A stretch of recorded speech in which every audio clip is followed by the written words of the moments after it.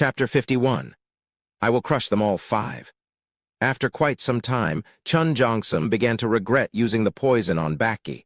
Damn that poison! Chun Jongsum had learned about the poison because of a certain visitor at his home when he was very young.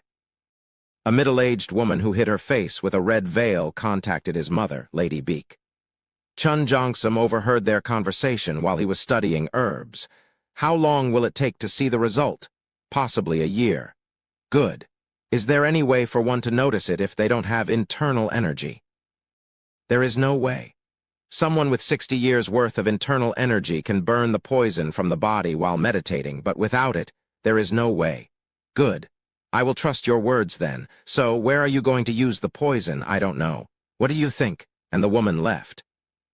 A year later, news of the Lord's 7th wife, Lady Hwa's passing spread across the entire demonic cult. At the time, Chun Jongsum's mother, Lady Beak, was also glad about the news since she hated Lady Hwa too. But the excitement didn't last long. After it became apparent that Lady Hwa's death was due to the poisoning, the Poison Clan and Lady Beak became the #1 suspect. If it wasn't for Demon Dr. Beak Jongwoo's claim that the poison could be acquired even if it wasn't for the Poison Clan, things would have gotten out of control. The Lord became furious and arrested every servant who served Lady Hwa, but after finding out that the cook that had killed herself, they couldn't find the real culprit behind it all.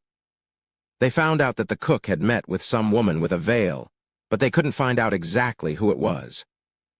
After Lady Hwa's death, the Lord cut ties with every wife from the 6 clans. And as for the Poison Clan, leader of the house Biko had to step down from his eldership. Biko knew that the Lord suspected his family, so he couldn't even object, and he too was suspicious that the culprit might be his own daughter. No, it's not me. Lady Beak wanted to tell the truth to the Lord. But if things got out that the source of the poison came from her, that was the same thing as saying that her family was behind Lady Hwa's death anyway. So she couldn't tell the truth. She deliberately sold the poison, not knowing who it would be used upon. Jongsum, my child. You must keep this secret between you and me, or else even you will be hated by your father. Lady Beak told Chun Jongsum to not say a word about it and soon passed away while suffering from the stress. Mother.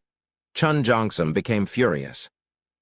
The real culprit was hiding behind the 6 clans, and the fact that his mother died because of it only made him angrier.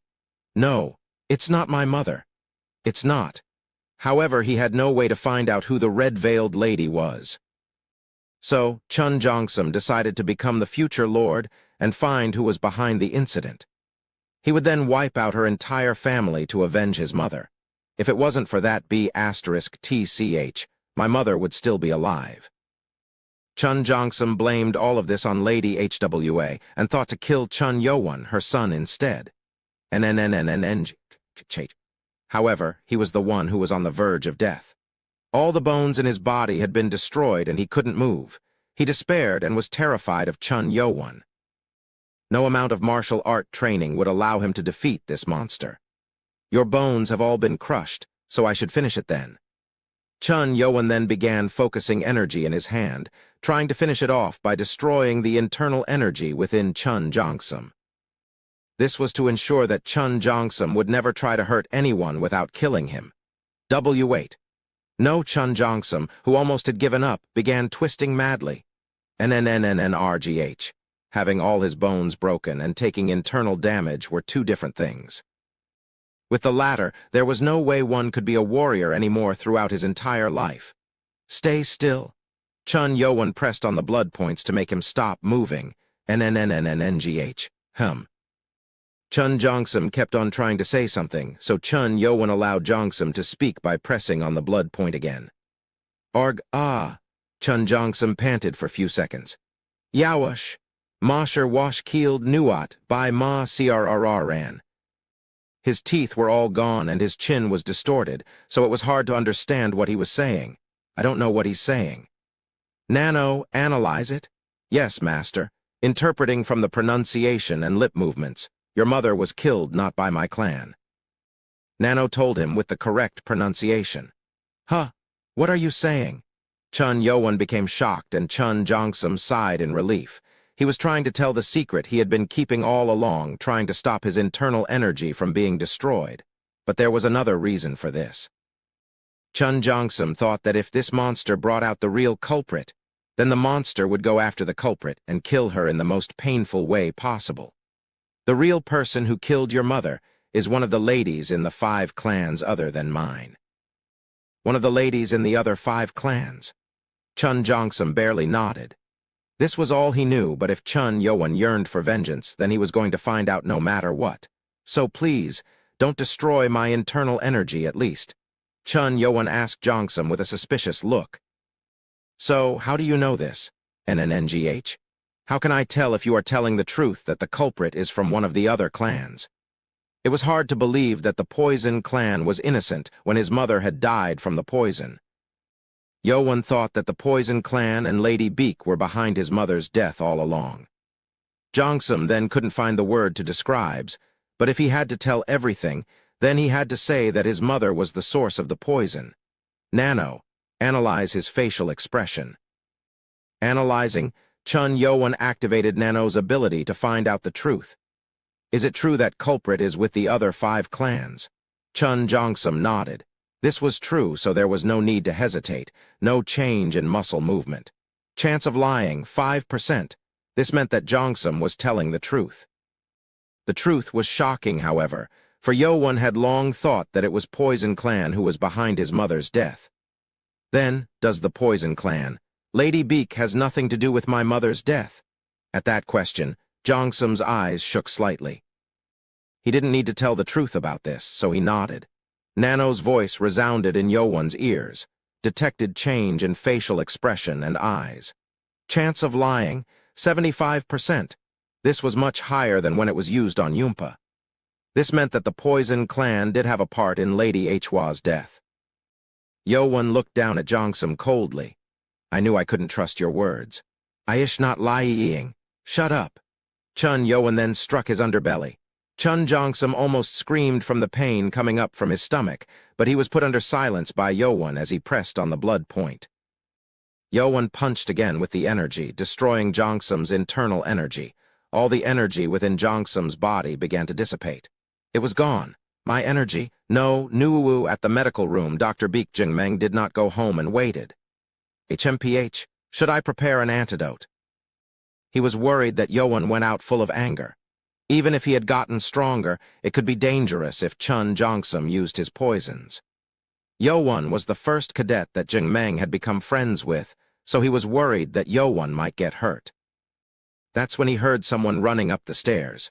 Soon he heard guards talking in alarmed voices to go ahead, and the door opened. What?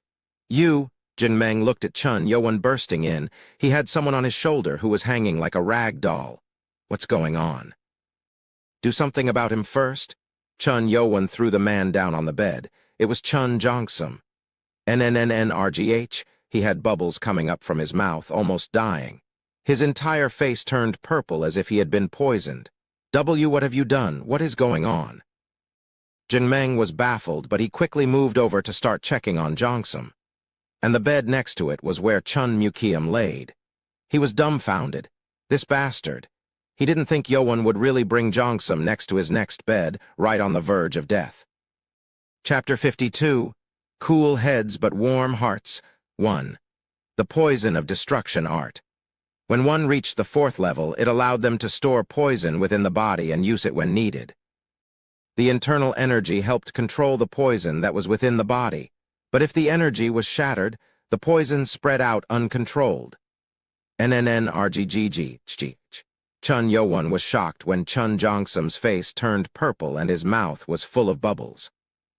He wasn't going to kill him because of the academy rule, but it looked like Jong-sum was dying. God, his internal energy is gone, Beek Jingmeng gasped. He realized why Jong-sum had been poisoned.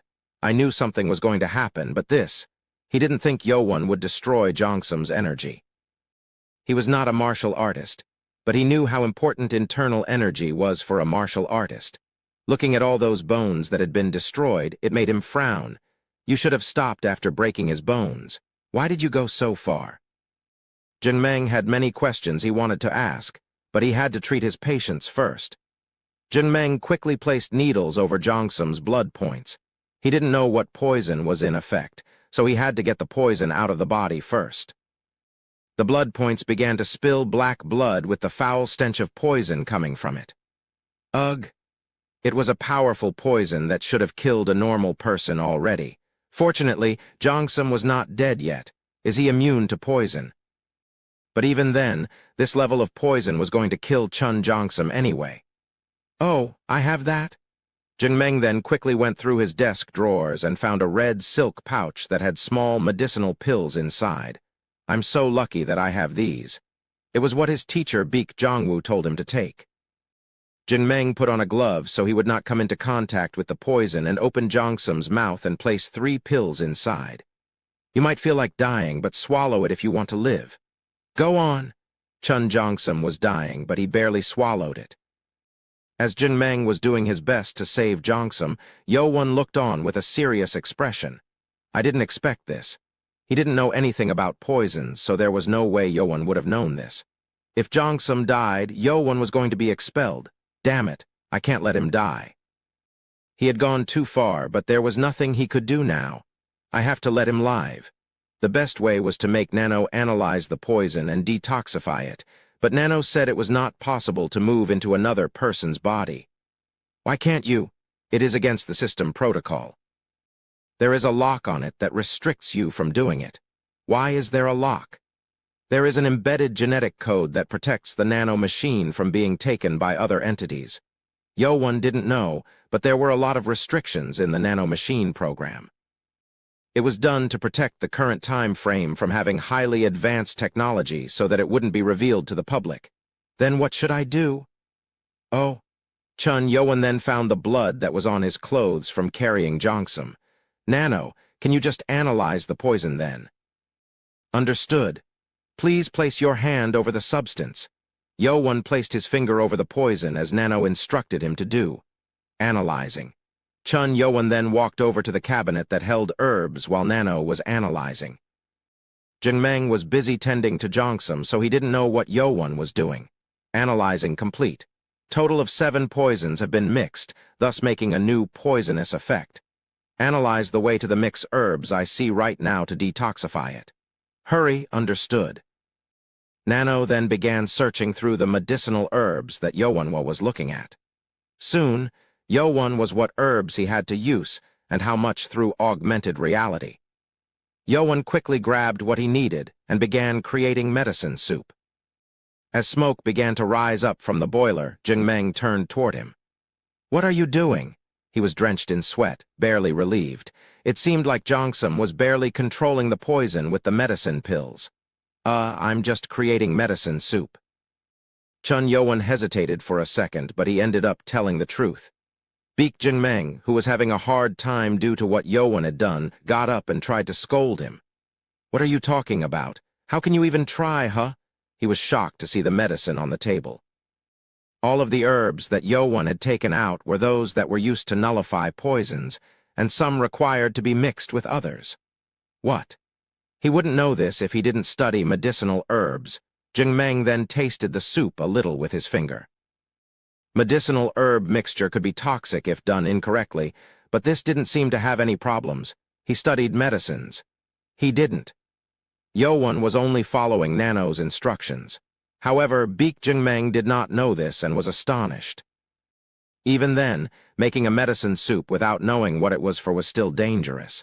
It's not bad, but we need to know what poison it is to. It's sulfuric poison, so it includes poison fish, poisonous mushrooms, plague insects, blue oak, and red extracts. Oh. Yo-won quickly listed off the poisons inside Jongsum, and Meng was shocked. It was unbelievable when Yo-won didn't even extract the poison to study it. Dr. Beek, can you trust me on this one? Yo-won had no time to waste, so he begged Meng. The doctor then turned to Jongsum, who was still purple, and told him to wait. Meng then gathered a small drop of blood from Jongsum and placed it into a small bowl. He then began checking to see if the blood really contained the 7 poisons that Yo-won had spoken of. It really is. What Yo-won said was correct. Yo-won probably knew what he was doing with the medicine soup, So Jing-meng then decided to use the soup that Yo-won had created. He brought the soup over and had Jongsum take it spoon by spoon. All that was left to do now was to wait. We've done everything we can now. I have to keep him on the needles so that the poison will not spread. I'm sorry, Dr. Beak. Yo-won deeply regretted doing something out of control. Jing-meng shook his head. But why did you have to destroy his internal energy? Even if the basics of the academy supports the survival of the fittest, this seems like too much. Can you take the backlash? Jing-meng was really worried. Yo-won was still in the academy, but he would graduate in 4 years, and after placing the candidate of the Poison Clan in such a state, it was likely that the Poison Clan would retaliate. Yo-won spoke with a bow. Thank you for your concern. I will take anything that comes to me for what I have done. There was no going back even if he regretted it, and he had decided to fight 6 clans from the very beginning, so it didn't matter anyway. Ah, you are still young. Jing-meng then felt Chun Yo-won's young recklessness and gave him some sincere advice. I hope you think deeply about every instance from now on. From what I have learned in the cult, it is more common for smartest ones to survive than the strongest one. Be flexible with your thinking. Beak Jing-meng hoped that Yo-won would not be arrogant about his own power and become smart instead. Thinking that brute strength would topple everything in the cult was the wrong idea. Chun Yo-won thought deeply about the advice. Maybe I was too reckless this time. His fast growth in power made him arrogant. He couldn't understand it now, but he did feel like he had done something wrong after hearing Jing-meng's advice. Well, it's too late. You should go back now. It was almost time for the dorms to close. Chun Yo-won bowed and tried to return when someone spoke up awkwardly. What about me? It was the 18th cadet, Baki, Chapter 53. Cool heads but warm hearts, too. As they walked out, Baki watched Chun Yo-won silently. Yo-won didn't say anything, and Baki felt apologetic for what had happened. I got him into something that I should have dealt with by myself. Baki was shocked when Chun Jongsum came in almost dying due to the poison. He too knew that Chun Yo-won was going to use violence when dealing with Jongsum, but he didn't expect Yo-won to destroy Jongsum's internal energy either. He first wondered why Yo-won had gone so far as to destroy Jongsum's internal energy. That meant that Chun Jongsum's life as a warrior was over, and not to mention, all of his bones had been crushed. Does he not think about the backlash? Or is he that vengeful against him? Baki then thought about what would he have done if he faced someone who might have killed his own parents. It was questionable to say the least. Baki then spoke to Yo-won, 7th cadet. Yo-won stopped and looked back curiously. Let me ask you something? Yeah. Why did you destroy his internal energy? After going so far, Chun Yo-won now was going to get all the fury from the Poison Clan. Yo-won answered calmly. I was just let my anger out of control. Yo-won continued.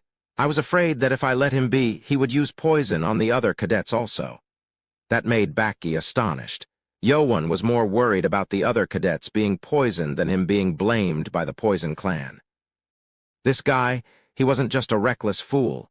His decision-making wasn't perfect, but he was still more of a leader than the other princes that Baki had met. He's different. Chun Yo-won wasn't actually worried about other cadets.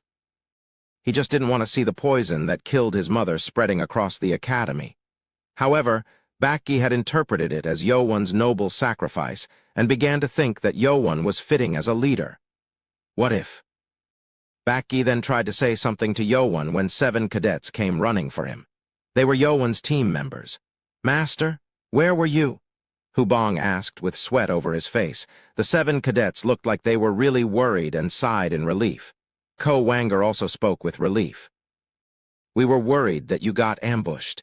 I was waiting for you to come out of the private training ground. Oh. Yo-won then remembered talking with Wanger to go back to the dorm together after dinner time. But when Yo-won did not come out after an hour, Wanger began searching the academy with the other members. Yo-won apologized to them. I'm sorry.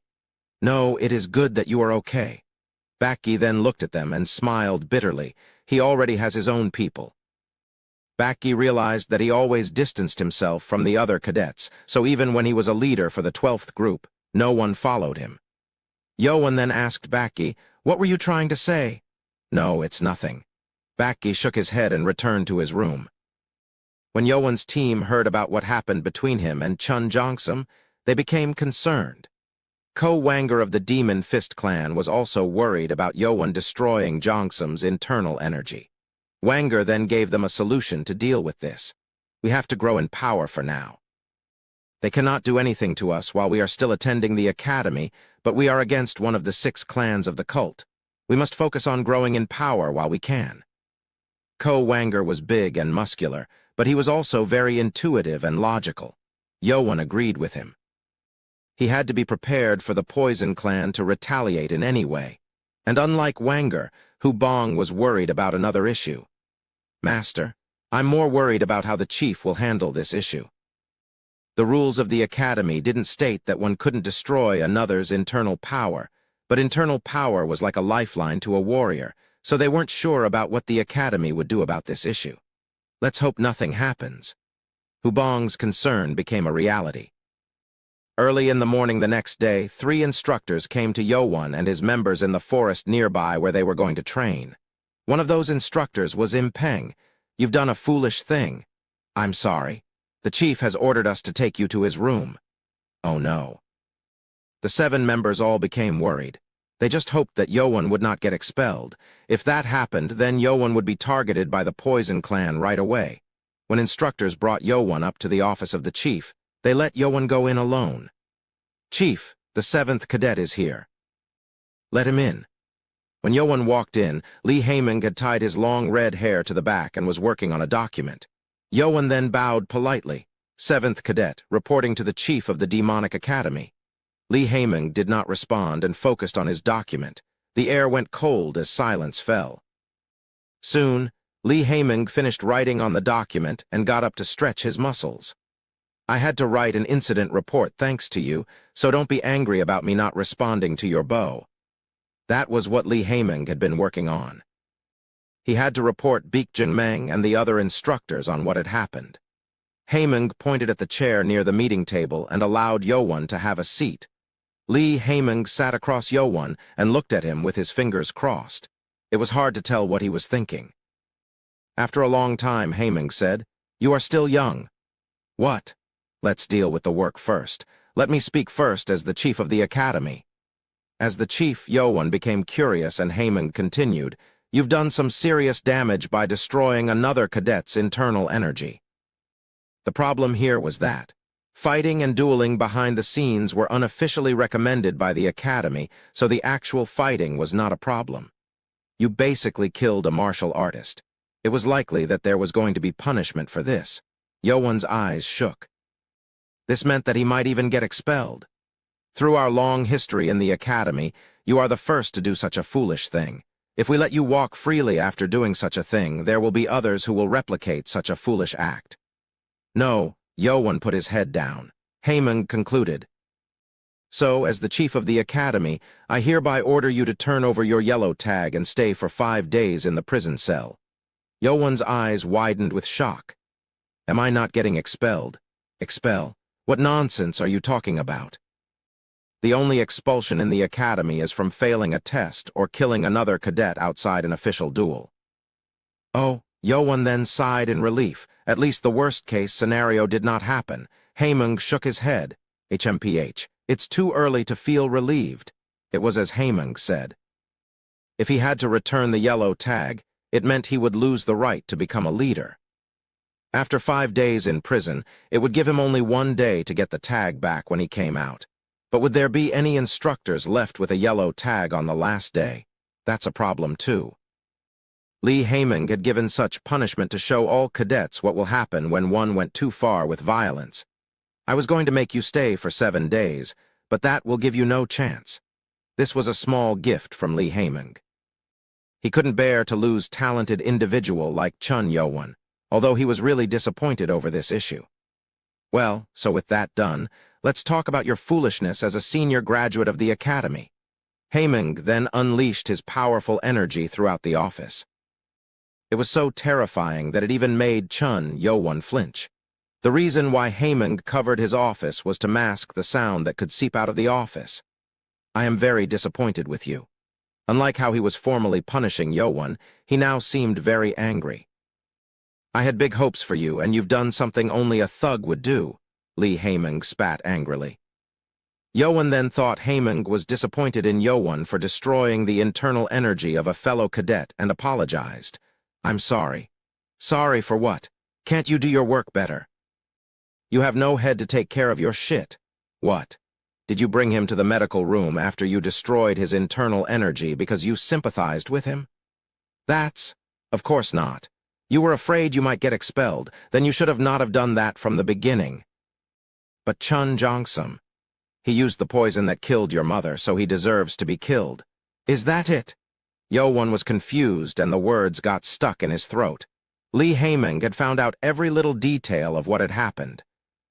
Baek Jingmeng had spilled all the details about Chun Yowon in hopes of defending Yowon's position. Lee Haeming scoffed and spoke with a cold voice. "You bring him to the medical room when you think he's the one behind your mother's death, because you were afraid that you might be expelled. What a fool. If you were going to do it, then you should have done it right." "Wait, is he?" Lee Haeming wasn't talking about destroying internal energy. He was implying that Chun Yowon should have just killed Jongsum. "You shouldn't have let an enemy live. That will only create more enemies." Chapter 54. Cool Heads But Warm Hearts 3. Lee Haeming got the report of what happened the other night when he came to work early in the morning. He quickly came to understand that Chun Yowon had lost his control over his rage, and thus he was unable to comprehend the problem at stake. He must have been busy learning martial arts for 2 weeks. Haeming hated Right Guardian Submeng, but he too knew that there was no time for Submeng to teach Yowon things other than martial arts. It seemed that Chun Yowon was missing out on real-life lessons. "I can't just let him rot with his talent. Chun Yowon had high potential, given the right lessons and guidance." Lee Haeming valued his connection with the 6 clans, but he was also intrigued by Chun Yowon. "You know what follows for the one who fails to clean up after his mess. It is death. The ruckus you caused is exactly what you are bringing upon yourself." Unlike Dr. Baek Jingmeng, Lee Haeming was a realist who usually criticized and judged on the actual problem. Why did you enter the academy?" Lee Haeming asked. Yowon bit on his lips and answered. "It is to become stronger than anyone else." "Than anyone else, you say?" Yowon noticed the hint of anger in the voice after he said why he wanted to become strong. He wanted revenge. Is anger what pulls you and make you stronger? Everyone had a goal, and a goal was what made people work harder. All cadets in the academy had their own goals. Anger can be your reason to live, but you are also a candidate to the throne. Chun Yowon shuddered. As a possible future lord, will you be satisfied after getting your revenge? Anger is only part of the path you take. It should stay as your motivation. The lord was the demonic cult itself.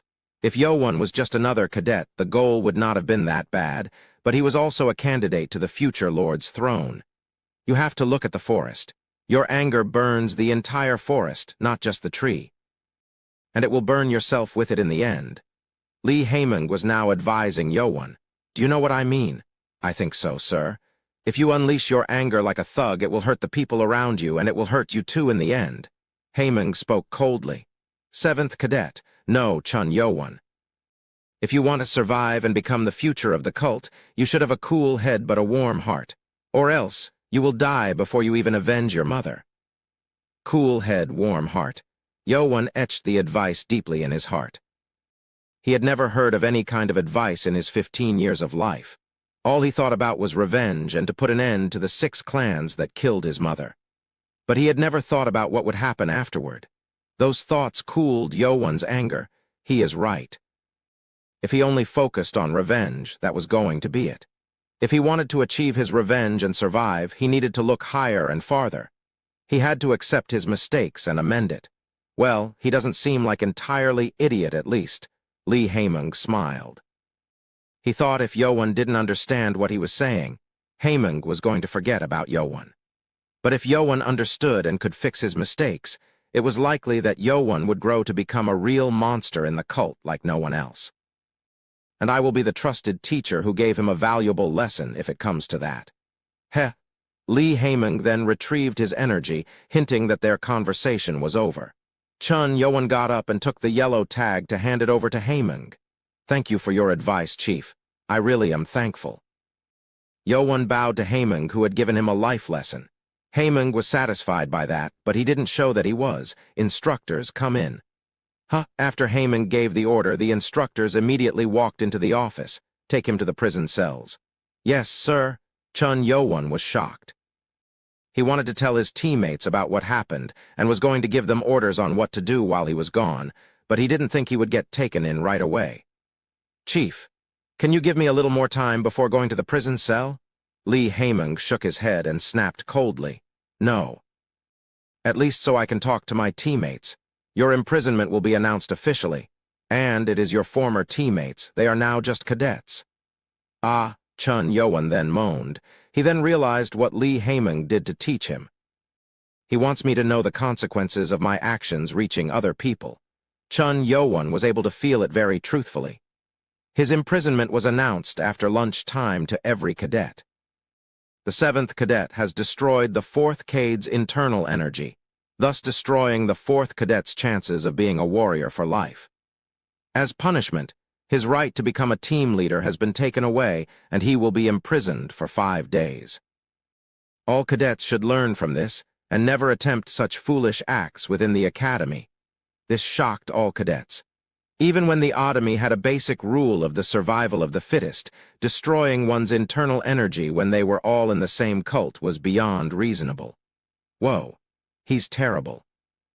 He's just not strong then. He's mad. 4th cadet, is it Chun Jongsum from the Poison Clan? How he dare attack the Poison Clan? He will be killed right after he leaves the academy, or he might get killed in the academy beforehand. Yeah, but who knows? He might have someone on his back. Yeah, no fool will dare to attack the Poison Clan without a way to protect himself. The cadets all had different thoughts about this issue.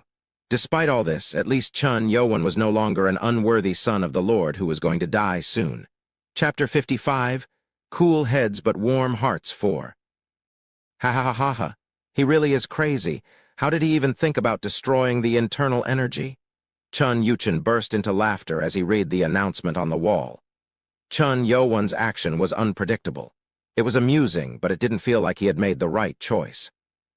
"I thought the competition was going to come from 3 sides, but that won't be the case." He thought Yoan would be dangerous after seeing him fight an instructor, but this made him feel relieved.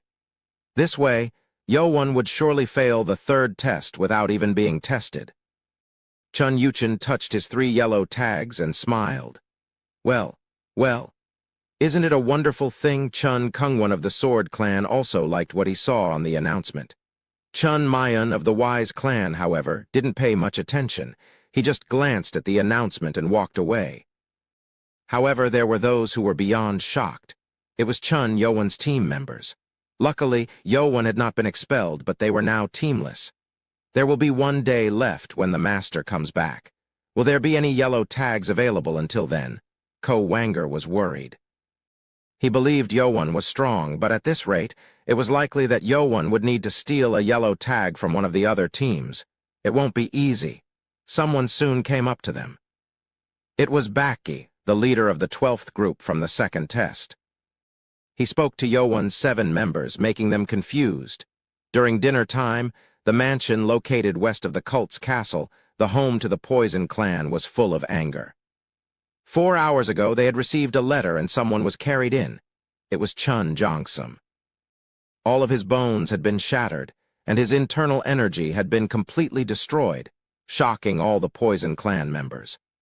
After reading what had happened from the chief's letter, they became furious.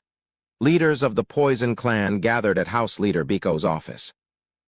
It had been a long time since they all gathered like this, ever since the day of Biko's resignation from being an elder. All of the leaders had been looking at Biko silently for 2 hours already. Biko had the letter in his hands with his eyes closed from fear and a certain hesitation. A middle-aged man interrupted the silence. "We must do something. Leader, we can't just wait until he comes out of the academy." With that as a signal, others began to shout also. "Let's send assassins. If we hire an assassin from the Kill Clan, we can do it quietly." "No, how about we just bribe one of those instructors to do the job?" We can just use cooks or servants at the academy to poison him to death. They all had different opinions, but they had the same goal of killing Chun Yo-won. They didn't care where Chun Yo-won was. They wanted to kill the person behind the near death of their prince. Biko, who had been listening quietly, then opened his eyes and spoke coldly. And if he dies, who will be the most suspicious? The leaders were then lost for words. They were blamed for Lady Hwa's death a few years ago, and they lost most of their power over the cult. If they were to cause more problems, that might even be their end. But we can't just let him walk away after almost killing our prince. Baek Munwang, the second son of Biko, shouted angrily. Chun Jongsum was his nephew. He was angry that his nephew had lost a chance to become a warrior, but he didn't like being laughed at by the other clans because they couldn't do anything. Fool! If that was that important, the Lust clan would have done something already. Biko was talking about Chun Wonryu, who failed the second test. She didn't have her internal energy destroyed, but she had lost her right arm. The Lust clan was also furious after knowing that it was Chun Yo-won who did it. Yet, they were holding back from doing anything. After what happened a few years back, the Lord is distancing himself from the 6 clans and is looking for every opportunity to take our powers away. We can't act foolishly. Doing something to a cadet of the academy was against the way of the demonic cult itself. If they were to kill Chun Yo-won, they were giving the Lord every reason to persecute them. Then are you saying we have to wait until he comes out of the academy? Munwang shouted, biting on his lips. Biko answered, that is how it should be, but... Biko looked down at the letter. He then stared for a long time at the letter and grabbed his staff. I will need to meet the left guardian myself. Late at night a day later, there was a big mountain peak far from the academy's library. There were many caves on the upper portion of the peak where the prison cells were located. The academy did not have its own prison since it was made to train people. But this prison cave had a way to block the entrance from outside. Inside the cave, there was only one small candle that brightened the area. Yo-won bit on the hard grain. Ugh, this is terrible. Chun Yo-won was given 5 days' worth of grains and was locked here to train alone. The entrance was sealed tight, and the cave was dark and stuffy, which made it harder to train. Nonetheless, Chun Yo-won didn't feel too bad while spending his time here as he was training with augmented reality. It's fortunate that the guards don't watch what I'm doing. The guards stayed on the outside of the gate, so he didn't worry about being noticed. Yo-won then concentrated on training late into the night, and now he was eating his grain. Huh.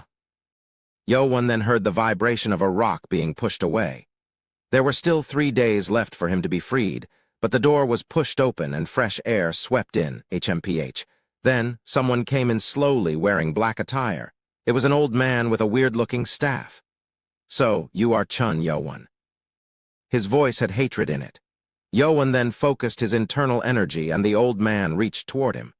Then powerful energy stormed within the cave, throwing Yo-won up into the air. Chapter 56, Blessing in a Disguise 1. Chun Yo-won was shocked. He had never felt such powerful energy ever since he had learned martial arts. Telekinesis. It required a very high amount of internal energy and a lot of understanding of Kai, but it allowed one to even lift a person up into the air. He's a powerful warrior. Yo-won had unleashed 100% of his energy, but even he couldn't resist against the power. And the old man was very hostile. Yo-won could feel it on his skin. I will get killed if I don't do anything. Yo-won then tried all he could to regain control over his body. As his muscles became tense, the body began to move slowly. This boy has a tremendous amount of physical power. The internal energy was only at about 60 years' worth, but Yo-won's muscle strength was like that of a monster. The old man had seen many warriors in his life, but he had never seen a man with this amount of muscle strength. It was due to the Nano machine strengthening Chun Yo-won's muscles so that he could physically damage the blue pearl stone. He resists too much. HMPH. As Chun Yo-won kept on squirming, it sucked too much energy from the old man, and he made a gesture to pull him in. Yo-won was then sucked toward the old man's hand. Arg! The old man grabbed Yo-won's neck. The energy was so powerful that even a slight twist was going to snap Yo-won's neck. That's when Yo-won heard Nano's voice in his head. detected powerful hostile energy threatening the user. Activating emergency defense mode, but Yoan put a stop to it quickly. No, Nano. Hold for a second. Nano's defense mode was to send out electricity from the body, but Yoan thought the enemy was too powerful for such an attack to work. If it failed, then it was only going to make the enemy even angrier. If this old man wanted to kill me, he would have done so already. Yoan's guess was correct. The old man could have killed Yoan the moment he barged in here. Although he was still wary of the old man, Yoan stopped resisting the old man smiled. I wanted to come see the one who made waste of my grandson. You seem to have grasped the situation quickly. If Yoan tried to resist in some way, he would have been attacked with the incoming energy, thus damaging his internal organs. Grandson, Yoan's eyes shook. There was no way he couldn't understand it. The Poison Clan. This old man was the leader of the Poison Clan, Biko the demonic poison hand. Chun Yoan was shocked. He thought the Poison Clan would try to do something in retaliation for what had happened, but he didn't think the leader himself would come for him.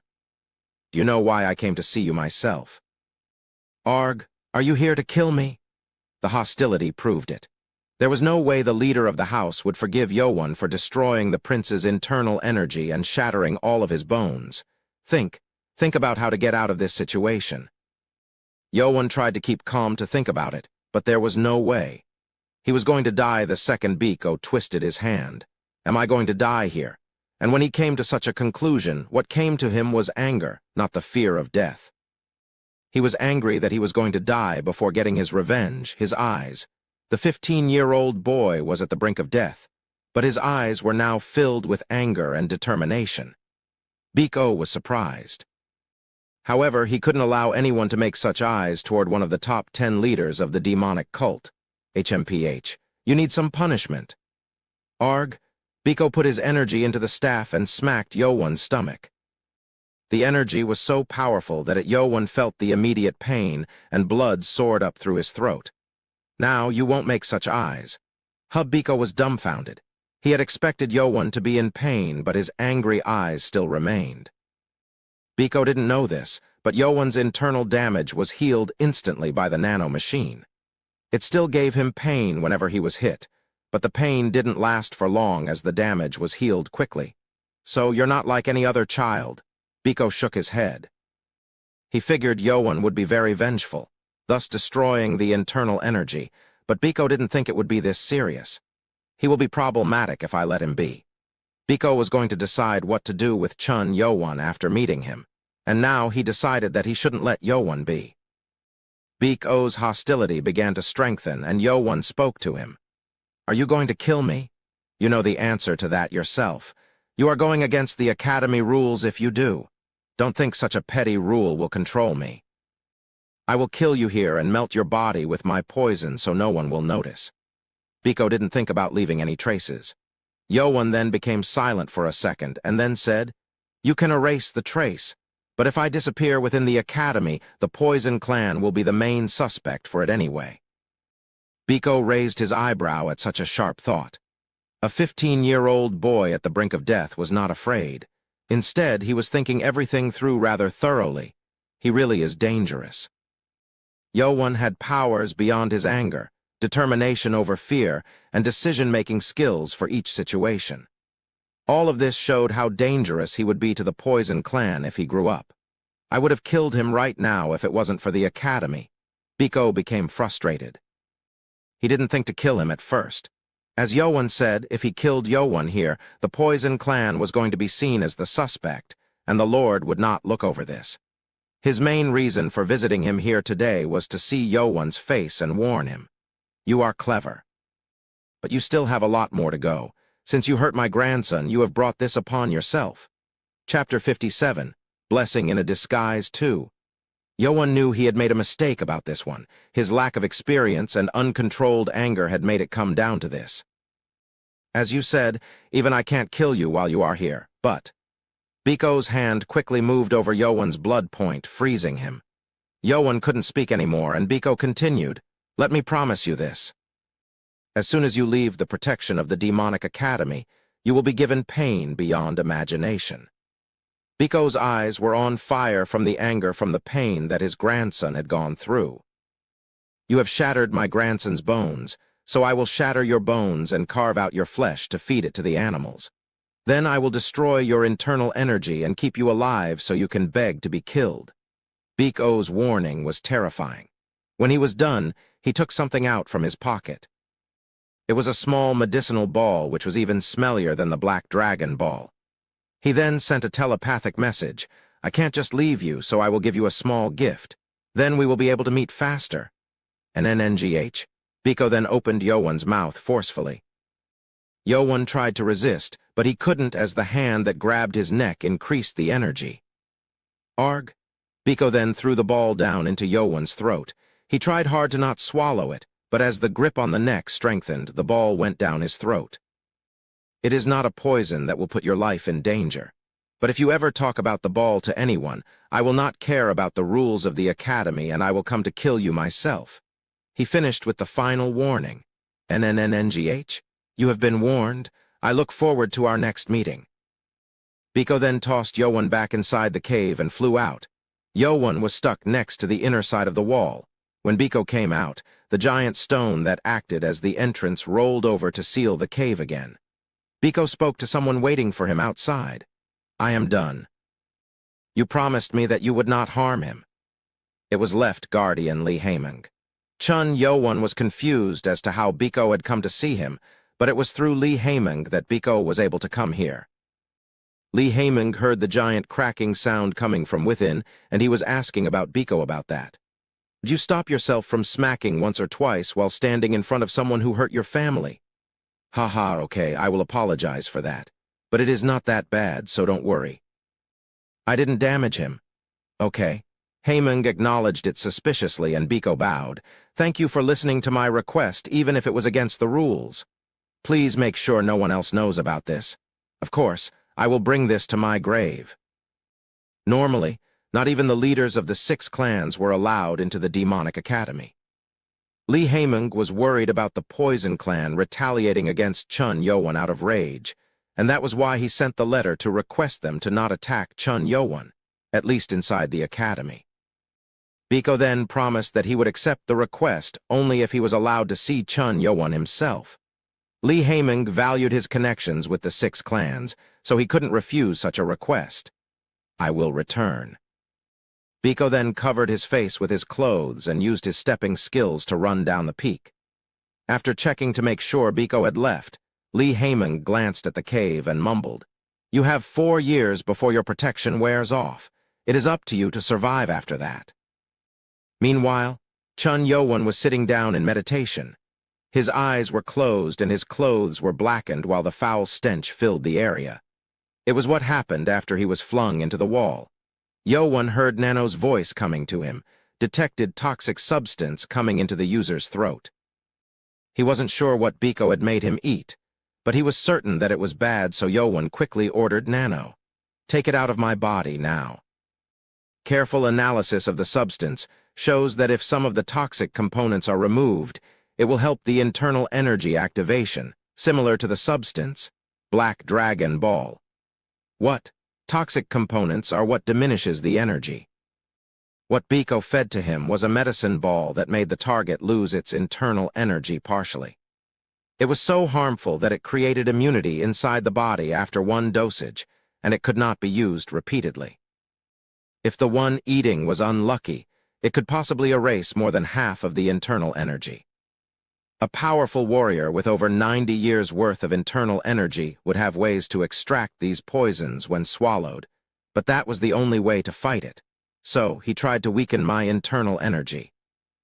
Biko was going to make Yowan lose his internal energy so that he would fail the 3rd test. However, Biko did not know about Nano.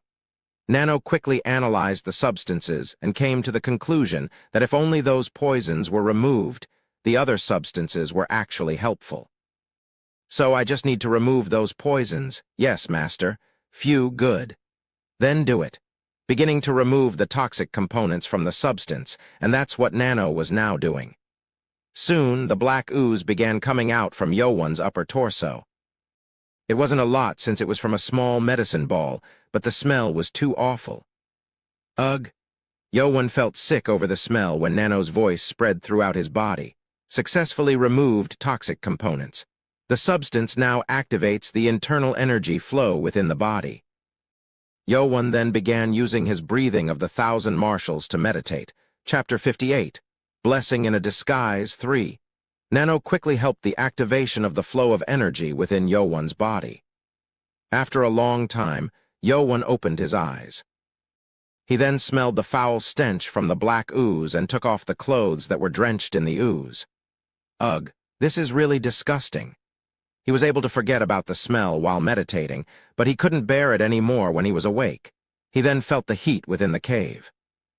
It seemed like the energy activation within his body let out some heat, warming up the entire cave.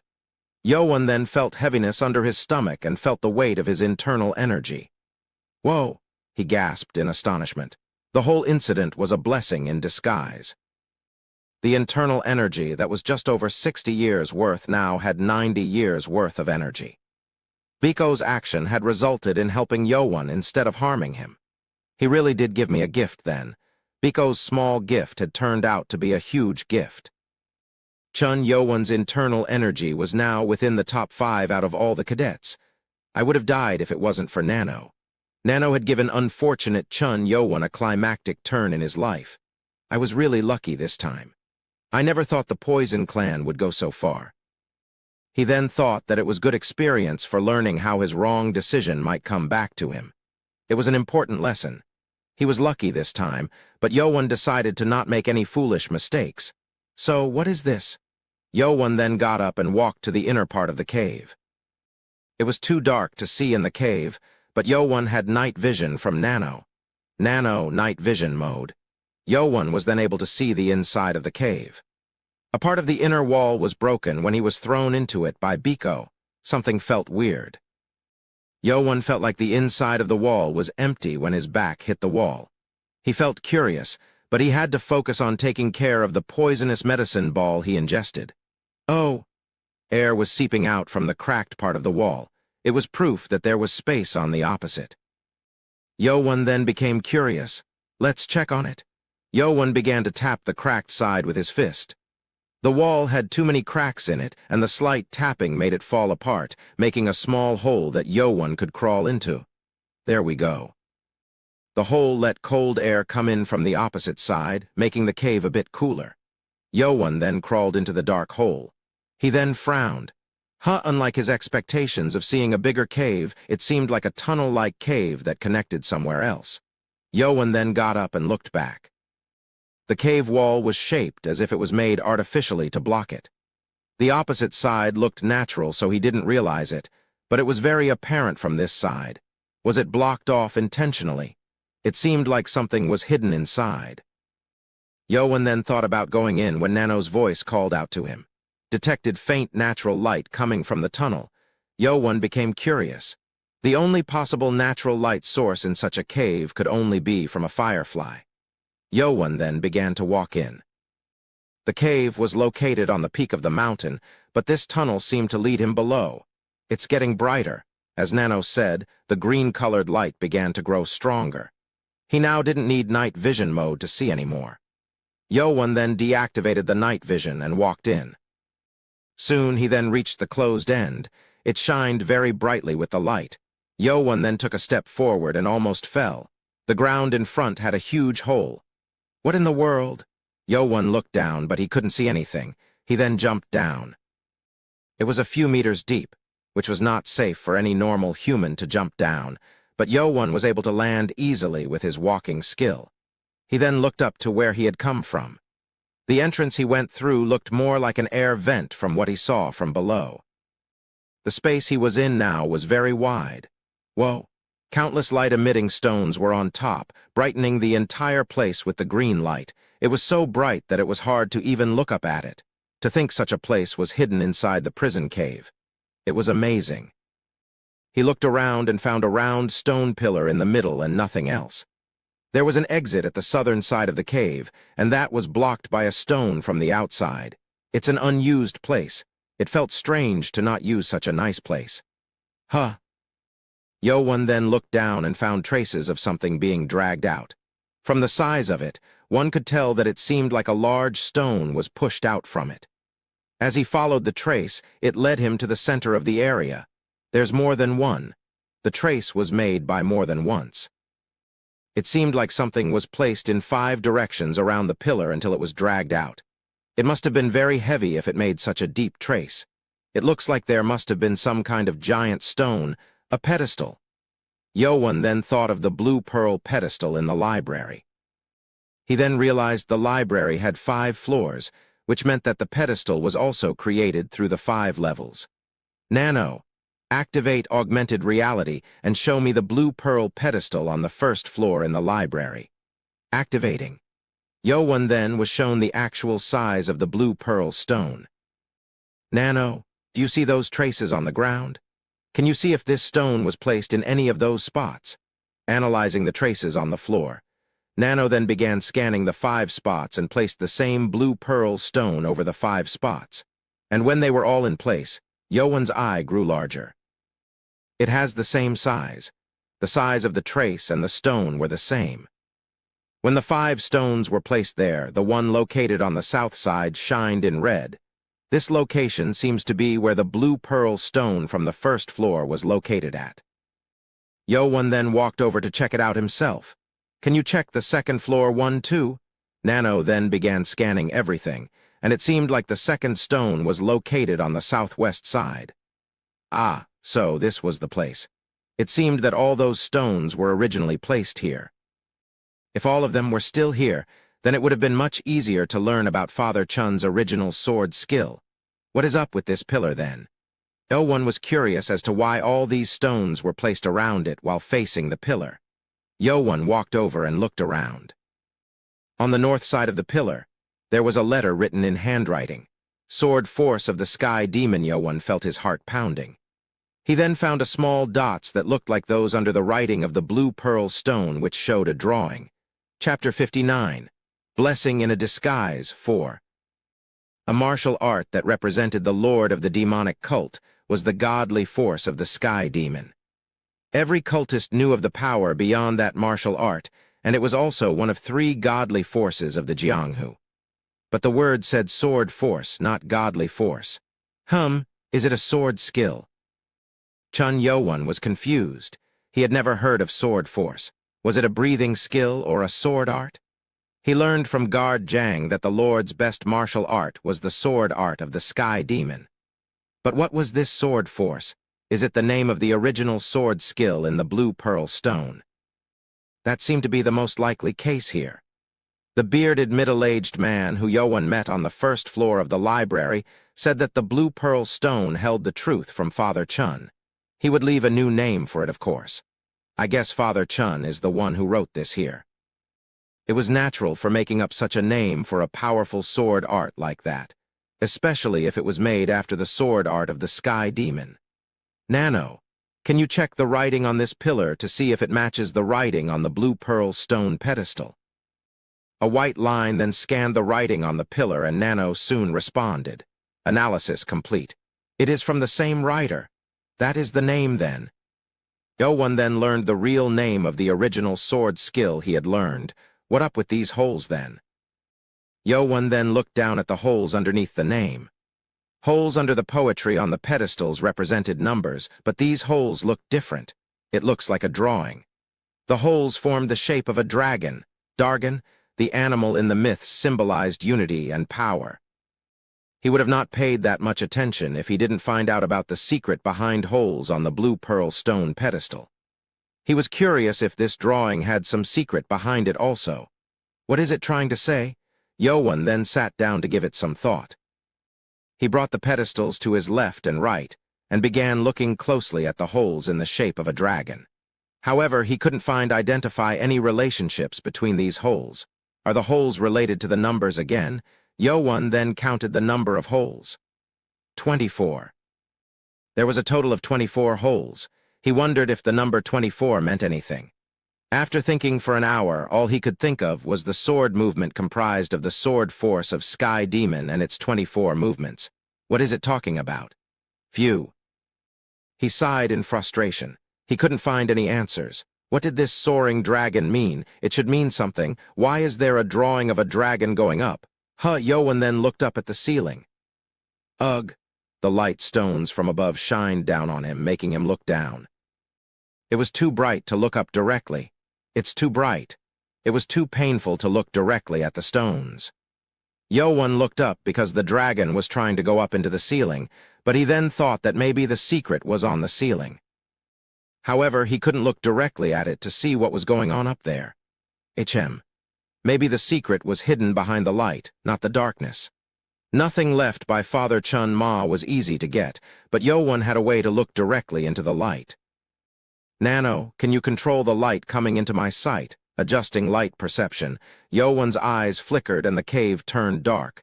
Yoan then looked up again as he was ready. This is amazing. Yoan was astonished. There were a number of shiny stones, but the ones around the giant center pillar showed hundreds of bright stones with writings. This was it. Yoan smiled. He wasn't sure what these hundreds of stones were talking about, but they surely held the secret related to the sword force of the sky demon. Nano, can you scan those stones? Yes, Master, scan completed. Project it on that large wall so I can see it more closely. Nano then recreated the writing on the ceiling over on the wall. Yoan walked over and checked the writing. What? Yet the writings weren't related to martial arts at all. It consisted of poetry and other things. This, and this, and this. What is going on? All of them had no relations to martial arts. Yoan frowned as he had expected a great finding. Did I miss something? He thought that going through all of these writings would give him the answer to a great secret. But even if there was a secret hidden within the writings, it didn't seem like it would be that hard to decipher it. Maybe it's hidden among all this. Yoan figured there must be something that was related to martial arts. Finding it was the problem. Of course, he didn't need to read all this writing by himself. Nano, can you find anything among all this that might have a relationship to martial arts? Scanning. Nano proceeded with the scanning. This shortened the amount of time Yoan needed if he were to look at every stone. Soon, Nano finished scanning and analyzing. There is a total of 24 stones that contain writings and drawings that seems to teach the breathing skill. Breathing skill. Yoan's eyes grew larger. What kind of breathing skill would be divided up into 24 stones? Nano then highlighted the 24 stones in red. Yoan's eye grew larger as he looked at it. This, Chapter 60, Blessing in a Disguise 5, it was astounding. Over hundreds of stones were placed around the pillar, and 24 of them had placed in the shape of a dragon soaring up into the sky. It was the same shape that was placed on the pedestal. So this was what that dragon meant. This was it. Yoan's voice became excited from the finding.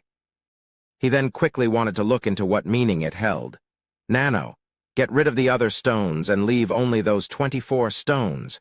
Understood? And Nano's voice trailed off. The extra stones in the image began to disappear. Yoan looked closely at the remaining stones. There were writings and teachings related to a breathing skill.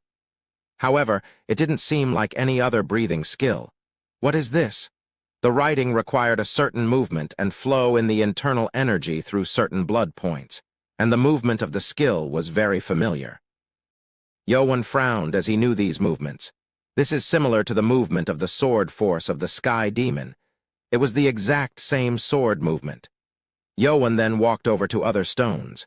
After checking out every stone, his eyes shook in shock. Oh my, these are all sword movements from the sword force. All the movements recorded on the stones were equal to the 24 sword movements of the sword force of the sky demon. However, those were all paired with the related breathing skill, and that was connected from the head of the dragon to its tail. This is strange. It's really strange. This was strange if these things represented a breathing skill. A breathing skill usually required one to sit or lie down to take a comfortable position, but this was one with the sword movement to display a sword formation. I should just give it a try. He had no way to find out unless he tried it out. Nano, can you transfer these teachings and movements into me? Understood. Transferring to the user's brain, Nano soon transferred all the information into Yoan's brain. When it was done, Yoan used his finger to follow the first movement. Take a deep breath and move into The meditating also started. He had to connect all the movements together while in motion. Yoan followed the 24 movements and sent his internal energy into the blood points as written in the breathing skill. As the energy stopped flowing through his body, the Kai in the body began to tremble. Yoan then repeated the 24 movements again without thinking, as if he had gone into a trance. The powerful energy flowed inside, and Nano began to analyze to store it as data. After some time had passed, Yoan stopped. He didn't even know how long he had been practicing this breathing skill. Nano, how long have I been doing this? It has been 2 hours. What? 2 hours? It was shocking to hear that he had been moving through the movements for 2 hours straight. Yet he didn't feel exhausted or tired. It even felt like he was full of energy, and the internal energy was flowing fluidly within him. It felt like the energy flow became faster as I moved through. Yes, that is true, Master. Nano had recorded the quick energy flow within the body already. Yoan then became curious about Nano's conclusion and brought up his internal energy. Huh! The speed of the internal energy flow had gotten much faster. He focused slightly, and the energy spread into his body very quickly. When Yoan focused on his right hand, a clear light appeared to create a Kai on his hand. It's much faster now. Yoan was not used to shaping Kai outside his body. But with the quickened energy flow, shaping Kai was also much easier now. The breathing skill that was written on the stone was beyond the level of any breathing skill. Ah, this should be the best breathing skill in the world. Yoan was astounded beyond belief. There was no telling as to how much he would grow if he trained with the breathing skill. Yoan then walked over to the pillar at the center. Sword Force of the Sky Demon. He now knew why this was written as Sword Force. This martial art was a sword formation and breathing skill combined into one. So Father Chun really was a legendary man. No one else in the Wulin would even dare to combine a sword skill with a breathing skill. The Sword Force of the Sky Demon would allow one to train the sword skill while meditating with the breathing skill. Father, please accept my bow. Yoan then bowed twice to the pillar. It was to show his respect for receiving such a gift from the ancestor. Yoan then got up. This is fortunate that I came across this. Biko's action to put Yoan into danger was truly a blessing in disguise.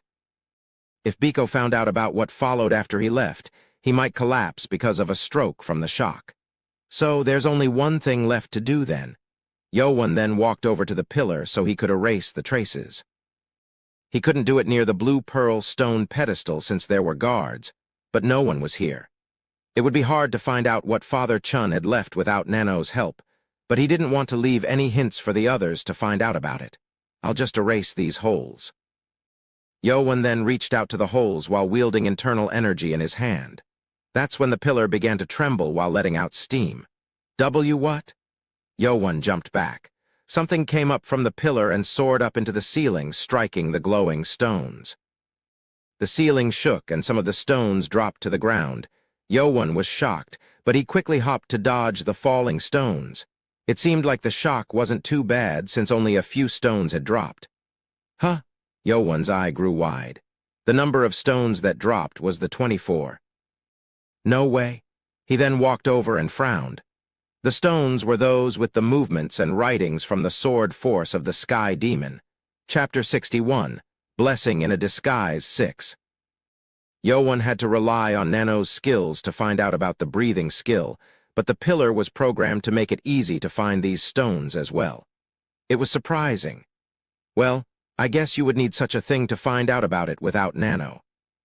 What was funny was that no one had even tried it before. No one dared to do what Yoan had done to the pillars until now. Yoan then noticed the place where he bowed at the front of the pillar sank in the middle and liquid seeped out from it. He tasted it with his finger and found out that it was oil. Is it made for fire? The pillar had a mechanism to burn itself when its duty was complete. The oil was to be wet when it sent down those stones so that the internal energy would be able to light it on fire. HMPH. I got it anyway. He was lucky at least. Yoan realized it was easy to get these stones too late, but could now destroy it. Now it will be easy to erase those holes on the pillar. Yoan then walked over and picked up one of the stones to destroy it. He then became confused. What is this? There was something engraved on the other side of the stone. Yoan looked down at it and saw weird lines on it, unsure of what it meant. Those lines were hidden from sight. This is strange. Yoan then looked over at the other stones. Huh, this one has it too. The other stones also had weird lines etched onto them, but they all had different shapes from one another. What is it?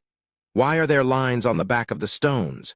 Yoan then gathered every stone and gathered them in one place. He then turned them backward to show the strange lines. Yoan moaned.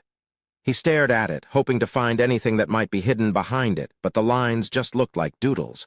What are these? It was really strange. But nothing left by Father Chun was there without reason, so there had to be a message. It's not made with a sword, at least. The lines were too crooked to be made with a sword. Then what were these things trying to say? After looking at it for a long time, Yoan narrowed his eyes. Yoan got up and looked down at it from the top. He then sat down and made the stones face each other. After putting them together, he got up and looked down again. Oh! He then realized that the lines seemed to form some kind of map. The lines didn't match up yet, but he was certain that it was a map. I need to order it right.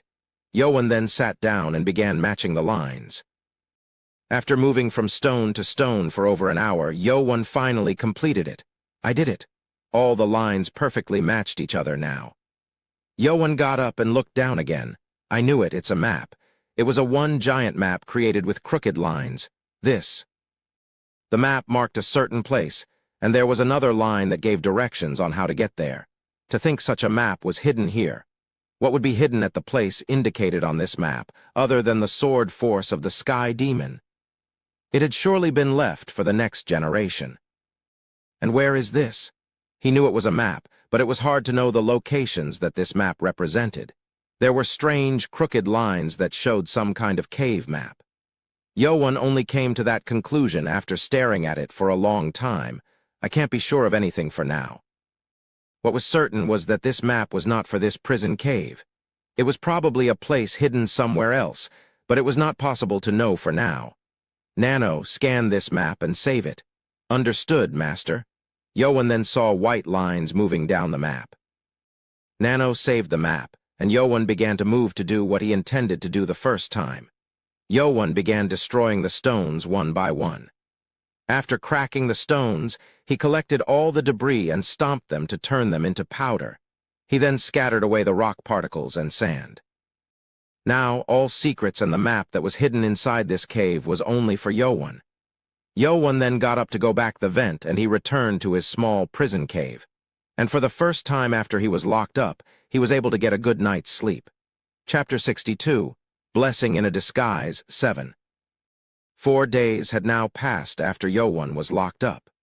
There was only a day left for Yoan to come out, and there had been a lot of changes within the academy. When Yoan was sent to the prison, the only ones who had yellow tags were Chun Mayan of the Wise clan and Chun Yuchen of the Blade clan. However, 4 days were enough for talented cadets to learn about the 7-demon sword. Ko Wanger's concern became a reality. Chun Yoan was still in prison, but all the other yellow tags were taken by powerful cadets. However, there were only 11 cadets that became leaders. There was a total of 17 tags, so why were there only 11 group leaders? This was due to 3 particular leaders. There was no limit to how many tags one could take. 3 people realized this and collected every tag they could get their hands on. Chun Mayan had 1 tag. Chun Yuchen had 4 tags. Chun Kungwon had 2 tags. Sama Chak, the 700th cadet, had 2 tags, and 7 other cadets had 1 tag each. So with Yuken, Kungwon, and Chak hoarding more than 1 tag, they had taken 5 more tags that could have been used to create more leaders. The only surprising thing was that Chun Mayan didn't go for other tags. Now, with 16 tags in the cadets' hands, the only tag left was the one that Hu Jincheng had. No one could take this tag from him as he was a Grandmaster-level warrior. This is problematic. Hu Bong shook his head. All cadets knew that the 3 leaders had more than 1 tag, but no one dared to raise complaints. They are that much more powerful, Ko Wanger answered as he nodded. These 3 cadets were famous for their prowess. Rumor had it that their martial arts skills were at the level of exceeding masters. Moreover, they all had their armies of cadets behind them. It could have been dangerous for us too. Ya Wumin smiled bitterly as he spoke. The reason he said this was because Yowan's group had taken a steep drop after Yowan was taken to the cave. They were no longer a group, but rather regular cadets. Maybe we're lucky. We lost those who were going to lose anyway, Ojong said with an annoyed expression. The other cadets also became angry. A total of 6 cadets had gathered here. We just have different paths. Ko Wanger shook his head. I don't think their way of doing things will make other groups welcome them. Hu Bong mumbled in disappointment. On the day of Yowan's arrest, 2 of their team members left them. They were Wang Chun and Ho Daming. They had been very anxious ever since they heard that Yowan had destroyed Chun Jongsum's internal energy. As soon as Yowan's punishment was decided, they left right away. I'm sorry. I want to stay together, but I don't see a future in this. Maybe this was the right tactic to safely pass the 3rd test. But they didn't only join Yowan's group for the test, and the members became angry. Although 2 members had left, 6 cadets were still here. It was due to the 18th cadet, Baki. Hu Bong got up and said, "Oh well, let's not be too pessimistic. We lost 2 baddies, but we have Baki here with us. He'll do quadruple the amount they ever could have done." Don't flatter me too much, Baki smiled. Ko Wanger smiled also. No, we would have been in grave danger if it wasn't for you. Ko Wanger had a reason for this. It was because of the yellow tag that Baki had on his right chest. He had taken this tag 3 days ago by defeating an instructor. Yeah, if it wasn't for him, we would have all been scattered. We are really grateful. Ojong also nodded. If it wasn't for Baki, Yowan's team members would have had to scatter and wait for Yowan to come back. When the punishment was decided, Baki came over to them and offered to take the lead. I owe a lot to the 7th cadet. I want to help him. Baki thought Yowan had taken the punishment that should have been for him.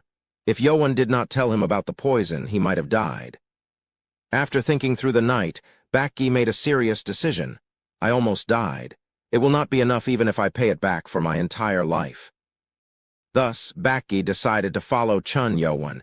He wanted to tell Yowan himself of his decision, but Yowan was locked away. I'm not sure if he'll want me in his group. If Master didn't like you, he would not have helped you. Maybe.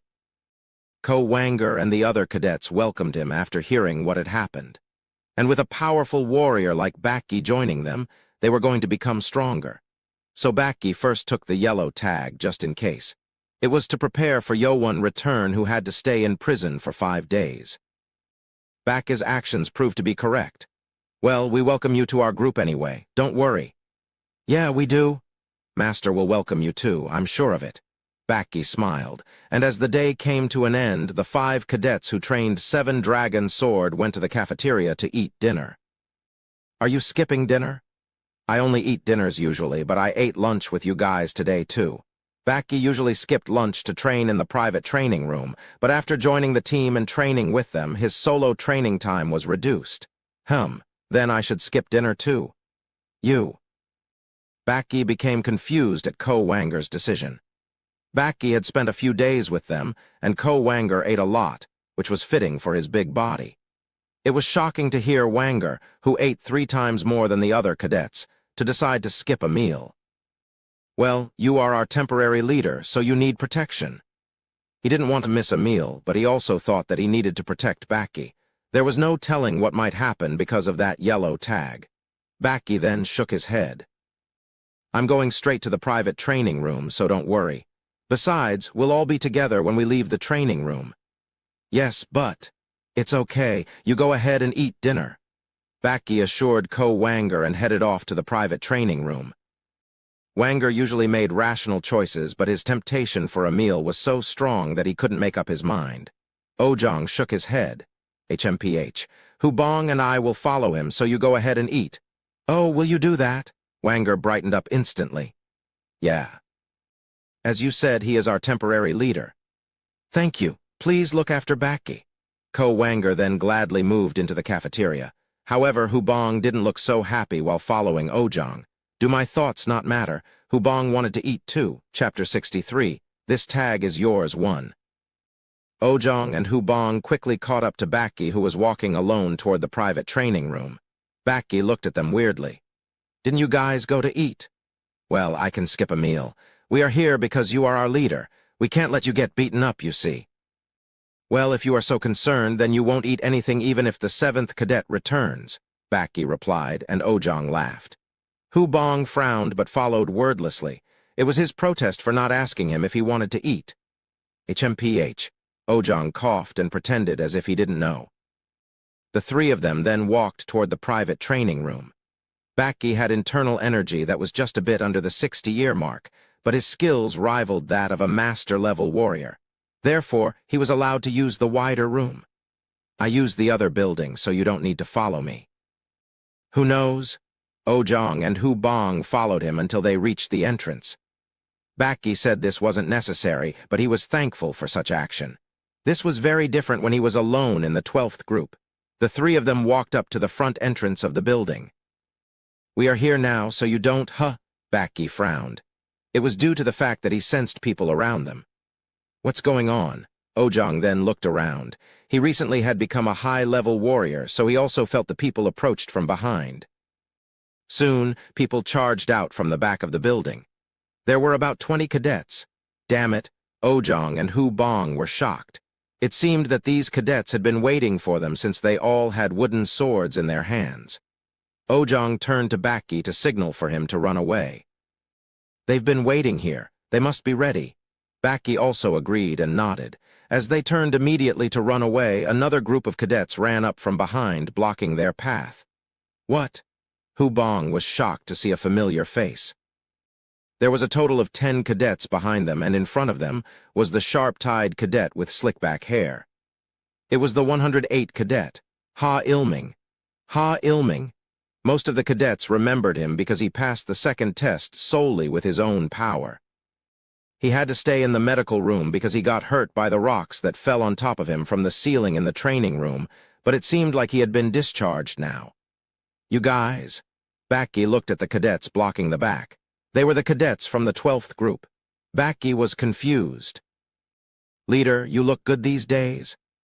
How does it feel to betray your old group and group up with new friends?" Baki frowned at the sarcasm. He only sided with them since they were together solely for the second test, and most of them followed Chun Jongsum anyway, so Baki always kept his distance. "What's up with this?" Ojong shouted at cadets surrounding them. He had no way to run, so he decided to at least determine their motive. Of course, he knew what it was for. "Ha, you really don't know?" Ha Ilming taunted as he walked up. He then pointed at the yellow tag that Baki had on his chest. "Give me that yellow tag."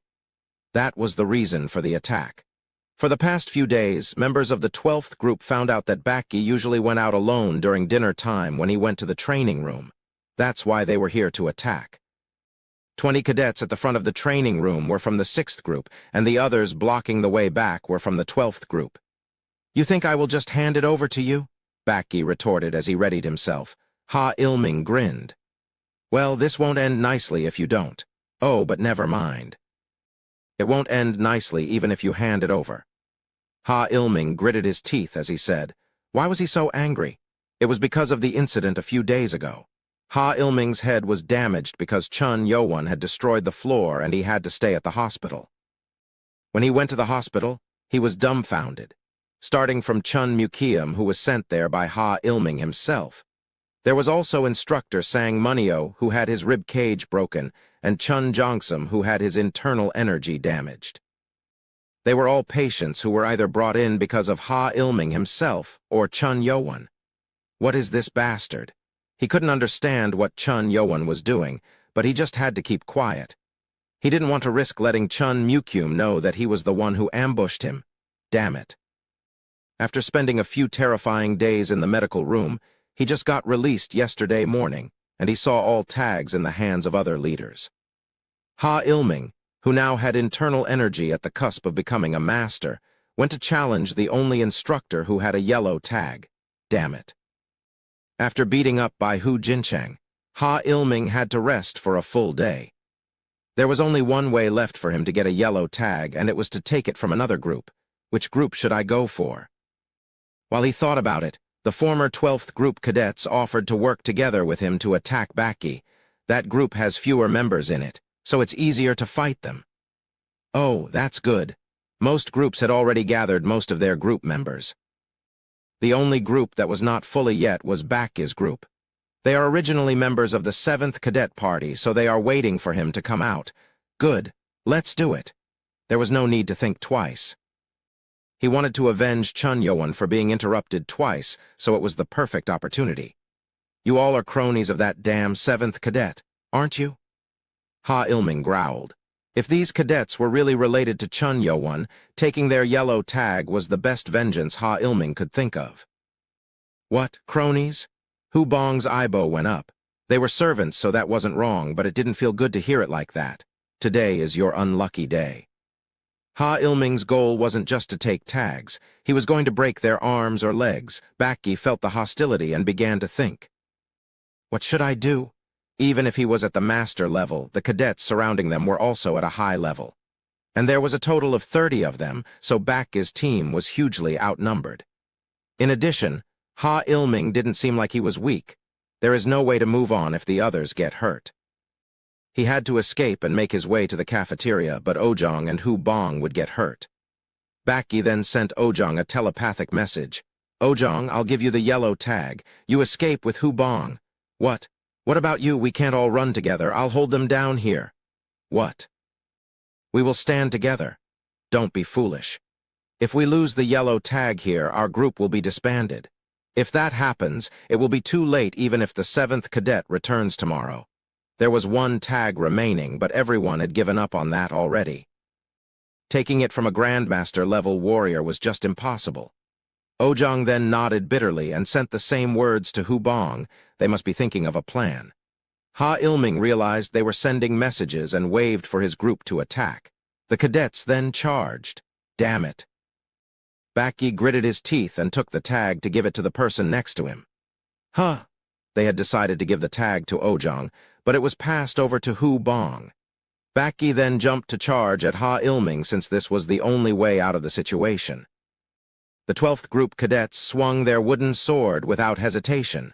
I'm sorry if you didn't like me as a leader, but there was no mercy for this trickery. Baki's foot left a trace. He kicked multiple times at the cadets.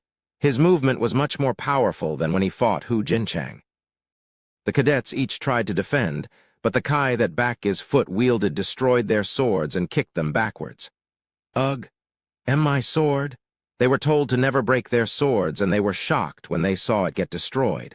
Ha Ilming glared as he saw Baki's leg glowing. It seemed like that faint color verified the fact that Baki was equally matched with Ha Ilming. Master level, Baki quickly overpowered 3 cadets and charged at Ha Ilming. He then shouted through his telepathic message, "Run." Now, Ojong and Hu Bong then quickly charged forward. Baki's path was the only path they could have taken to run. The 2 of them quickly moved through. Blue clothes dropped to the ground, and 2 of them shot past Baki and Ha Ilming to run, and the cadets shouted, "Get him! It's him! That bald guy has the tag!" What? Who called me a bald guy? Hu Bong shouted as he ran. He didn't know, but the clothes that covered his bald head had been pulled off as he charged out. Baldy, stop! Damn it! Hu Bong was slow with his running skill, so the cadets began to catch up to him. Ojong then turned to get the tag from Hu Bong. Grab it. Hu Bong shouted as he threw the tag. Hu Bong, keep running. I know. Hu Bong knew that he mustn't get caught. He used all his internal energy to get to the cafeteria. After running away for quite some time to get to the cafeteria, he realized that no one had chased him after he handed over the yellow tag. God damn it. Hu Bong spat with an incredulous look. Chapter 64. This tag is yours too. Hu Bong quickly ran into the cafeteria. There was no time to waste when his friends were still in danger. Hu Bong then went to find Ko Wanger and the other members. There, he then found his team members eating on the right side of the cafeteria. Ko Wanger, who was eating a huge meal, looked back at him weirdly. Hu Bong, why are you drenched in sweat? We must go now to the training room. What's going on? Ko Wanger and the cadets immediately placed down their chopsticks and got up. Ambush, there's been an ambush. Baki and Ojong are fighting them. No. Ko Wanger quickly jumped out of his seat and ran out with the other cadets who followed him. Wanger quickly used his lightness skills to shoot past the buildings to run forward. As he reached the front of the private training building, he saw Baki standing there, bleeding from his left thigh, and the cadet who seemed to be Ojong was on the ground, unconscious. There were 12 cadets in front of them, and one of them had his arms crossed. It was Chun Yuchen from the Blade clan. Is he the one who attacked?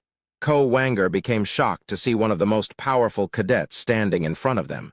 But he couldn't just leave his members behind. What is the meaning of this? Ko Wanger shouted and jumped in between Baki and Chun Yuchen. Then Ya Wuman, Makal, and Hubong also came up to them. Huh, 5th cadet. Hubong was shocked to see Chun Yuchen standing there with his fellow teammates. Chun Yuchen then smiled with his signature smile. Oh, your friends are here. How dare you ambush us?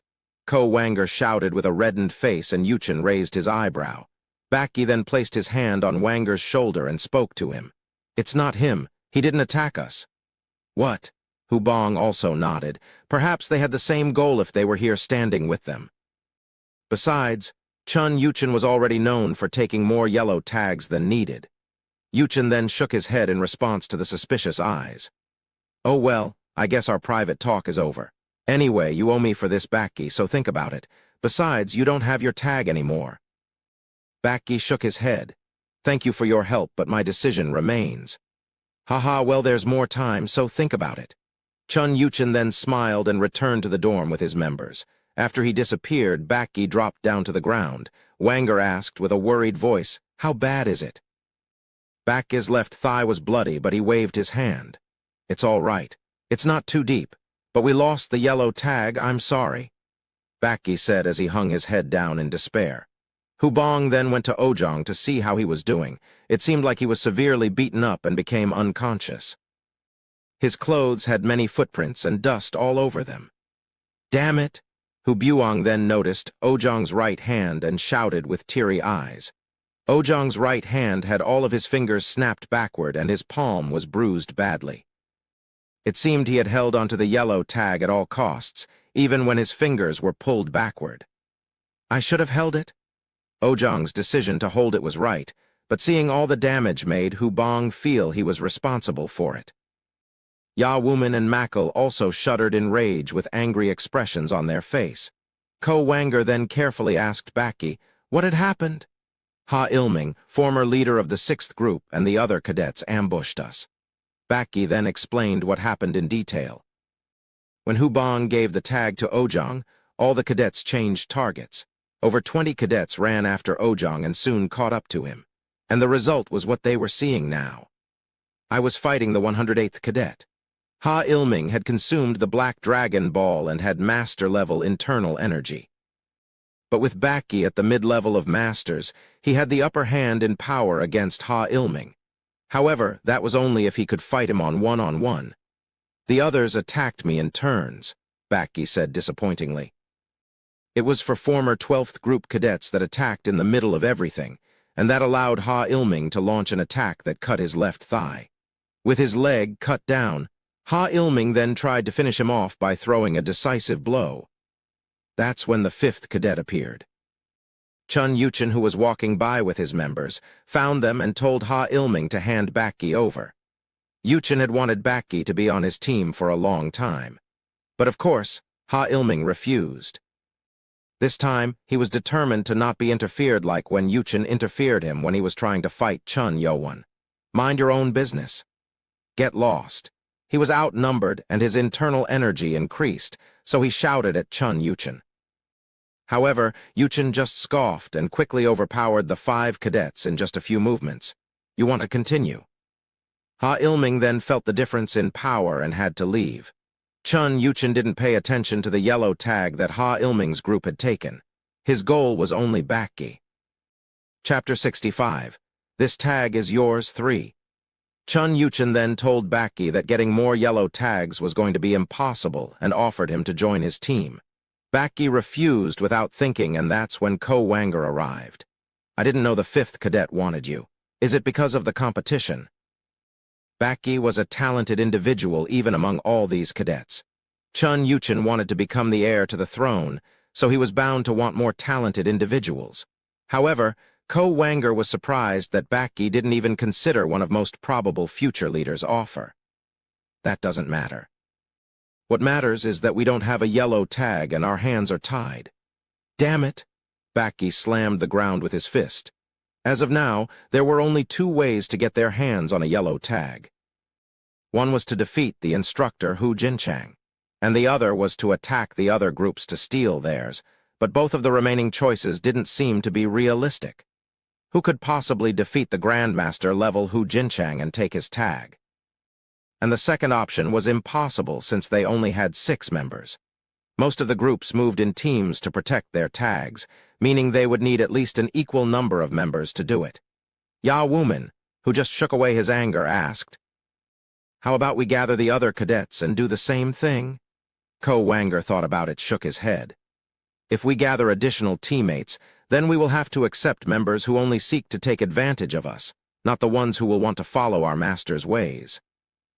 If they wanted help from other cadets, then they needed to give them something else instead.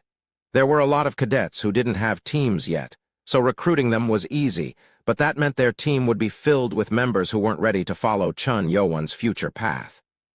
The members all seemed to agree with Wanger, but they all sighed in despair. As all of their faces became shadowed, Ko Wanger shouted, "We cannot just give up." Baki then looked up with eyes full of despair. "And do what? There is still one way. If you are talking about the senior instructor's tag, then I'm sure you know that it's not possible." Baki knew how powerful Hu Jinchang was since he had fought the man himself. He wasn't someone a normal cadet would dare to defeat. Even those princes avoided fighting Hu Jinchang. "We have no choice but to trust our master." Master? The 7th cadet? Ko Wanger thought the only hope remained in Chun Yuan. As the only cadet who had perfectly countered an instructor, he might be their only hope to defeat Hu Jinchang. Perhaps he would at least be able to take the tag. And if he fails? Then my decision to follow him fails also, Baki smiled bitterly. As Wanger said, if Chun Yuan did not show them a miracle, they were going to fail the 3rd test automatically. Was waiting for Chun Yuan the only answer they had? That's when Hu Bong hoisted Ojong up on his back. Everyone turned to Hu Bong. "I'll bring Ojong up to the medical room." "I'll help." Ya Wumin stood up and went to Hu Bong, and Hu Bong spoke to Wanger with a disappointed voice. "I think I should say this. As you said, I trust the master more than anyone else. But I don't think it is right to just wait for him to resolve our issue. If we are his servants, we must do something that only we can do. If we really don't have a choice, then we should go recruit cadets who can join our group instead." Hu Bong's words shocked everyone, including Ko Wanger. He was always rational and quick-thinking, but he almost put all the burden on his master, Chun Yuan, without realizing it. Hu Bong was right. They should be ready with something at least. Did I go too far?" Hu Bong asked squeamishly. Ko Wanger then burst into laughter. "Ha ha ha, you are right, Bong. We can't just rely on our master. As his servants, we should do our best to work for him. Hu Bong, you definitely are his best servant." Wanger laughed. Baki, Ya Wumin, and Makkel also nodded in agreement. It was as Hu Bong said. If they trusted their master, they should do their best to be ready for the next step. We would have waited like sitting ducks if it wasn't for you, Hu Bong. "That's right." Hu Bong scratched his head while blushing, and with that, this event made the team even stronger. And the next day, Ko Wanger, Baki, Hu Bong, Makkel, and Ya Wumin scoured around the dorm and entire the academy, searching for the right cadets to recruit. They realized that recruiting more cadets was the best thing they could do at the moment, but it wasn't easy. Chun Yuan had proved that he was powerful by defeating an instructor, but he was now in prison. With the only tag remaining in the hands of Hu Jinchang, no one was willing to join Chun Yuan's group, as it seemed like they had no chance. The 5 members did not give up and continued to search for cadets. Hu Bong also met with various cadets to try to persuade them, but it wasn't easy. As Hu Bong walked around with heavy footsteps after being rejected multiple times, he heard noises coming from the crowd. Did something happen? Hu Bong then walked to the area where people had gathered. It was at middle of the stage on the training ground and the main building where the cadets were watching something. As Hubong got closer to see what was going on, his eye grew large with shock. Master. There was Chun Yo-won, Hubong's awaited master. However, Chun Yo-won was fighting against someone in the middle of the crowd. He was fighting senior instructor Hu Jincheng. Chapter 66. This tag is yours for. Early in the morning, on the mountain peak behind the Demonic Academy library, the morning fog covered the lower part of the mountain. 3 men were running up the mountain with their lightness skills. They were instructors of the academy. The one in front was the former 8th group instructor, Impeng. The reason why they were going up the mountain today was because today Yo-won's imprisonment was scheduled to end. I wonder if he endured it well. Even a more experienced adult would have a hard time being locked up in a dark place all alone. However, the person they locked up was a 15-year-old boy, which raised some concerns. They soon reached the front of the cave. Sir, guards who stood near the entrance saluted the instructors. Impeng nodded. Chun Yo-won's imprisonment is over. Open the gate. Yes, sir. Guards then moved the locking mechanism from the giant boulder that blocked the entrance and pushed it to the side. As it was pushed away, the cave opened up. With the lamp oil running out, the inside of the cave was pitch black. Spending 5 days in such a place would surely make someone mad. As they looked inside, a topless boy was sitting cross-legged with his eyes closed in meditation. 7th Cadet, you are now being freed. One of the instructors shouted, and Chun Yo-won opened his eyes. It was finally the time he had been waiting for. He got up and frowned as the light was too bright in his eyes and walked out. Huh! Look at his body. Chun Yo-won's topless body showed all his tight muscles. It was hard to believe that they were the muscles of a not fully grown boy. The instructors became astonished. But what really astounded Impeng were Chun Yo-won's eyes. Are these the eyes of a boy who was locked up in prison alone for 5 days?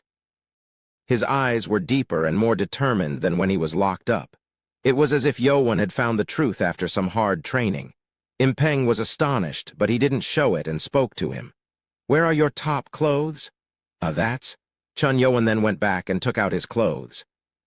The stench made all the instructors frown in disgust. Ugh, what did you do to your clothes? Instructor Simong snatched the clothes and threw it far away. Impeng sighed and took off his outer robe and handed it over to Yo-won. Oh, thank you, sir. Yo-won then began putting on the clothes, and Simong looked into the cave, checking to see if he had done anything inside. There was no trace of anything within. Simong nodded at the other 2 instructors, and they began climbing down the mountain, but Simong had missed something there. He had not noticed the rocks that had been piled up to block the hole at the bottom, near the deep inner wall. The light didn't reach that area, so Simong didn't notice this. Phew! Yo-won sighed in relief. He hoped Simong would not enter the cave to check inside, and luckily he didn't. As they began to climb down, guards that stood in front sealed off the cave again and grinned at each other. We're done! Yay! They shouted in joy.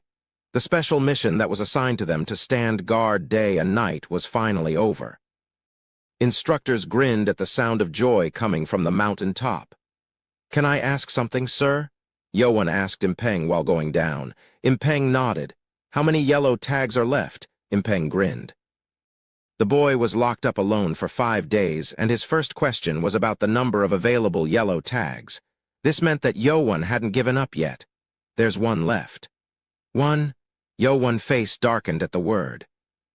He figured there wouldn't be that many tags left since there was only 1 day left to take the tags, but he didn't think there would be only 1. Is the 1 held by him?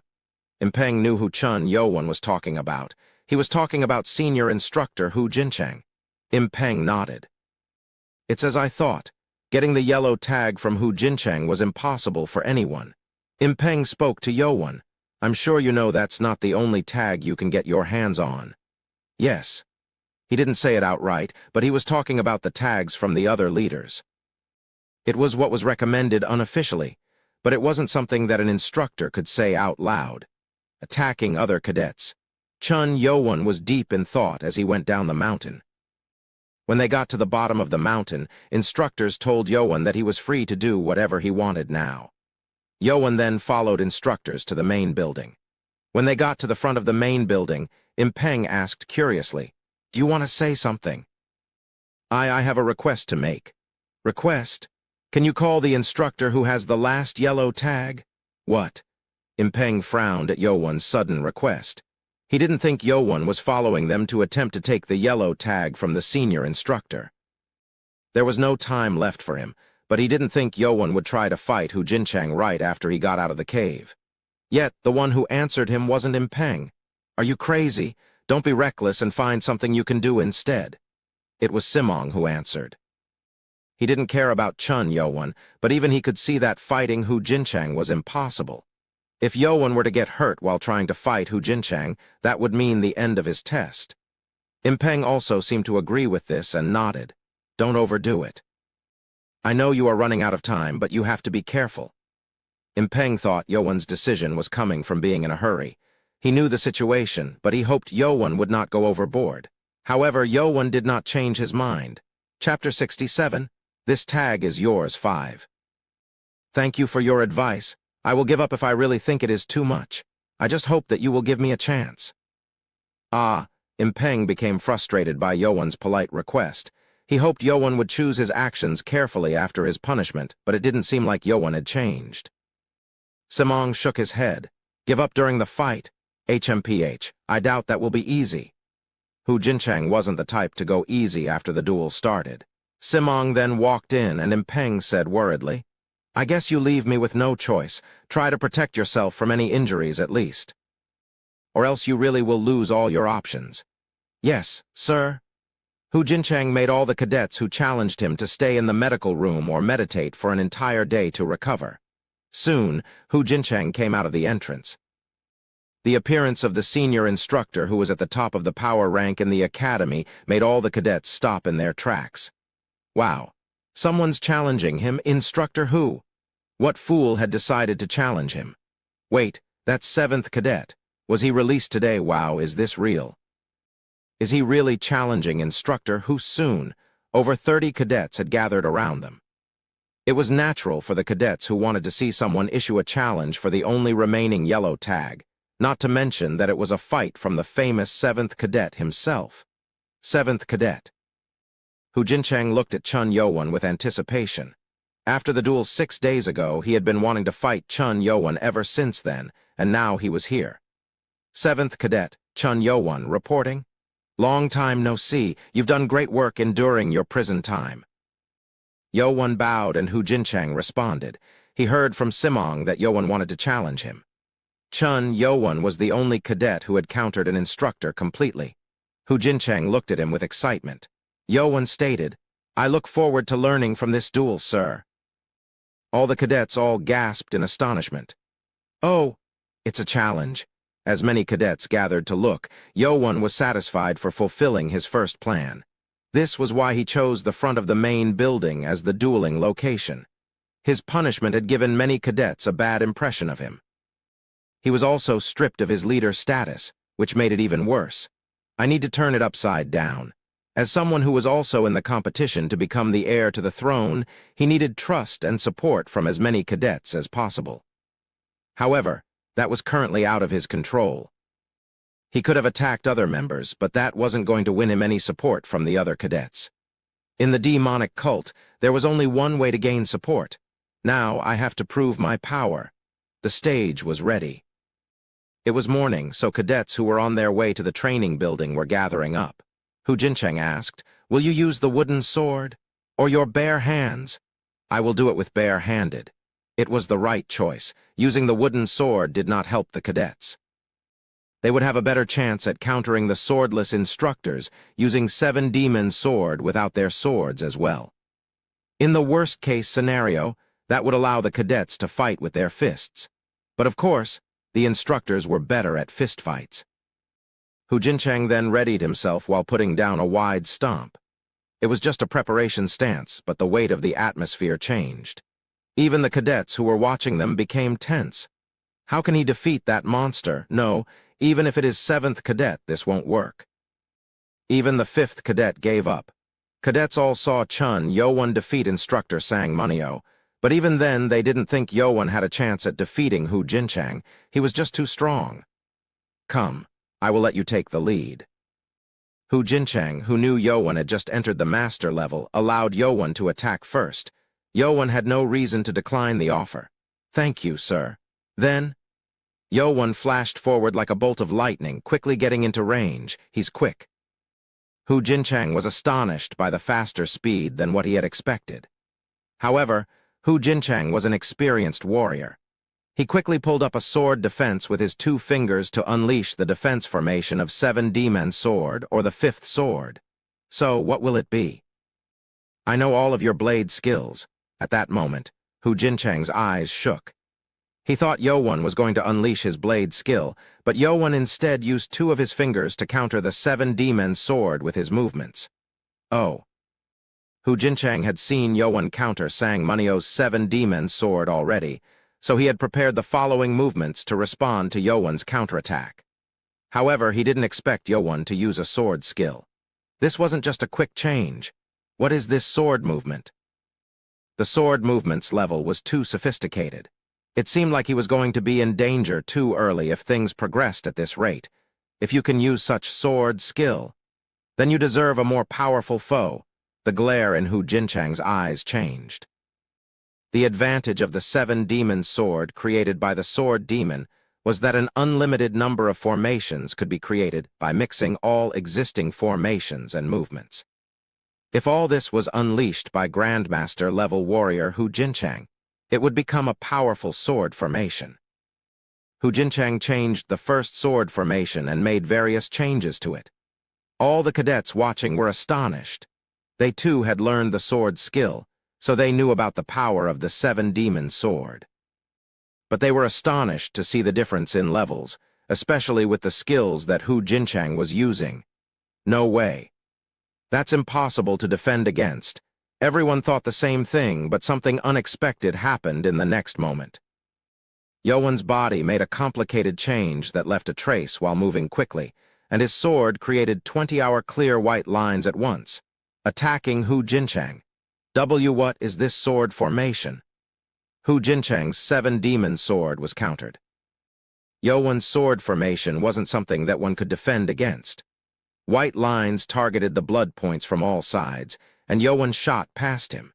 And the powerful energy stored within the sword formation threw Hu Jinchang up into the sky. Ugh! Hu Jinchang dropped and fell onto one knee. All the cadets couldn't believe their eyes. The sword force of the Demon Sky, which had been sleeping within the Blue Pearl pedestal for hundreds of years, had finally been revealed by Chun Yo-won, the descendant of founding father Chun Ma. Chapter 68. This tag is yours, 6.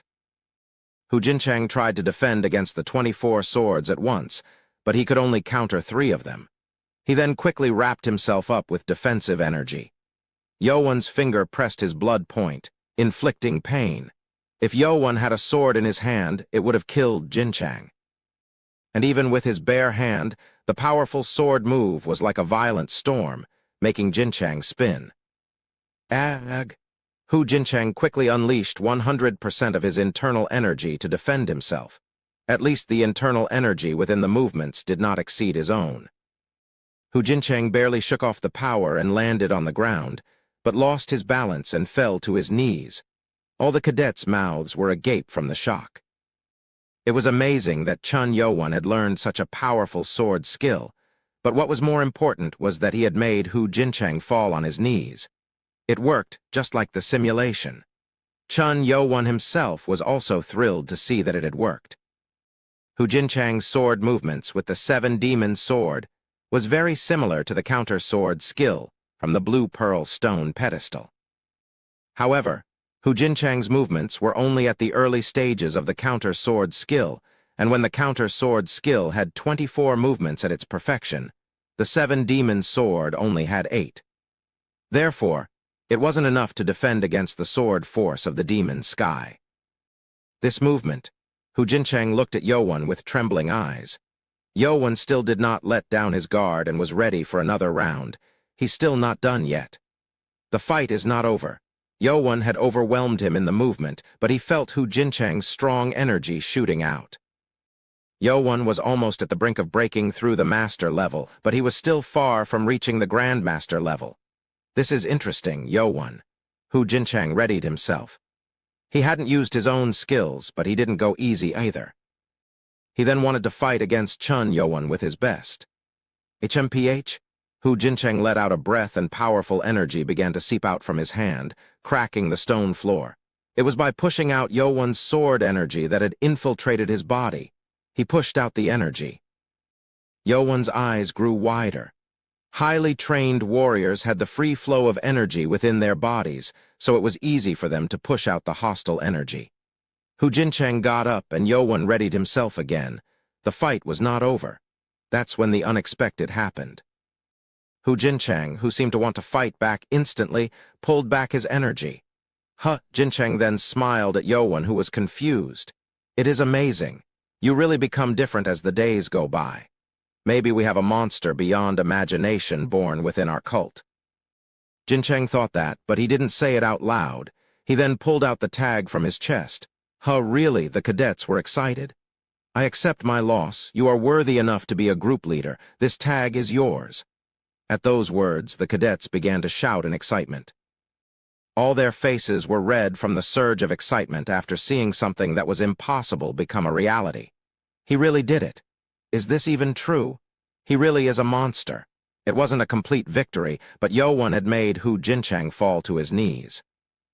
There was no way for the cadets who were also cultists to not feel excited to see such strength. Yo-Won then bowed to Hu Jinchang. Thank you, instructor. Don't thank me. You acquired it with your own skill. Jinchang smiled and placed the tag in Yo-Won's hand. So, after 5 days, Yo-Won had returned to become a group leader, but the weight of the tag was very different with all the things that had happened up until now. I will never forget this. Yo-Won then heard someone shouting. Master? It was Hu Bong. He had not imagined Yo-Won to appear in the middle of nowhere and suddenly acquire another yellow tag at once. All of this was just too exciting. Hu Bong. Master, we've been waiting for your return. But there was another man. Someone walked past all cadets and came up to Yo-Won, Baki. Yo-Won did not know that Baki had joined his members while he was gone. Baki looked at Yo-Won awkwardly and kneeled in front of him. All the cadets around them then turned to Baki. Why is Baki kneeling? What is going on? Baki was another group leader level cadet, so it was confusing. The cadets didn't know what happened yesterday, so they thought Baki was another group leader with a tag. Baki, what are you doing? Yo-Won asked. Baki then shouted in a loud voice, I will first thank you. I, the 18th cadet Baki, survived from the Poison Clan's poison attack due to Prince Chun Yo-Won. People began to mumble to themselves in shock. What? The Poison Clan tried to kill the 18th cadet. What's going on? It was natural for the cadets to be shocked to hear this.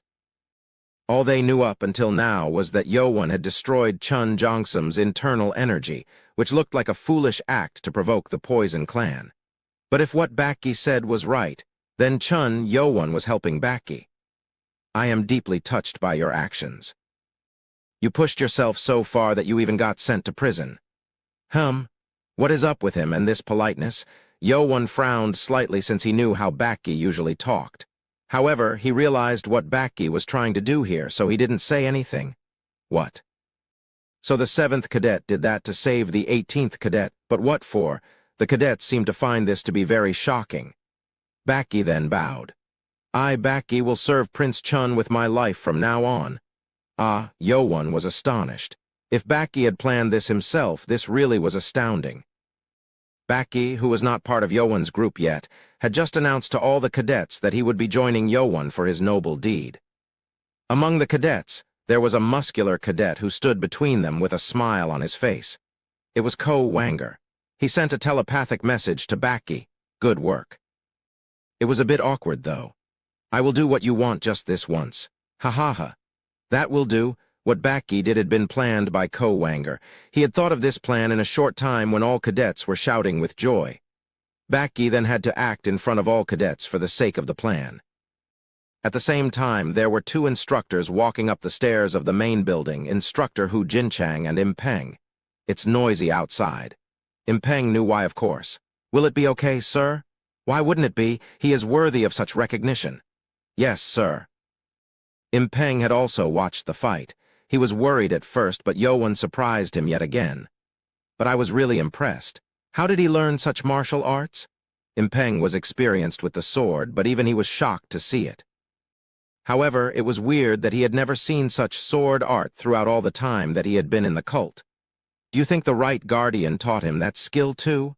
I am not sure, but he definitely is an exceptional warrior, so I guess that might be the case. Would a blade skill user teach his apprentice a sword skill? Impeng thought this was weird, but that seemed to be the only logical reason. As they reached the third floor, Impeng turned to walk into instructor's office, but Hu Jincheng went up further. Aren't you coming to the office? You go ahead, I want to take a break. Yes, sir. Hu Jincheng then walked up the stairs to the roof of the main building. At the fence on the roof, someone was there. He had long red hair that was fluttering in the breeze. Chief, come over. Haimeng did not look back. He was looking down at the crowd below. I would not have held back if it wasn't for your telepathic message. Anyone would do that if they were challenged with such a sword movement. Haimeng had watched the fight from the start, and he had seen Yowan's powerful sword movements in detail. Hu Jincheng walked up to the Haimeng and spoke with a quiet voice. When I was young, I fought wars against the forces of evil and justice countless times, and of course, there had been many instances where I fought in the war with our Lord. I'm sure you, as a guardian, know about this better than me. Li Haimeng narrowed his eyes. He knew what Jincheng was trying to say.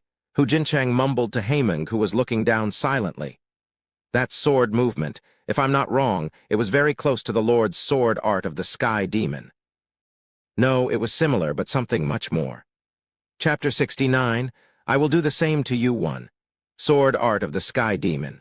One of the best sword arts and the best sword art within the demonic cult itself. It was created by Chun Ma, nicknamed the Sky Demon, who was known for his talent in martial arts. He had risen above everyone else at the time. As time passed by, many sword arts were created to counter the sword art of the Sky Demon, and soon the demonic sword of the heavenly god was said to overpower it. Hu Jincheng's eyes flickered as he spoke. Yowan's sword movement had left a striking impression that he could not forget. Even Li Haimeng was shocked to see such perfect sword movement. It's similar to the sword art of the Sky Demon, but it's much more. Li Haimeng had seen the Lord use his sword art multiple times already, and thus he was able to conclude that Yowan's sword skill was better. Then how did Yowan learn such sword skills? There was only one possible way: the pedestal. The pedestal in the library was known to hold secret regarding Father Chun Ma's last finding of the truth. However, the backside of the pedestal had been destroyed, so it was left in secret. One of the former lords thought the pedestal was useless, so he ordered it to place it in the library as a display. But the backside is damaged. Li Haimeng had also looked at the backside of the pedestal multiple times, but he wasn't sure what it meant due to the marks all over it. Hu Jincheng then asked carefully, Chief, do you think his sword skill is from the instructor Hu? Li Haimeng cut him off. Keep this as a secret between you and me for now. So, you are thinking of the same thing? Yes, sir, Li Haimeng nodded. That was the only possible way for Yowan to have grasped the sword skill. After all, they had reached the same conclusion. It wasn't certain as to why Li Haimeng wanted to keep this a secret, but maybe this would be better for Yowan. Most of the cadets dispersed to go about with their training, but not all of them had left. 2 cadets were left. One was a girl who had a round and cute face, but she was taller than most of the male cadets. If it wasn't for Ko Wanger, she would probably be the tallest amongst all cadets remaining in front of the building. Oh, she is. Ko Wanger knew her very well. She was the 226th cadet, Hu Sangwa, known to be one of the top 3 ranks in power out of the female cadets. Why is he blushing? Baki was curious about Ko Wanger's expression. Hu Sangwa walked up to Yowan and spoke politely. You were great just now, Prince Chun. I didn't think you would get instructor whose tag. Congratulations. I was lucky, thank you. Yowan pretended to not notice, but he was able to guess why she had come up to him. Let me be frank. I waited here because I want to join your team. After she saw Yowan fighting against Hu Jinchang, she thought Yowan was a worthy leader. If she became his teammate, that would increase her chances of passing the third test. Yet Yowan didn't want a teammate just for the test. I'm S. Chun Yowan tried to say this, but Sangwa interrupted to speak first. Hold on. I want to ask you something first. Will you bring in any individual, no matter their gender, if they are talented? Hu Sangwa was serious. It seemed like she was mindful of the fact that she was a girl. Yowan couldn't just answer simply, but he already had the answer since a long time ago. If a talented individual wants to join me, then I have no reason not to accept. Gender or clan do not matter. Chun Yowan had been discriminated and bullied for not coming from the 6 clans. He wanted to overthrow such things from the start. I see. Hu Sangwa then took about 10 steps back and swung her wooden sword with a sword movement. Chun Yowan, Wanger, Baki, and Hu Bong all became intrigued. She was using the 7-demon sword. She has learned the 7-demon sword. Only a short amount of time had passed, but she was using the skill flawlessly. Her movements were top class. After showing the first sword movement up to the 5th, she came up to Yowan again and knelt down on one knee. I was touched by your sacrifice that you made for your servant. You said you will accept any individual no matter their gender or clan. If you accept me, I will prove that I am worthy. She spoke with confidence and strength. There was no reason to decline such an offer made from someone so confident and knew how to show their strength. My path will be treacherous and we might shed blood. Can you take that burden on yourself? I wouldn't say I wanted to join you if I wasn't ready for that. Chun Yowan then smiled and bowed. Thank you. Welcome to my team. Hu Sangwa then bowed and shouted. I, the 222nd Cadet, Hu Sangwa, will pledge allegiance to Prince Chun for life. So, Chun Yowan had gained the first woman cadet on his team, and there was one who was overjoyed by this event. It was Ko Wanger. He was so happy that he couldn't hide his joy. Oh, this is awkward. And there was one more cadet who left. He was scrawny and had crumpled hair, and he had been excited over Yowan's fight more than anyone else. Do you have something to say? Yowan asked him. The cadet then became hesitant and knelt down on both knees. I want to be on your team, Prince. And why did you hesitate? The cadet then scratched his head and embarrassingly answered. I have not learned the 7-demon sword yet. I wanted to prove myself to you, but I couldn't find anything to show. Chapter 70. I will do the same to you too.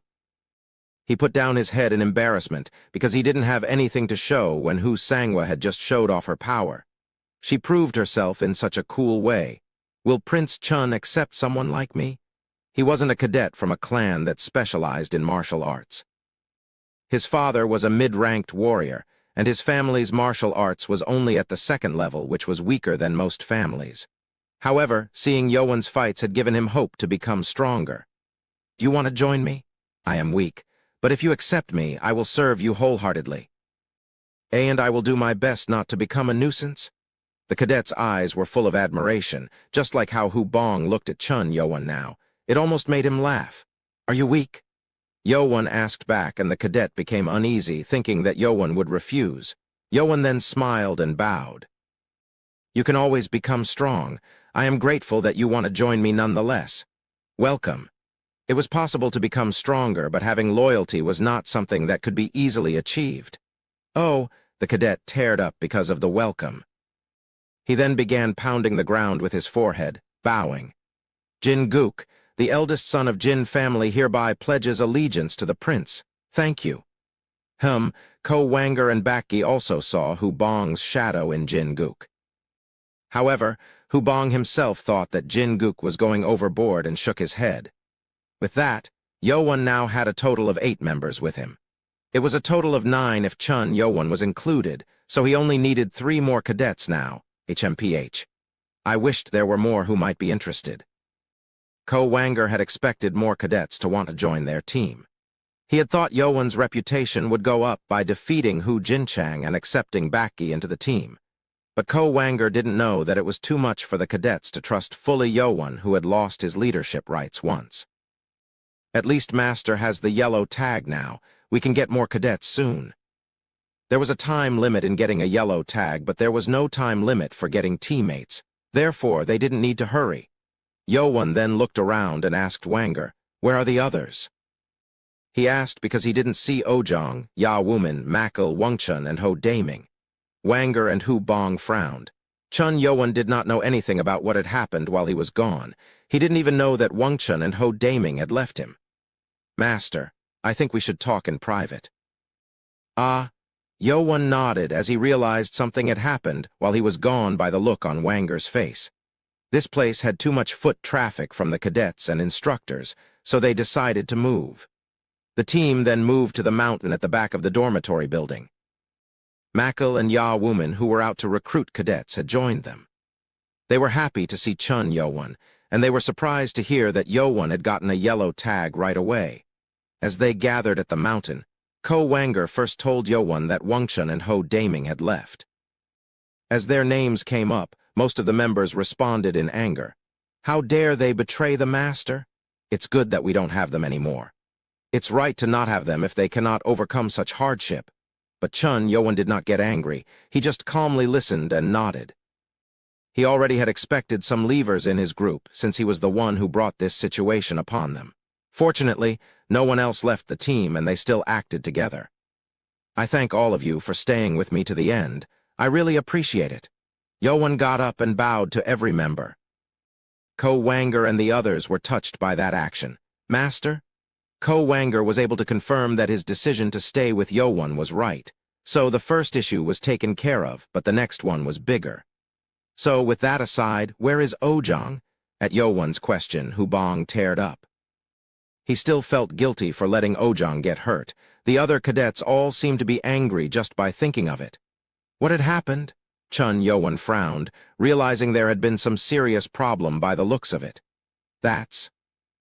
Baki, who had lost his yellow tag, tried to explain, but Ko Wanger shook his head. He carefully explained how Baki joined them, and how Ha Ilming ambushed and was stopped by Chun Yuchen.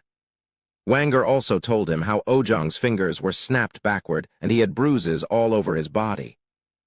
Thus he had to be carried to the medical room, but Chun Yowan's eyes only turned sharp and cold. He didn't seem to be furious. He's different from before. Baki was surprised. If it was the same Yowan from the medical room 5 days ago, he would have been angry after hearing this. But now he just focused on listening to what had happened with icy eyes. It was foolish to be concerned about the possibility that Yowan might run after Ha Ilming for revenge. Yowan was angry, but he kept a cool mindset. He still hasn't fixed his ways. Ha Ilming always played with trickery. His actions weren't wrong, as the academy itself supported the cadets fighting each other for the tags, but Ha Ilming didn't come for it himself. He brought over 30 people to mob them, and that was too much. "So, Master, what will you do?" Ko Wanger asked, since it was up to Chun Yowan now. They had gotten a yellow tag, so they could just let it be, but they couldn't just forgive Ha Ilming and others for what they did. They were curious as to what Chun Yowan would decide to do. Yowan then spoke to them. "We'll pay them back with the same thing." Chapter 71. I will do the same to you 3. 2 hours ago, there was a big open space at the back of the larger training room building on the northeastern side of the academy. And in that space, about 20 cadets had gathered to practice 7 Demon Sword. They were not powerful like the other cadets, but they helped each other complete their sword skills. They were cadets from the former 12th group. They used to practice formations under Baki's guidance before the second test, but after the test, Baki left them. That's why they were now here without Baki and Chun Jongsum. "Penghak, is it really okay for you to go alone?" The 670th cadet, Gallon asked, as he was worried. Penghak was the one who attacked Baki from behind while fighting against Ha Ilming last night. Wu Penghak was the leader of the group now. "I was told to go alone. We have no choice." Wu Penghak was also worried, but he couldn't ignore Chun Yuchen's warning. He had made a deal, so he had to go to receive the payment for keeping the promise. "If we get the tag, we can create a team." "Yes, but one tag will only make us fight against each other." They had 20 members, so having one yellow tag meant that 8 of them had to be cast out. This would surely create turmoil. Gallon was right to be worried, but Penghak shook his head. "But we can't just stand around and do nothing." "Yeah, We have to do whatever it takes to survive. If we give up because we're weak, then it's over. Galen couldn't object to those words. They had contacted other group leaders with yellow tags, but it wasn't possible to join their groups. Most of them just accepted their former group members, so it was hard to find any empty spots in the first place. So you think about looking after yourself too? Yes, but to sell out our former leader, I don't think it's right. The water has been spilled. There's no going back. And don't worry about the group. If I become a leader, I will ensure your spot, Penghak whispered, and Galen frowned. It seemed that Penghak had misunderstood. Penghak then tried to walk out to meet with Yuchen. While he was trying to leave, someone came up to block him. Wait. Why you? It was Chun Yowon. He was now the most famous cadet within the academy. Yowon was also responsible for destroying Chun Jongsum's internal energy. Penghak was shocked to see Yowon. Why are you? What's the surprise? They didn't know Yowon was out of prison yet, but there was more. 7 more cadets appeared from the corner of the building. Heek! Wu Penghak was startled and he stumbled back a few steps.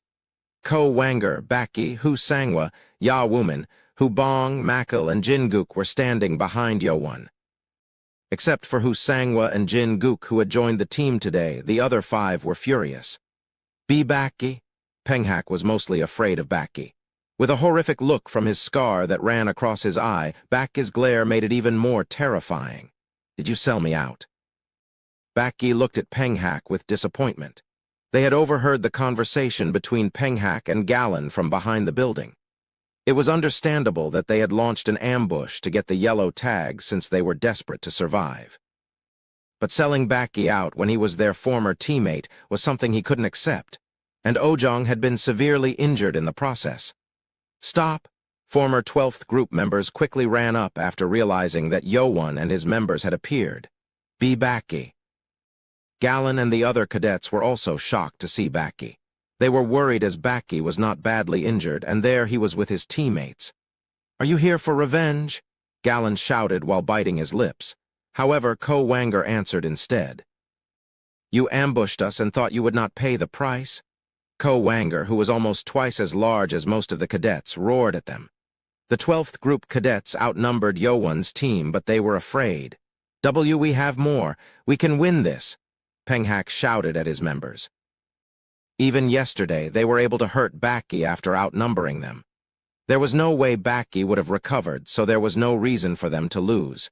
But Chun Yowon is here too. The cadets couldn't attack, however. This was different from yesterday. It was hard enough to deal with Baki alone, but they were now facing Chun Yowon, who had crushed an instructor's rib cage. And Yowon was also infamous within the academy. I heard he destroys the internal energy if he gets pissed off. We can't fight him. He sent so many people to the medical room. He's evil. It wasn't on purpose, but there were a lot of cadets who were afraid of Chun Yowon. And the cadets of the 12th group knew that one of their members, Chun Jongsum, had his internal energy destroyed. That was what made them even more afraid. Fools, we have much more people than them. Penghak became frustrated at his members. Yowon then spoke to him coldly. You are the foolish one. How dare you say such a thing in front of me? What? At that instance, Yowon quickly closed in on Penghak. It was so quick that Penghak couldn't do anything as Yowon grabbed his wrist. Yowon then grabbed the right wrist with his left and punched Penghak's stomach. Control? Control? He tried to go easy as best as he could, but... Arg. As his fist struck the stomach, Penghak's eyes grew wide and he spat blood out from his mouth. His body was also thrown up about 3 meters into the air and flew all the way back. Ugh, I tried. Chapter 72, I will do the same to you 4. He tried to use only half of his power, but it was still monster-like. At least it was weaker than when he destroyed Jongsum's chin and teeth. The 12th group cadets became pale after seeing Penghak getting thrown away with one punch. Penghak had gained top-class internal energy after consuming the Black Dragon Ball, but he couldn't even endure one fist. Penghak? Galen shouted at Penghak, who was thrown back. He sat there unconsciously with bubbles foaming at his mouth. We cannot fight him. Most of the cadets were either similar or weaker than Penghak. They had Ha Ilming, who was almost equal to Baki when they fought yesterday, but no one else could deal with Yowon. You want to keep going? Yowon threatened the 12th cadets. All of them then shook their heads in fear. They couldn't even bear to think about fighting Yowon, Baki, and Ko Wanger altogether. We surrender. Galen, who was next in line in terms of rank, made a declaration. Hubong then ran up with reddened eyes and grabbed Galen's collar. Where is it? What are you talking about? Where is the tag that you took from us yesterday?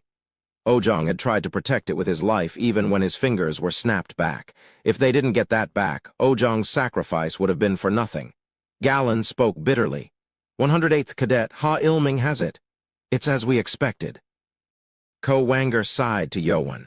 They had expected this already, as Ha Ilming probably wouldn't have given the yellow tag to these people.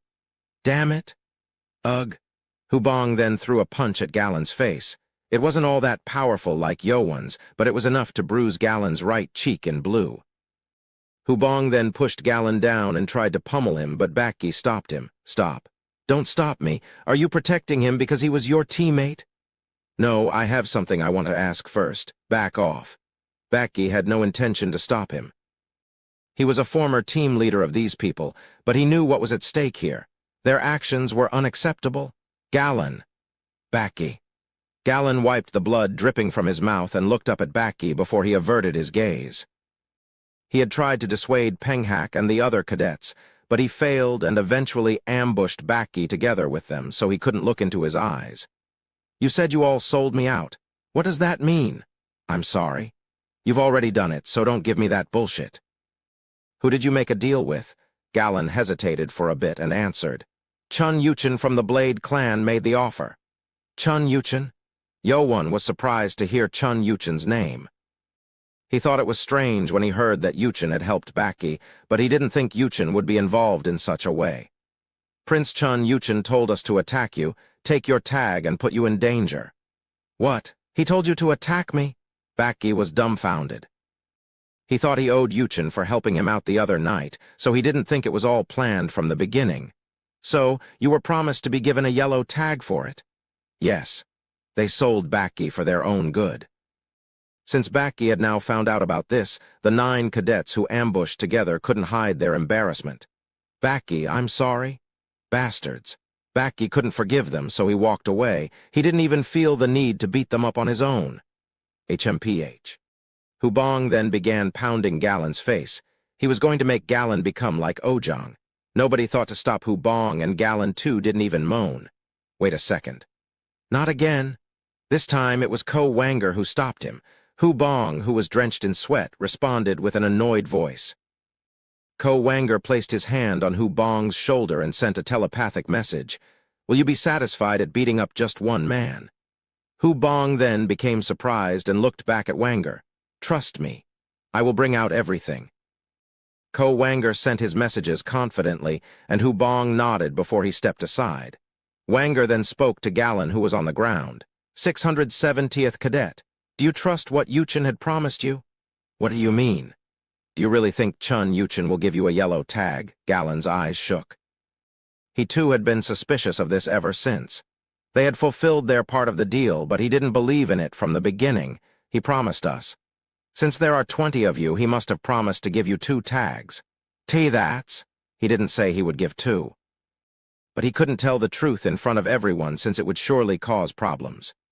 Did he say he would give only 1? Ko Wanger accurately guessed the situation, and Galen was baffled. The cadets who didn't join the ambush yesterday frowned at once.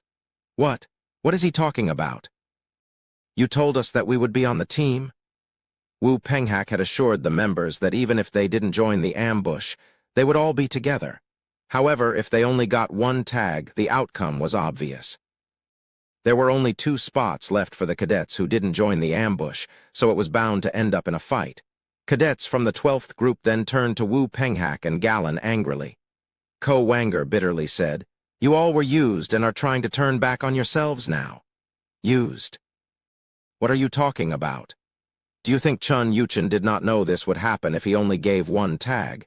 If you fight against one another, you are playing right into his hands. Wanger explained it calmly, and the cadets gritted their teeth. If Chun Yuchen had really used them, then they were just pawns who played under his feet. Ko Wanger then smiled to finish what he started. Are you all angry? If you are, then you must get revenge. Chapter 73, I will do the same to you 5. 2 hours later, Galen and the 12th Group cadets were serious as they aimed their wooden swords. Their furious glares were directed at Yumpa, while they were actually angry toward Chun Yuchen, the prince of the Blade clan who was behind all this. We almost were used and thrown away. It was shocking, as it was as Wanger had said. They didn't think they were being used, but after meeting with Chun Yuchen, everything became clear. For Chun Yuchen, the other cadets were only pawns in his game. Unless they were talented like Baki, he didn't think much about the others. What are you doing? Yumpa asked Galen. He was facing cadets from the 12th Group who had made a deal with Chun Yuchen to get a yellow tag. But what was this hostility? HMPH, you think you can keep using us for the yellow tag? I don't follow. You still think us as fools. Galen shouted angrily, and Yumpa narrowed his eyes before he turned to Chun Yuchen. So, someone's pulling tricks on you. Ha, look who's talking. Hubong scoffed at Yumpa's words. You can't even get a tag from an instructor, so you ambushed us during the night. Who's pulling the tricks? Hubong shouted, and Yuchen's members also smirked as they nodded. Hu Sangwa and Jin Guk also heard about what had happened, so they had discussed in their looks also. Ha Ilming was furious after hearing such words, however. His face was red with anger, and he glared at Hubong. You ran from us like rats, and you dare speak to us as weaklings. Ha Ilming shouted, and Ko Wanger burst into laughter. Ha ha ha, this is a great one. Ha Ilming, then I'm sure you will never run away from us then. Oh, but we have no intention to let you run anyway. Ko Wanger threatened him, and Ha Ilming's face turned grim. Damn it. With the 12th Group cadets turning their backs on them, the situation had turned upside down. Ha Ilming's group was now trapped. He needed at least twice the number of Yuchen's team to defeat them, but they were outnumbered. What happened? If he knew this would happen, he would not have sided with Yumpa. Fighting against them when being outnumbered meant they had no chances of winning. Ugh, should I run?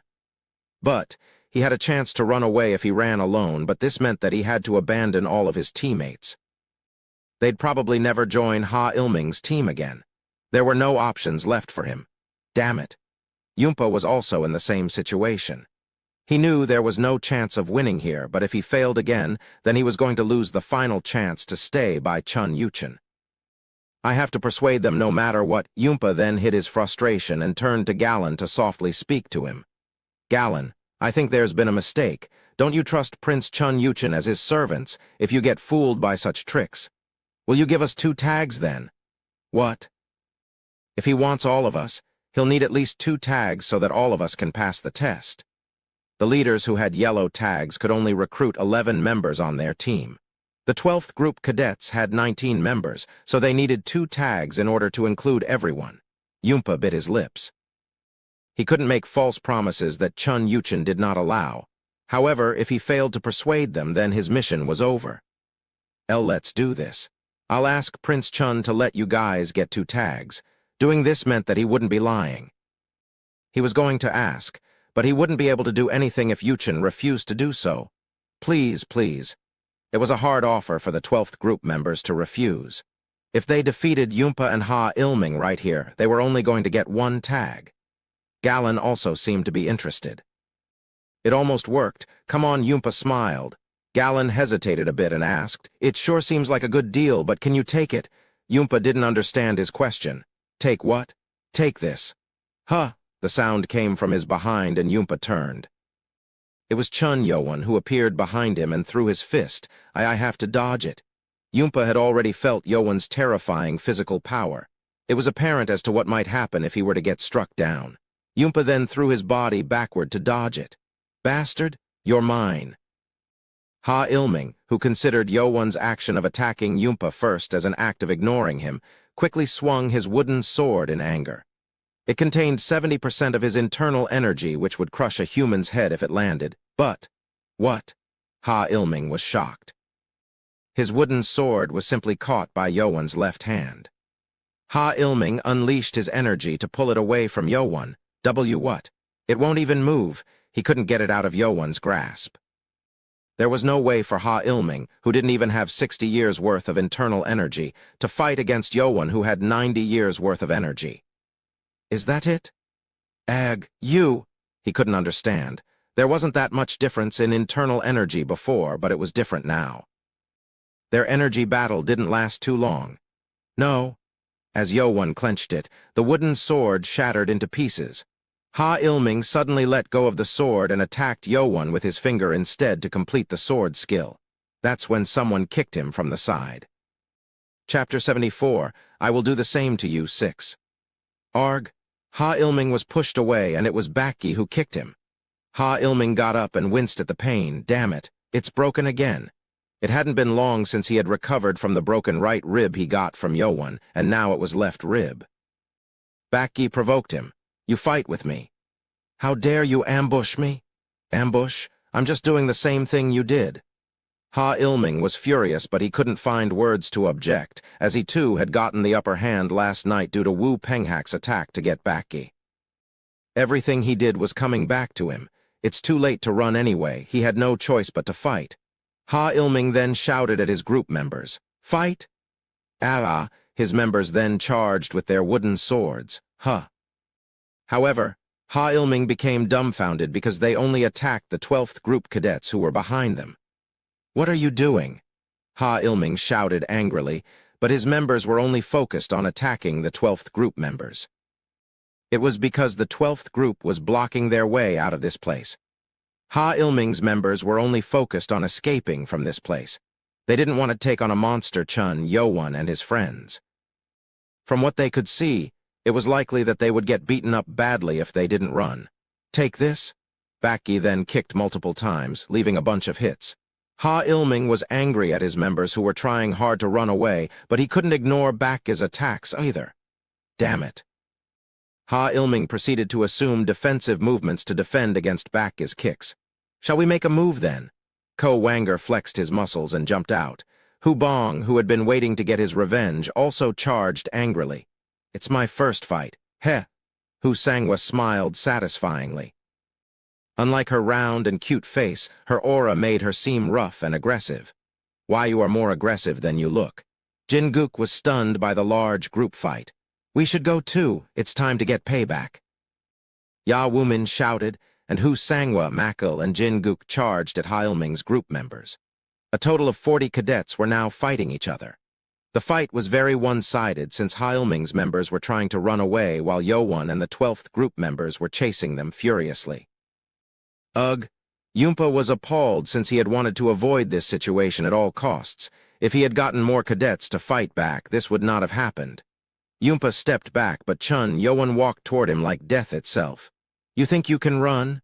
I didn't think I would see this happen. That's what you get for playing tricks. It was foolish to think that Yowan would get caught up in Chun Yuchen's tricks. From the aggressive aura coming out from Yowan, it seemed it wasn't possible for Yumpa to run. Arg. Ha Ilming's team members were falling down one by one. They were outnumbered and overpowered, so it was inevitable. Ha!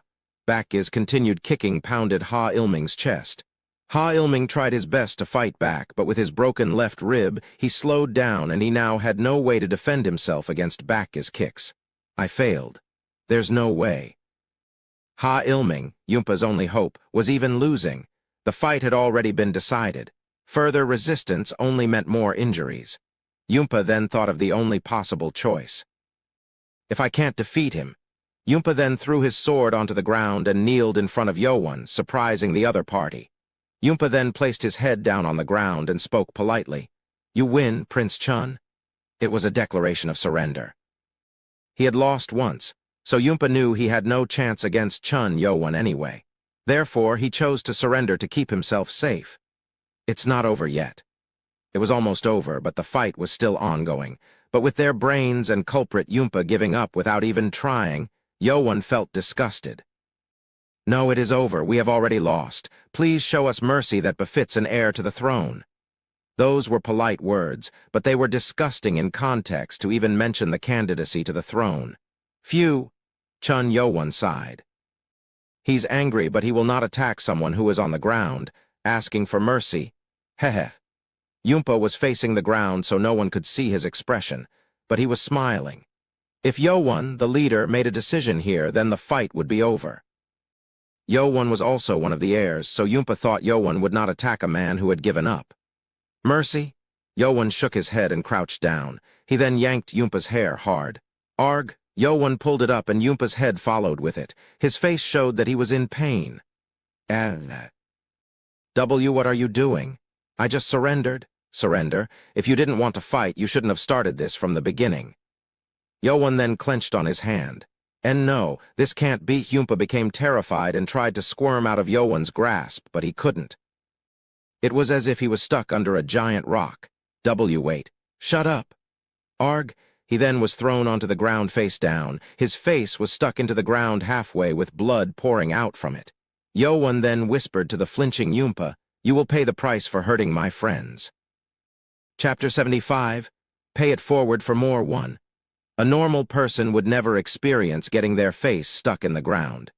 Yumpa got his thoughts straight when a powerful force pushed him into the ground. He almost passed out from the severe pain radiating throughout his entire face as the rocks and dirt were stuck in his face. He felt the blood pouring out from all over his face. Arg! Yowon then pulled up Yumpa's head again. His face was all crushed up. His front teeth were dangling, and his broken nose was pointed at a weird angle. Yumpa was in too much pain to realize that every part of his face was all messed up now. Arg! Ah! When he could breathe again, Yumpa formed up his thoughts and was able to barely speak. This is too much. I didn't even start. Eek! Yumpa paled. He felt like he would die after getting pinned into the ground once, but it seemed like that was only the beginning. Yowon grabbed his hair again, and Yumpa quickly shouted, Do you think Chun Yuchen will let you go free after doing this? He had to hide the person behind all this, but he just spilled it. Of course, Yowon already knew that Yumpa was working for Chun Yuchen. Chun Yuchen? Will do what? Yumpa thought he had made a mistake in saying that, but it was too late. He now had to hope for Yowon to be afraid of Yuchen. Chun Yuchen was one of the strongest cadets in the academy, so most of the cadets did fear him anyway. But, I don't care. What Yumpa's plans were going south from the very beginning. It seemed like he had made Yowon angrier by saying this. Did you think I would get scared if you spoke of Chun Yuchen's name? Suddenly, something popped up in Yumpa's thoughts. Wait, I heard Chun Yowon destroyed all of Chun Jongsum's bones. Chun Yowon's infamous action reached the climax when he took Chun Jongsum out. Yumpa then regretted saying Yuchen's name. If Yowon feared the other princes, he would not have done such a thing to Chun Jongsum. You should watch out for yourself first, and it doesn't matter, he's my next target anyway. Next? Arg. Yumpa's head was thrown down again. It was the second time, so maybe he would have gotten used to it, but that wasn't the case. Yumpa moaned with bubbles coming out of his mouth and soon passed out. At least Yowon did it very carefully so he wouldn't crush Yumpa's head completely. Yowon then looked down at Yumpa with a disgusted expression and shook his head. Ko Wanger then walked up to him. Master, we've defeated everyone. Good. The 11 cadets who were with Ha Ilming were all kneeling down behind Ko Wanger. All of them were injured and shaking in fear. They didn't think things would come down to this just because of what happened last night. And Ha Ilming? He's here. Ko Wanger pointed to a direction, and Ha Ilming was kneeling down in front of Baki. He was glaring at Baki angrily, if my ribs were fine. Ha Ilming thought he would not have lost that easily if his ribs were okay, but the fight was already over. Yowon went over to Ha Ilming, looking down at him coldly. And Nenjit. Ha Ilming tried to say something, but his blood points had been sealed so he couldn't talk. Thus, he just moaned instead. Although he lost, he still resisted as best he could, so he also had blood points sealed to make him immobile. What do you want? Should I let him talk? Baki asked. Yowon shook his head. He didn't want to hear anything from him anyway. Then, we pay him back the same way. Pay. Ha Ilming looked up at Yowon with a puzzled expression. Yowon then crouched to be on the same eye level with Ha Ilming, and he grabbed his right hand. What is he doing? Ha Ilming's eyes shook at the terrifying thought. Soon it became a reality. Yowon snapped his finger backwards. NNNNNNNNGH, Ilming moaned and writhed in pain as his finger snapped backwards. Galen and the other 12th Group cadets also frowned at the sight, but this was only the start. Yowan proceeded to break and snap all the fingers backward. This crazy bastard. It was so painful that Ha Ilming's face turned beet red and veins popped out of his neck. His eyes were also red, but it was astounding that he didn't cry from pain at least. "Why, is it painful?" Yowan asked. Ha Ilming stared daggers Yowan even though he was in such pain. "How dare he say that when he just broke my fingers?" Yowan did not care about how Ilming was glaring at him and continued. Ojong probably experienced the same amount of pain. No, it must have been more painful for him. Ojong's fingers had been snapped while he got beat up. When Ojong's name came up, Ha Ilming's members began to shake in fear. Damn it. Ha Ilming was busy fighting Baki at the time, but it was his members that beat up Ojong and broke his fingers. It was now all coming back to them. "I'm just paying you guys back the same way. You brought this upon yourself. NNNNGH, bastard, I will kill you." Ha Ilming was so much in pain, but he still didn't cower. Yowan then smiled and slapped Ilming. NGH, the slap had such power that it almost broke his neck. He couldn't move his body, so his head was thrown back along with his body, and that saved him. If he tried to resist against it, his neck bone would have broken as well. The slap was so powerful that it made Ha Ilming pass out, and Yowan got up and ordered his members. "Cut their legs and snap all their fingers." Yowan's words split the expressions between the two groups. Yowan's members gleefully smiled for finally getting payback for what happened to Ojong, and in contrast, Ha Ilming's members became pale. "We are lucky." Galen was relieved that he had made the right choice. If he had agreed to Yumpa's offer, he would have been in the same shoes. That seemed like a terrible end for greedily wanting a yellow tag. That's when Ha Ilming's body began to move. It was strange. Veins began to pop up from underneath the skin, and Ha Ilming's rolled eyes began to turn red. After everything turned red, Ha Ilming roared like a beast and charged at Yowan. "Kaarg. Master?" Hubong's scary warning spread across the mountain. Chapter 76. Pay it forward for more, too. An hour had passed since then.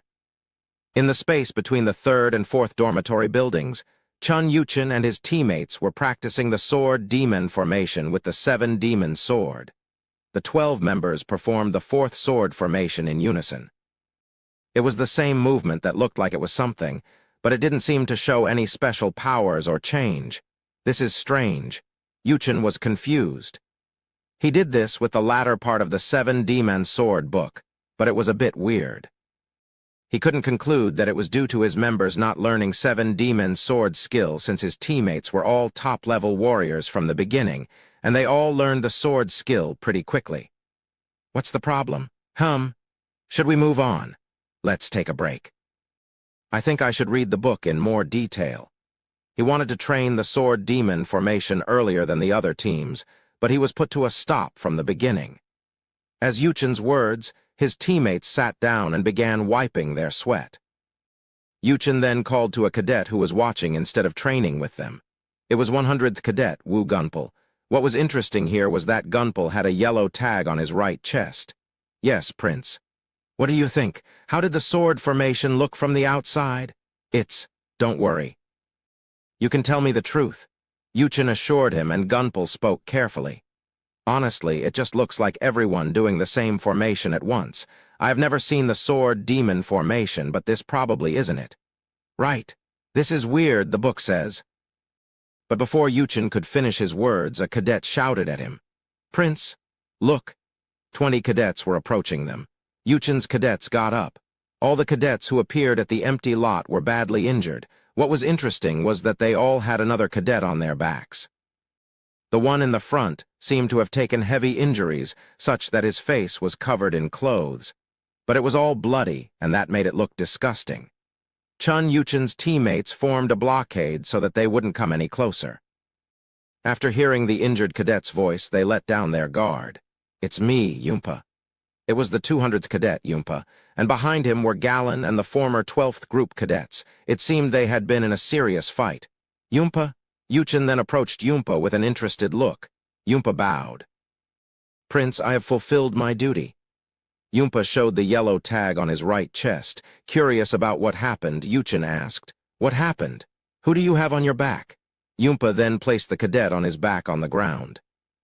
When he saw the person's face after they fell onto the ground, Yuchen became surprised. Ha Ilming. It was the 108th cadet, Ha Ilming. His face and skin had veins popping out, which looked really ugly. Ugh. Yuchen shook his head as he frowned. Starting with Yumpa, the 12th group members began putting down the cadets they had on their backs. Those who were put down were Yowan's 7 members and Ha Ilming's 11 members. The one Gallon put down had a heavily damaged face, and his face so bloody that it was hard to tell who the person was. "And who is this?" "It's the 7th cadet, Chun Yowan." Yuchen's mouth turned into a smile after hearing that. "Chun Yowan, what did you do to make him become like that?" There was a hint of excitement in his voice as he asked that. "We might have lost if it wasn't for Ha Ilming." Yumpa said in embarrassment. Yuchen didn't understand. "What are you talking about? If Ha Ilming did not learn the demon art of blood reversion, we would have lost." "What?" Yuchen was shocked. The demon art of blood reversion was an internal energy flowing skill that multiplied one's internal energy by reversing the blood flow. It looked good on paper, but it had a serious adverse effect. Using it would destroy the user's blood points and take away their sanity. It was a forbidden martial art within the demonic cult because of its dangerousness. HMPH. He's crazy too then. Yuchen looked down at Ha Ilming. If Ha Ilming had used the forbidden martial art, then it was easy to guess what had happened. He probably went berserk and attacked anyone in his way. "Well, you did good work. Honestly speaking, I didn't expect much from you, but this is pretty good." Yuchen complimented Yumpa for the first time. It was great that he had gotten a great victory. He was worried about Chun Yowan after hearing that he had defeated the senior instructor. "How about we cut his tendons before sending him to the medical room?" Yuchen smiled brightly and walked over to Chun Yowan. Cutting the tendons on his right wrist would be enough to prevent him from using sword skills for a while. Gallon then thought, is he trying to do that even in that state? He is terrifying. The blade Kai shined in Yuchen's right hand, and he smiled as he cut Yowan's right wrist. "Haha, at least I don't destroy internal energy like you did. You should thank me." He then looked at Yowan's face. Yuchen, who was excited just up until now, frowned immediately. He blinked his eyes, wondering if he had seen it wrong. He didn't realize it when he first saw it, but looking at the face up close, it wasn't Chun Yowan. Yuchen then felt goosebumps on his skin and mumbled, "Yum, Pa," and Yumpa's voice came from behind. "You're too late." "What is?" "Arg." Yuchen tried to turn back, but his face was struck and his body was thrown far off to the side. Chapter 77, Pay It Forward for More 3. "Prince!" It was too sudden. Chun Yuchen was thrown way off to the side and his members shouted in shock. They couldn't comprehend what had just happened. Yumpa quietly walked up to Yuchen's back and struck him, kicking Yuchen way back. Yuchen placed his hand on the ground and couldn't move. It seemed like he was in pain. "Yumpa, what is the meaning of this?" One of Yuchen's members and another one with a yellow tag, Ujurin, shouted angrily. She had a long chin with lowered eyebrows gave one a gloomy impression of her. However, she was one of the top 3 female cadets along with Hu Sangwa. "You've gone mad?" Wu Gunpal also shouted and charged at Yumpa. Then someone blocked him. A powerful energy-wielding fist crossed against Gunpal's arm, pushed him back 3 steps. Gunpal was shocked to see the person standing in front of him. The cadet had thick muscles and body that was twice as big as the other cadets. It was Ko Wanger. He got up quickly from the ground to block him. "What? How did you—" "It's time, friends." Ko Wanger spoke to his members, not turning away from Gunpal. The cadets that were on the ground then got up as if they were fine. That was quick. "I thought we had to stay down for longer." "Well, the plan worked, though."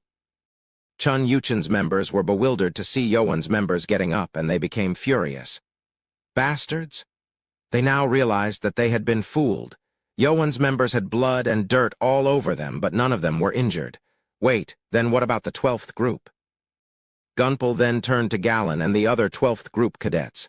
They too had pulled out their wooden swords to fight against Yuchen's group. "Yumpa, how dare you betray the prince?" Someone shouted angrily. It was another cadet who also had a yellow tag on his chest.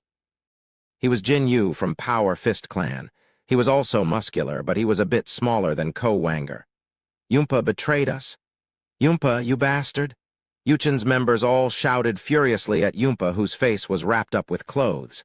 It seemed like they didn't trust Yunpa that much from the beginning. Yunpa then shook his head. HMPH. Then, Yunpa took the clothes off his face. Chun Yuchin's members all frowned at the face that was revealed under it. The voice was the same as Yunpa's, but the face inside was an entirely different person. Chun Yo-won? It was the 7th cadet, Chun Yo-won. Yo-won glanced around. What had happened here? It was what happened after Yo-won defeated Ha Ilming, who went berserk. Ha Ilming charged at Yo-won like a beast. Monster? Ha Ilming unleashed a powerful attack with his fingers. His head was turning white, but he wanted to defeat Chun Yo-won before he lost his mind. Yet someone had kicked him away before he could even get to Yo-won. It was Baki. Ha Ilming was so angry at Yo-won that he didn't notice Baki on the side. Baki kicked him away since it was an emergency. Arg? Huh, but this time it was Baki who was thrown away. Ha Ilming's increased internal energy had pushed Baki back. You dare interfere with me again. Ha Ilming then became angry at Baki and turned to charge at Baki, who had fallen down, but Yo-won did not let him do this. You stay here. He grabbed Ha Ilming's right wrist, and Ha Ilming was overconfident about his internal energy. That won't work this time. He attacked by multiplying his internal energy to 100% to fight back. But even then, Chun Yo-won's 90 years' worth of energy and physical strength that were strong enough to damage a blue pearl stone was not something that could be pushed back. Egg. Ha Ilming was thrown up in the air and was smashed to the ground by his wrist. Keg. Yo-won then quickly jumped on top of Ha Ilming and pounded his head. He was in too much of a hurry to overpower Ilming that he couldn't control his power this time. Ha Ilming's head was pushed down further than when he had pinned Yunpa. Hope he didn't die. At least he didn't break the head. With the active demon art, it seemed like Ha Ilming's body had become more powerful than normal. GRR. Ha Ilming's head wasn't destroyed, but with Yo-won's fist pounding from above and his back slamming against the ground, it gave him a concussion, and Ha Ilming passed out. His plan to strike from behind with the forbidden art had failed. Phew. Yo-won's then told him that it was the demon art of blood reversion. Most of the clan members who were trained in their clans knew what had happened to Ha Ilming. It's my first time seeing it. But he learned forbidden art of the cult. He will be expelled, Ko Wanger said as he looked at Ha Ilming. It was a foolish choice, as Ha Ilming should have just waited for a future chance to get his revenge. We're done here. We can now send them to the medical room. Ha Ilming and his members had their fingers snapped and right legs broken, so if they were not going to heal before the 3rd test, they were going to be expelled. It's good that we avenged Ojong, but it still doesn't feel that great. Everyone knew what Hubong meant. The person who was behind all of this was still fine. It was terrifying for one man to place all of these people to play under his feet to seek the yellow tag. Chapter 78.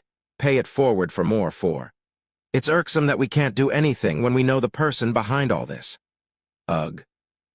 The cadets sighed with Hubong. Chun Yuchin was different from Ha Ilming or Yunpa. It was a known fact that Yuchin himself was at the top of the master level, and he also had 3 members who had entered the master level as well. Yuchin only recruited the finest warriors within the academy, so his forces were the best. It's infuriating, but we are not ready to fight him. If Chun Yo-won and Yuchin were to fight, it wouldn't end with a one-on-one fight. It was going to be a bloodbath between the 2 candidates with their forces. We need at least similar numbers and other powerful warriors like Baki if we decide to fight. Ya Wumin agreed with Ko Wanger. Hu Sangwa then raised her eyebrows and mentioned, if it is against early master levels, Ko Wanger and I can defeat him together. Ko Wanger and Hu Sangwa were on the verge of entering the master level. Given the right lessons, they were almost ready to shape the Kai outside their bodies. If you lack in number, we'll help. Galen then offered to work together with them. Yo-won's members turned to the 12th group cadets who had proposed to aid them. If they joined forces, then they would outnumber Yuchin's team. Then can we actually deal with Chun Yuchin and the others who masters? Yowan asked. Wanger frowned. Yes, but even if Master handles Chun Yuchen, one Master Warrior remains. I will take them both. What?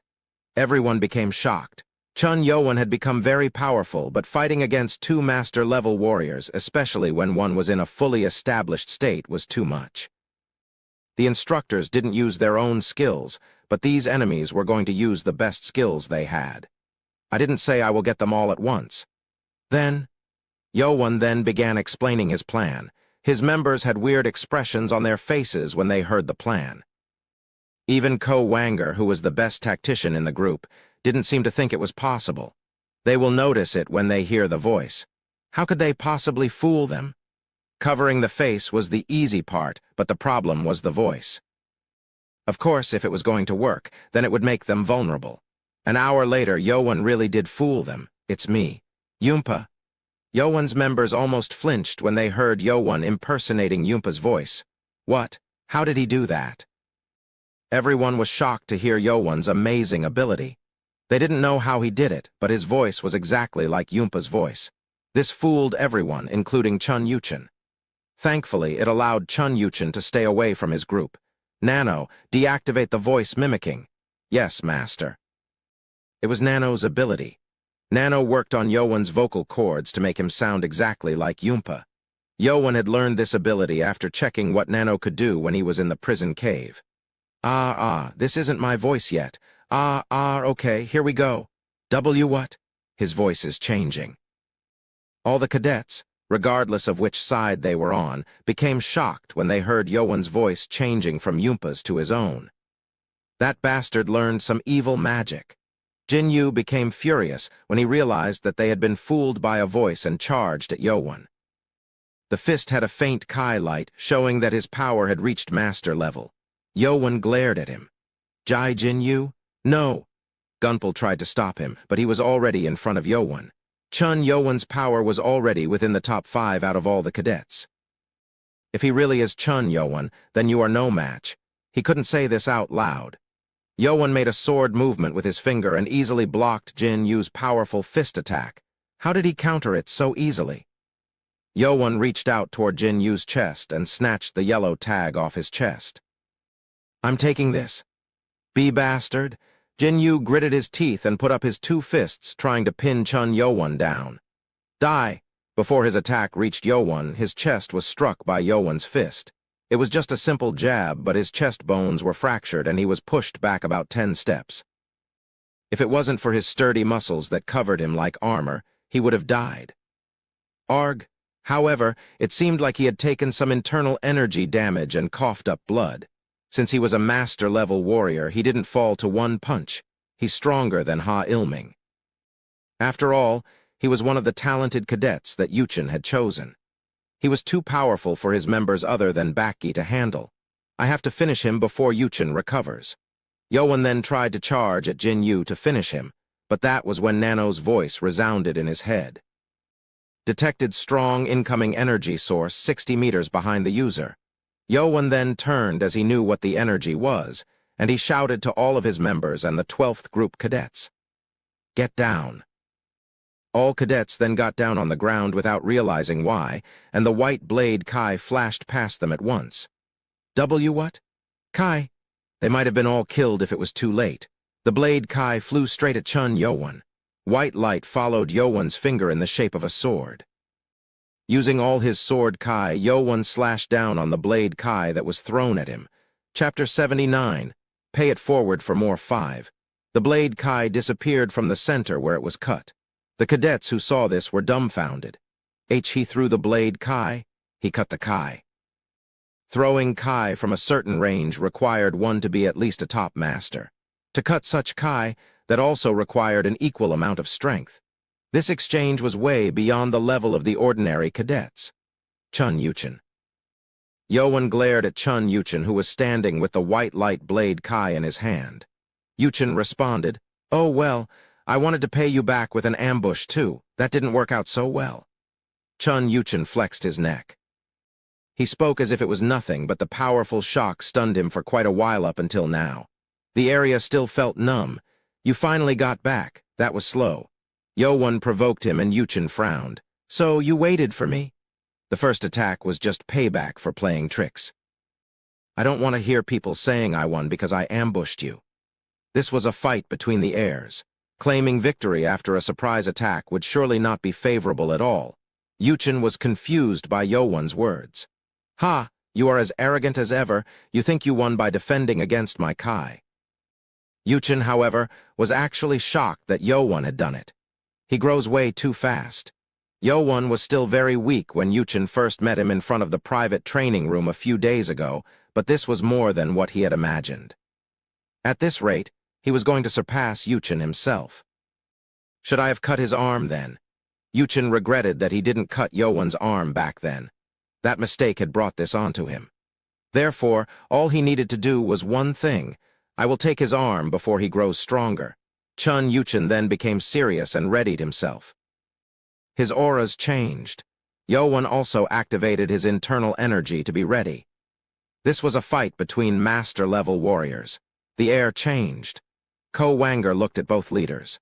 Their plan was to have Yo-Won fight Yuchen, while Yo-Won's members defeated Yuchen's members. However, this just became a duel between the leaders. If this was the case, all they had to do now was wait for Yo-Won to win. Master, you have to win this or else you will lose the competition itself. All the cadets focused on the two leaders. They became anxious, hoping their leader would win. Yuchen moved first. He bolted out like lightning to close in on Yo-Won. It was faster than anything that the cadets had ever seen. Yuchen jumped up and unleashed the second formation of his blade skill, Blade of Illusion, the giant slash of the elusive blade. Ha! It was a simple strike-down formation, but the power within it was massive. The power came down upon Yo-Won would cleave him into two. So this is the blade skill of the Blade clan? Right Guardian Submeng's butterfly blade dance was probably equal in strength. Yo-Won hesitated, wondering if he should fight with a blade skill or a sword skill. He chose the latter. I have to fight with all I have against an equally matched opponent. Yo-Won then gathered his fingers to unleash the sword Kai. He had tried to brandish the Kai over his wooden sword before, but the wood couldn't endure the Kai sword. Yuchen was surprised to see Yo-Won using a sword instead of a blade. He thought he had made a mistake when he saw Yo-Won cutting his Kai a while ago, but it was surely a sword. Yo-Won's sword Kai clashed with Yuchen's attack. Both Kai struck against one another and let out a spark. What is he thinking? Yuchen narrowed his eyes. He expected something great when Yo-Won did not use the butterfly blade dance, but the sword movement was too simple. However, it was weird that these movements were very familiar, but my Blade of Illusion does not stop here. Yo-Won thought he had countered Yuchen's attack when Yuchen's blade Kai twisted in a weird way. Yo-Won quickly used his Kai to defend, but the energy pushed him back. He was pushed back about 6 steps. As Yo-Won was pushed back, Yuchen's members shouted in excitement. Wah-wah, ah. Yo-Won's members turned grim. They didn't think Yuchen was this strong. They then thought that Yuchen was perhaps powerful enough to be accepted by Hu Jinchang also. He has a bit more internal energy than me, Yo-Won thought. With the Black Dragon Ball, Yuchen now had about 100 years' worth of internal energy. His formation is weird too. Yuchen's blade skill had odd attack angles. It was understandable as to why it was called illusion. It was so weird that one would get fooled into looking elsewhere when fighting against it. That right arm, Yuchen's right arm muscles were also developed. It was developed to use a blade in such a weird way. You are lucky. I was going to cut your arm with that. Yuchen smiled. He really would have achieved that with the previous attack if Yo-Won had reacted a little slower. Yuchen then pointed at Yo-Won with the hand that had the blade Kai. Stop with that stupid sword skill and come at me with the butterfly blade dance. Stupid sword skill. Chapter 80. Pay it forward for more 6. Yo-Won raised his eyebrows as he was offended. You think I would not notice what sword skill you are using? Ha ha ha ha. Yo-Won frowned. He was using the sword movements of the counter-sword skill that was left on the blue pearl stone pedestal. Did he recognize this? Yuchen shook his head and continued. I guess you also mixed up the 7 demon sword like the instructors did, but that won't work against me. Yo-Won felt relieved after hearing that, but he was also dumbfounded. If Yuchen had mistaken the counter-sword skill as the Seven Demons' sword, maybe that sword skill was left there by the sword demon.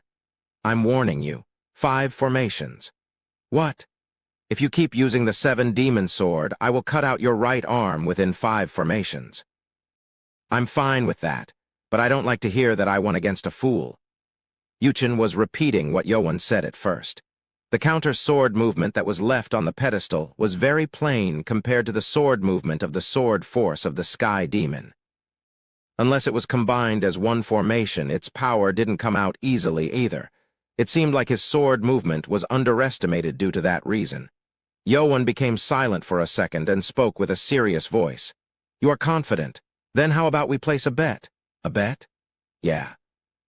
Didn't you say you could cut my arm in 5 formations? Yuchen became confused at the sudden offer of placing a bet. What is he playing at? He was fooled once by the Yumpa trick, so he thought Yo-Won had another one up his sleeve. But if he wanted to play tricks in front of all these cadets while dueling, that was going to discredit him as a candidate. Yuchen smiled. Let's see what you have to say. If I win, I will take all of your yellow tags. People began to mumble. He's gone mad, give all his tags. Dumb tricks. Yuchen's team members were outraged. Wanting all those tags meant that Yo-Won was basically telling them to give up on the 3rd test. It was bound to make them mad. HMPH. So that's what you wanted? Yuchen shook his head. He had expected as such, and it seemed like Yo-Won was telling him to finish this once and for all. Yuchen pondered on it for a while and then came up with an idea. Then I too will take your tag if I win. Since I have 4 tags and you have only 1, I will take your servant, Baki, too. Yuchen seemed to be satisfied by his condition, and Baki was shocked. He didn't know Yuchen still hadn't given up on taking him in. Yuchen was very adamant on recruiting the right people. How's that? Baki frowned. If Yo-Won lost here, then Baki would have no choice but to serve Yuchen. Damn it. Are you really okay with this? Baki looked at Yo-Won's eyes. He looked to see if Yo-Won was confident enough for this, but there was no fear or concern in his eyes. Baki then felt like he could trust him and nodded. Good. Then it sounds good enough. Yuchen was satisfied by the fact that he wouldn't lose anything. If Yo-Won were to fight with the Seven Demons' sword again, then Yuchen was confident in slicing his arm in 3 formations, not 5. Come, I will let you attack first this time. Yuchen spoke arrogantly. Yo-Won, however, didn't seem to be provoked. He instead took a step forward coldly. Then he charged at Yuchen. The finger on his hand let out a white light, which was the sword Kai. The plain sword movement was similar to the 6th sword of the Seven Demons' sword. Fool. Your recklessness will lose you an arm, your servant, and your tag. Yuchen scoffed at Yo-Won in his thoughts. He had read the Seven Demons' sword book tens of times to fight against the instructors. He knew the weak points like the backyard of his home. Ha! Yuchen then swirled the blade Kai on his right hand and unleashed 4th blade formation of his blade of illusion. His blade stormed against Yo-Won's sword movement. Both movements collided against one another, and Yuchen's eyes began to shake. What? Is this really a Seven Demons' sword skill? Something unexpected began to happen. Yo-Won's sword movement that started out plainly began to change. The simple sword movement began shifting in weird ways, changing into a powerful sword formation. The change was as if a stone had been thrown into a calm lake. No, at this rate? Arg. And starting from the 5th movement, it wasn't something Yuchen could defend against anymore. His arms began to move frantically as he tried to defend himself against the onslaught of attacks. He tried to move onto the 5th formation to turn the situation around, but he couldn't find any opening to do so. What? His hand was thrown back before he could even complete the blade movement. He then was sucked into the sword formation storm. Ugh. Various sword formations shot past Yuchen. The sword Kai struck his blood points, making blood pour out, and Yuchen's body was thrown from side to side. And as the finisher, when the 24th movement of the formation was about to cut Yuchen's neck, Yo-Won changed its direction. Yuchen screamed in agony. Every cadet who was looking at it couldn't help but stare dumbfoundedly. Something dropped from the air, still squirming as if it was alive. It was Chun Yuchen's right arm. Chapter 81. Pay it forward for more 7. Cadets from Chun Yuchen's team were positive of their leader's victory. Unlike his usual lazy and casual attitude, Yuchen was the hard-working type. With his exceptional talent and hard work, his growth in strength far exceeded that of his peers. Every one of his teammates knew this and thus trusted him. He dares to fight against our prince with the 7-demon sword. No way. Prince Chun will lose. Fool. You can't win. And the result of the fight was unexpected to say the least. As Chun Yuan's sword Kai shot past Yuchen, something dropped onto the ground. It was Yuchen's right arm. Yuchen screamed and fell down to his knees. He endured the severe pain that made him feel like he would pass out to keep the last of his last pride, but he was in a very bad state. I won, Yuan stated as he looked down at Yuchen. And no way, how did he lose? Impossible. Yuchen lost his arm after just one formation exchange. And Yuan twisted the direction of the sword that was originally going toward Yuchen's neck, so Yuan actually even spared his life. Arg! Blood gushed out from the wound where the arm had been cut off. Yuchen's face began to go pale. He quickly pressed his blood points to keep the blood loss to a minimum, but he was in serious condition, and he needed immediate medical attention. Prince. Wu Gunpal and the other members on Yuchen's team tried to run up to him, but they had to stop as Yuan's sword Kai aimed at Yuchen's another arm. Why you? Stop. You take one more step and I'll cut his other arm off too. And no, it looked like Yuan would really do it. He had done a lot of wicked things in the past, so it didn't seem like Yuan was bluffing. He might really do it. Yuchen's members then backed away. Now, keep the promise. Yuan looked down at Yuchen's pale face. Yuchen then looked up with a painful expression, unable to comprehend what had just happened. What did you just do? Do what? How can you make such a powerful formation with the mere 7-demon sword? Although the 7-demon sword was from the legendary sword demon, it was still only a top-class martial art. Yuan's sword formation was beyond what that sword skill could do. The Blade of Illusion skill, one of the top 3 blade skills in the cult, was no match against it. Mere 7-demon sword? Yeah. If that's how you saw it, then you have a long way to go before talking about the formation. Yuchen was baffled. Yuan just spoke to him the same way that Yuchen once spoke to Yuan back in the day. Of course, Yuchen really didn't comprehend the counter-sword skill left by the sword demon. Yuchen became bitter. I tried hard to become the heir. It was now all gone. He lost to Yuan when he had both arms, and now only his left arm was left. Moreover, he had trained the blade skill with his right arm mainly, so this meant he was now considerably weaker.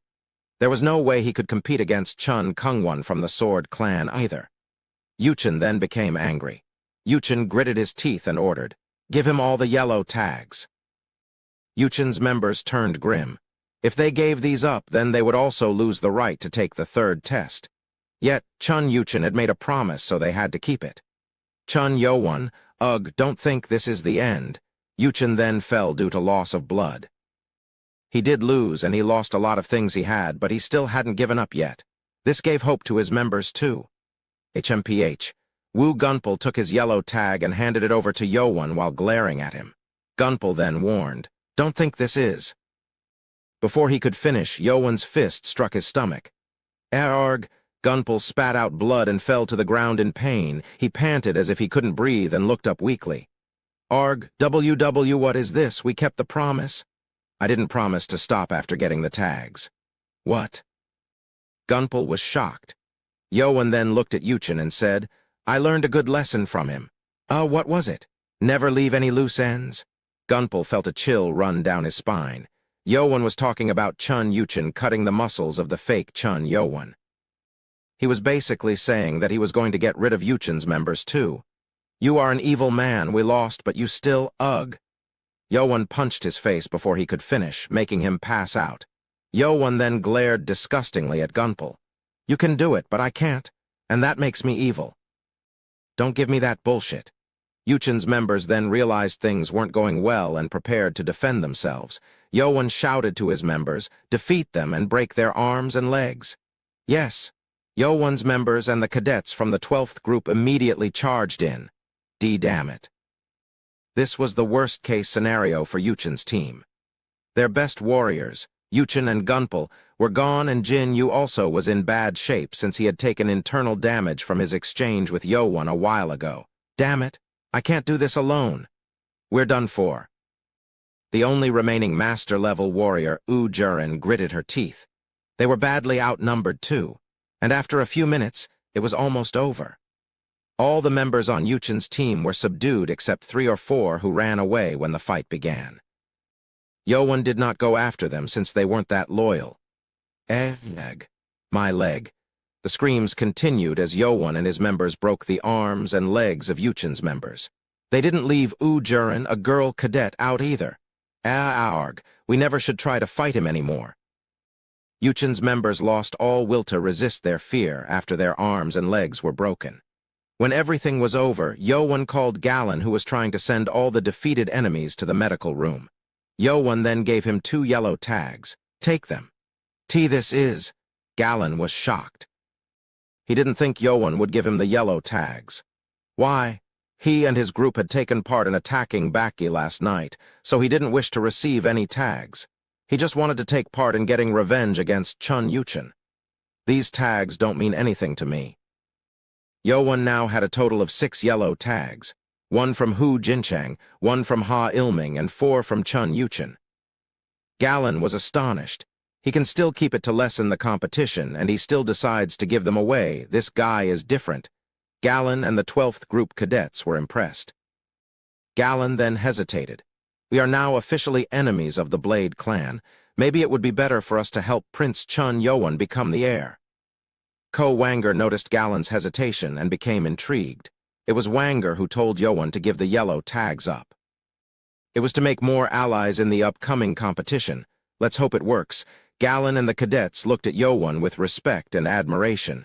But this wasn't enough. And did it work? All 19 cadets, including Galen, knelt down. What is this? Yowan asked calmly. Galen and his cadets then put their head to the ground and shouted, We want to pledge our allegiance to Prince Chun. Please accept us. A faint smile appeared on Yowan's face. Chapter 82, Get in Line 1. My arm. My bone is poking out from my leg. The medical room was busier than normal. It was still a few days away from the 3rd test, but there were many patients, and one man was very happy about this. Thanks, Yowan. It was quite boring after Yowan was sent to the prison cave, but he was now sending more patients right after his release. There were so many patients that the doctor had to choose which one to look after first. Dr. Beek Jingmeng felt like he was in paradise. I'll go with you first. It was Chun Yuchin. He needed immediate attention as his wound had only been tied up to stop the blood. As Jingmeng tended to the wound while grinning, and Instructor Simong frowned. I thought he was weird, but how can he grin at the wounded students? Simong then looked away with disgust. There were instructors here in the medical room as there were too many patients that Jingmeng alone could not handle them all. There was one more happy in the room. It was Ojong, who was from Yowan's team. Master Ojong, who woke up around noon, was angry that he had lost the yellow tag. He was also concerned about what Yowan would think of him. However, all of his concerns disappeared immediately. He had to hold back from bursting out in laughter. His anger was quenched when he saw Ha Ilming and his members along with Yuchin and his members being carried in with heavy injuries. Master, I will serve you forever, Ojong thought. He then heard the instructors amongst themselves. He really is different. It was just yesterday when I took him into this room with internal damage. An instructor who looked like he was in his early 30s spoke. It was Heen Yun, the youngest instructor. He was the instructor who took Yowan into the medical room after the first test. He never guessed that Yowan would become so strong after such a short amount of time. Who would have known? Simong shook his head. He was beyond shocked when he heard that Yowan had made Hu Jinchang fall to his knees after just one formation. He didn't even care to watch the fight since he thought that Yowan would lose, but the outcome was unexpected. Nobody can guess the outcome of this competition. Chun Yuchen, one of two most likely candidates, was now out of the competition. He didn't have his internal power damaged like Chun Jongsum, but Chun Yuchen would have definitely passed the third test. Well, we might see some very unexpected events this time around. Airship competition. This was the sole interest that everyone had, as this was directly connected to the future of the cult. There was one person who wasn't in the medical room, however. It was the 108th cadet, Ha Ilming, who was taken into another room on the way. He was in the chief of the Demonic Academy's office. Left Guardian Li Haiming moaned as he looked down at the naked Ha Ilming laid down in front of him. All of Ha Ilming's skin had veins popping out eerily. This only happened when blood flowed backward. This is blood flow reversion for sure. The veins usually went down if flow returned to normal, but Ha Ilming had passed out before he could even do that. Haiming looked down at Ha Ilming with a serious look on his face and placed his hand on two blood points. Haiming's hand glowed, and the light was absorbed into Ha Ilming's body. Soon, Ha Ilming's body began to flinch and the veins began to squirm. Soon it went down as the blood flow returned to normal. The skin also turned normal and Ha Ilming suddenly woke up and coughed. NNGH? Ha Ilming coughed for quite a long time and looked down at himself. Why am I naked? That's not the important issue here. Ha Ilming looked up and saw a fiery red-haired man sitting next to him. See, Chief? Ha Ilming got up immediately. Ilming wasn't sure why he was here since he had been fighting with Yowon as far as he remembered. He then felt a serious headache and remembered Yowon's fist crushing his head before he passed out. Why am I here? I'm the one who's asking the questions. Ha? How did you learn the blood flow reversion? Ha Ilming was then shocked. He looked down at himself, but he didn't see the veins. Then how did Li Haiming find out about this? I don't know what you are talking about. HMPH. Li Haiming sighed. He then gestured his hand to hold up something, and a powerful invisible force threw Ha Ilming up into the air. H. Ha Ilming tried to fight it with his power, but the difference in power was too great for Ha Ilming to resist. See, Chief, what is the meaning of this? HMPH. Haiming then flicked his finger, twisting Ha Ilming's left arm like a rag doll in a weird way. Arg. Ha Ilming screamed, but the screaming didn't leave the office since the entire office was covered with Li Haiming's energy. 108th Cadet, Ha Ilming of the Red Martial Sword Clan, not affiliated with any other clan officially.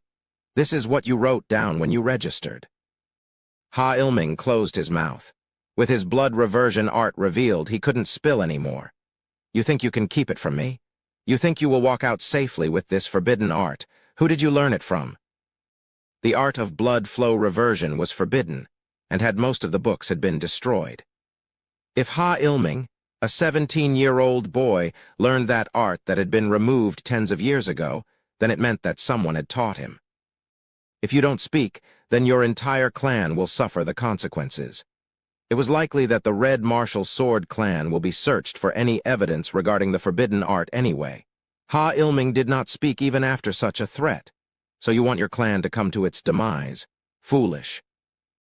Haiming snapped, and this time, Ilming's right leg was twisted weirdly. Ha Ilming screamed in pain, and Li Haiming walked up to him. He then grabbed Ilming's chin and glared at him. I am the left guardian of the cult. You think I wouldn't know about the Red Martial Sword Clan, one of two shadow sword groups of the Sword Clan? Damn it, Ha Ilming frowned. Li Haiming almost smiled, but Ha Ilming suddenly chewed on something and blood seeped out from his mouth. No, he bit his tongue to kill himself. Haiming tried to open his mouth forcefully, but Ha Ilming also reversed his internal energy, which was also an act of suicide, to die as a dog of that cursed clan. Ha Ilming's eyes were full of anger as died. Haiming tried to calm his energy down in order to keep him alive, but there was no use. Ha Ilming shivered and soon died.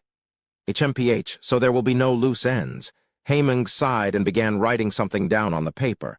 At dinner time, there were 50 or so cadets waiting outside the cafeteria. Then they shouted at a cadet walking up to the dormitory. There he is. The cadets then began to mumble. He's here. Prince Chun Yo-won. The cadets all moaned in astonishment as Yo-won began walking down with over 25 cadets behind him. I'm first.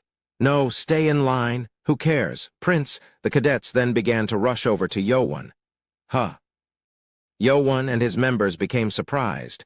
All these cadets then came up to them, so Hu-bong and the other members blocked them from coming near Yo-won.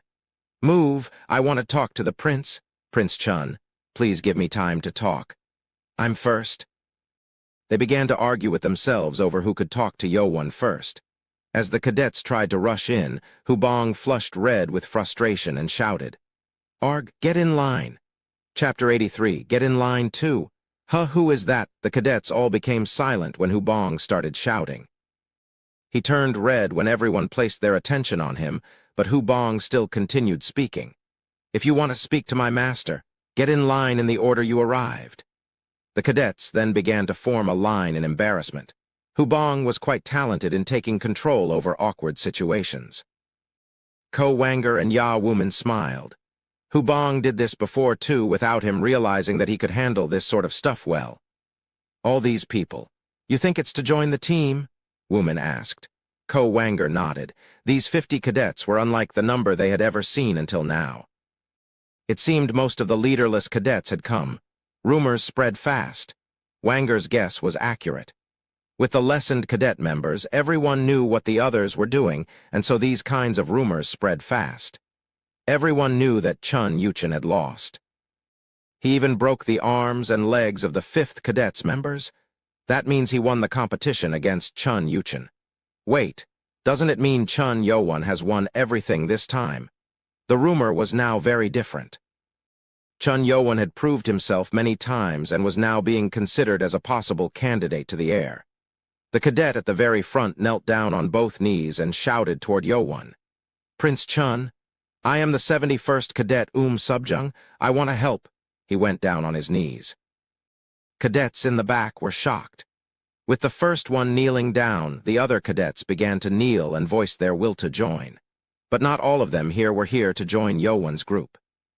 Some cadets had just come to see if there were any spots left for them, as they heard that Yo-won now had a total of 6 yellow tags. Chun Yo-won frowned. Is it them? This rumor was spread by Chun Yuchen's members who had fled the fight. Today was the last day for the team leaders to be assigned, so they spread the rumor to target Chun Yo-won. Contrary to their expectations, people were begging to be taken into Yo-won's group.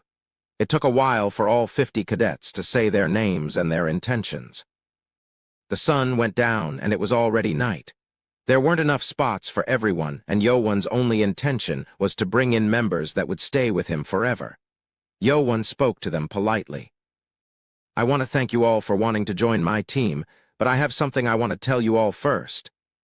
Yo-won then began explaining, just like when Ko Wanger and the others first came to him. He only wanted people that would join him for future battles, not just the test. So I want people who will lead the new demonic cult with me. We will walk together on this treacherous path.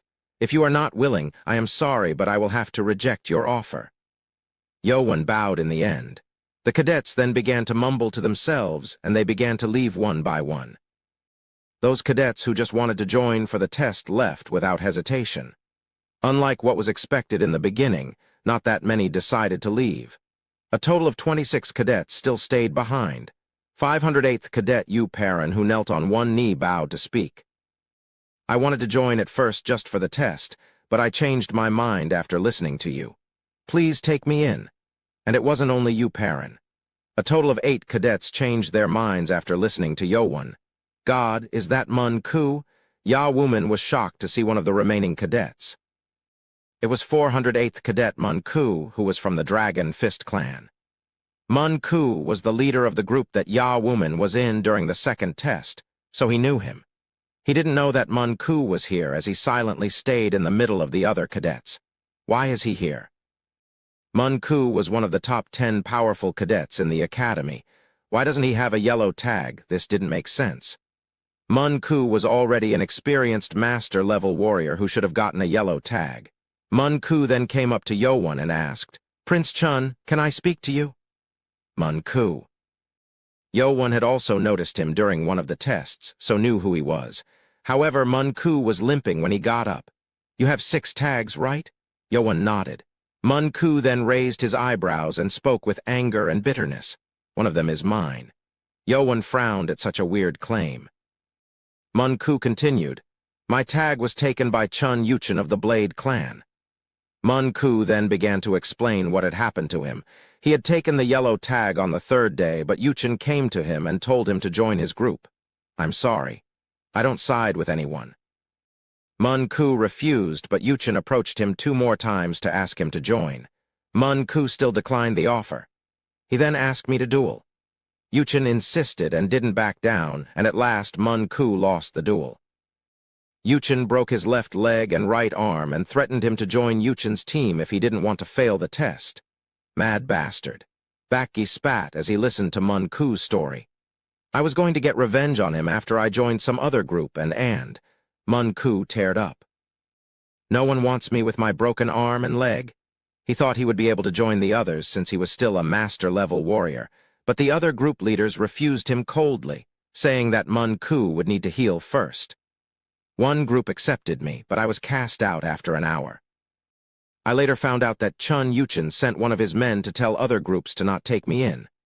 Mun-ku then became angry at someone for the first time in his life. So, I wanted to get revenge as soon as I healed up.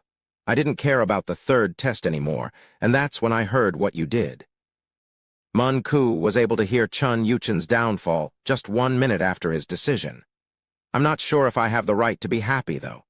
He felt good that Chun Yuchen was in pain, but it didn't feel like he had fulfilled his wish since he couldn't do it on his own. Mun-ku sighed and looked up at Yoan. "So, with that said, I want you to take me in." "Huh." Yoan frowned. He understood Mun-ku was in a bad spot, but what was this about? Mun-ku then knelt down with his limp legs. "I'm sorry. My depression made me say weird things. I am just asking you to take me in, not judging me by my broken arm and leg." Mun-ku was here to meet Yoan as his last resort.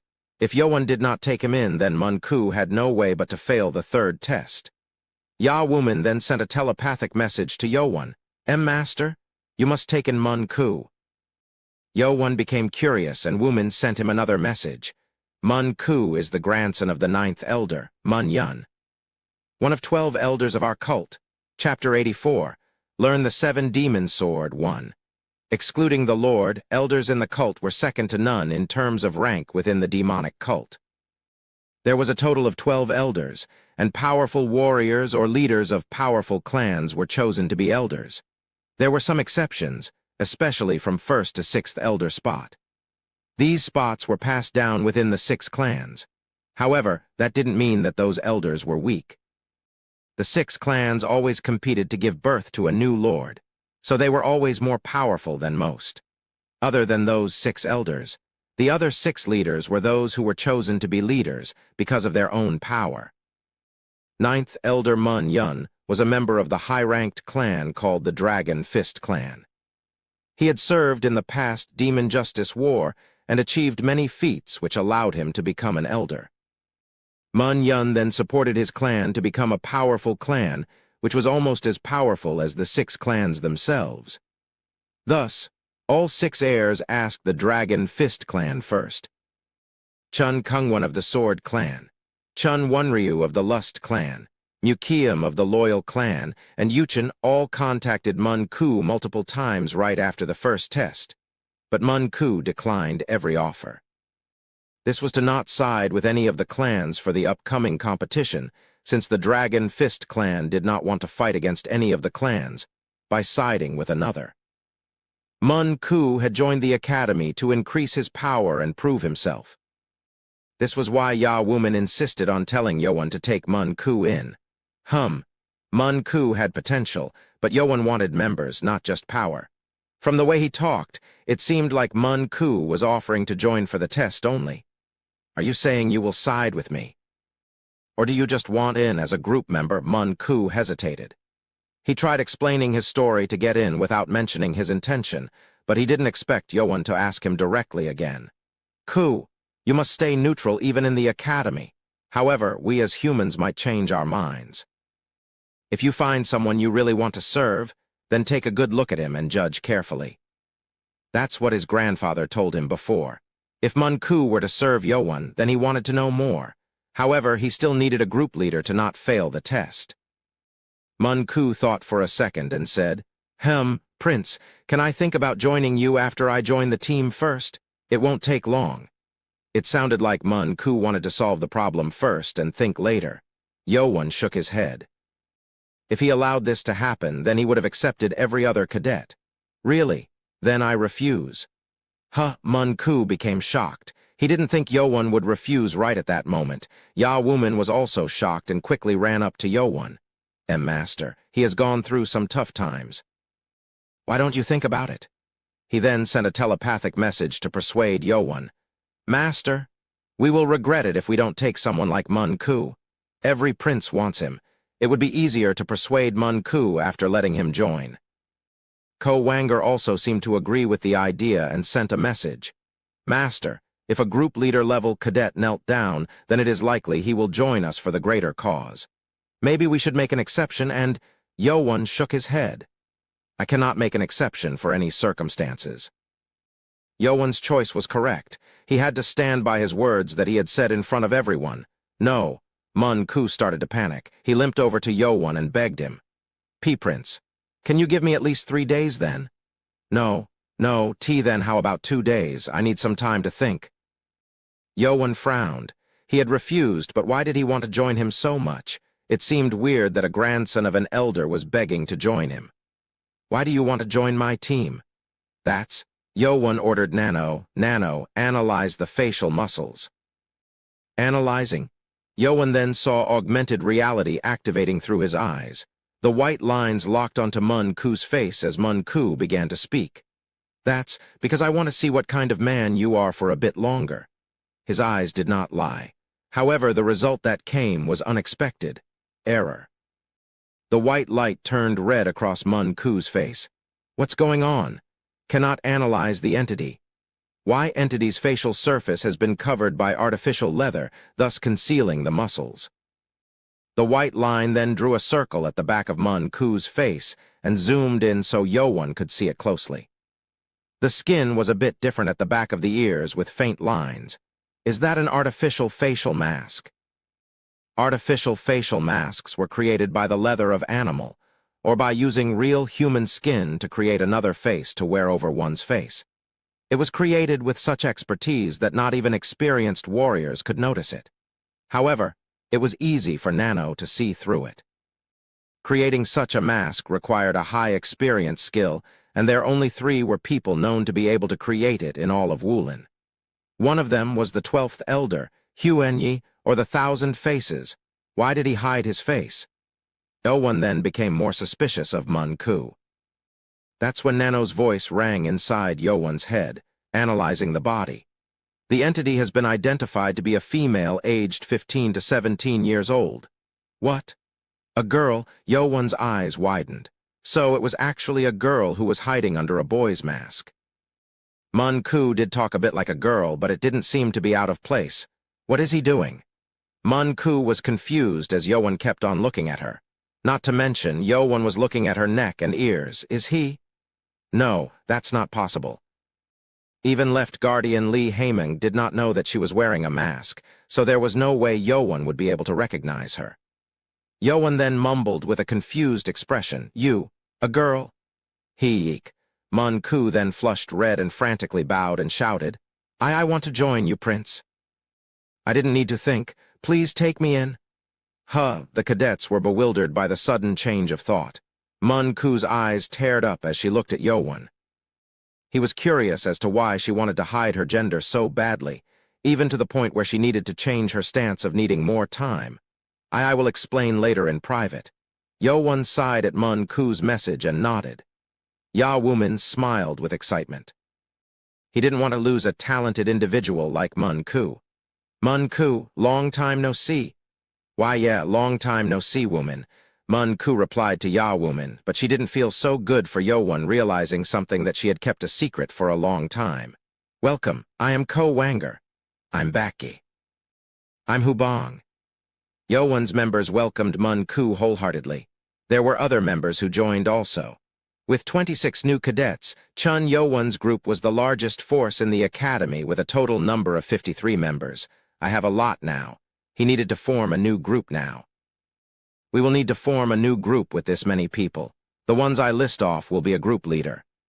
Yes, sir. The cadets were intrigued. Yo-won's decision here meant that those people were Yo-won's trusted servants. First, Ko-wanger. Yes, master. Second, Baki. Baki was a powerful warrior. Yo-won thought about giving Baki rough cadets who could be unruly at times, but Baki was definitely qualified to handle them. Third, Husangwa. Yes, master. Take care of the girl cadets.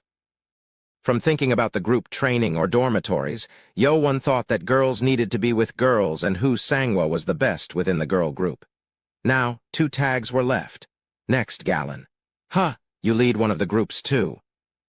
Yo-won gave Gallon a tag because the former 12th group cadets followed Gallon's words more than anyone else. Thank you, I will do my best. Gallon, who didn't think he would have such a chance, bowed to Yo-won. Lastly, Yo-won turned to Hubong. New members became confused as none of them thought Hubong would be a leader. But the original 7 members knew Hubong for his loyalty, so they didn't think it was strange. But Hubong shouted before Yo-won could speak. Master, I need to stay by your side at all times. I see. The last tag then went to Ya-woman. There were more powerful warriors here like Yu Perrin, but they hadn't won Yo-won's trust yet. After forming a new team and eating dinner, Yo-won met with Mun-ku alone at the back of the training room building. Mun-ku was red from embarrassment. Why did you hide the fact that you are a woman? Chapter 85, Learn the 7 Demons Sword, 2. I put a decent amount of effort into this one. It's one of my masterpieces. You can use it for at least 5 years if you take care of it. It was what 12th Elder Huan-yi said to her when he gave it to her. It was created from pigskin and other various materials made to withstand against most shocks. It even changed the color of the skin when Huan-yi worked on his magic on it. She needed to take it off every day to let the air flow through, and it required new glue. But Mun-ku gladly took it. How did he find out? You told me nobody would ever find out about it. Huan-yi claimed that no one would be able to realize that it was a mask. Yet Yo-won saw right through it, and even found out that she was a girl. Should I say that I am too ugly so I had to hide my face? No, that's too dumb. That excuse didn't explain why she had to hide her gender. From what she experienced, Chun Yo-won didn't seem like the type to trust others easily. Her face turned from one to another with various expressions, and she soon became depressed, and Yo-won frowned. Mun-ku emotions were obvious on her face, much like Hubong. Mun-ku then looked up to Yo-won with begging eyes. Prince, please don't tell anyone about this. It's not like you will be kicked out if the others know. Why are you hiding it? The demonic cult valued strength.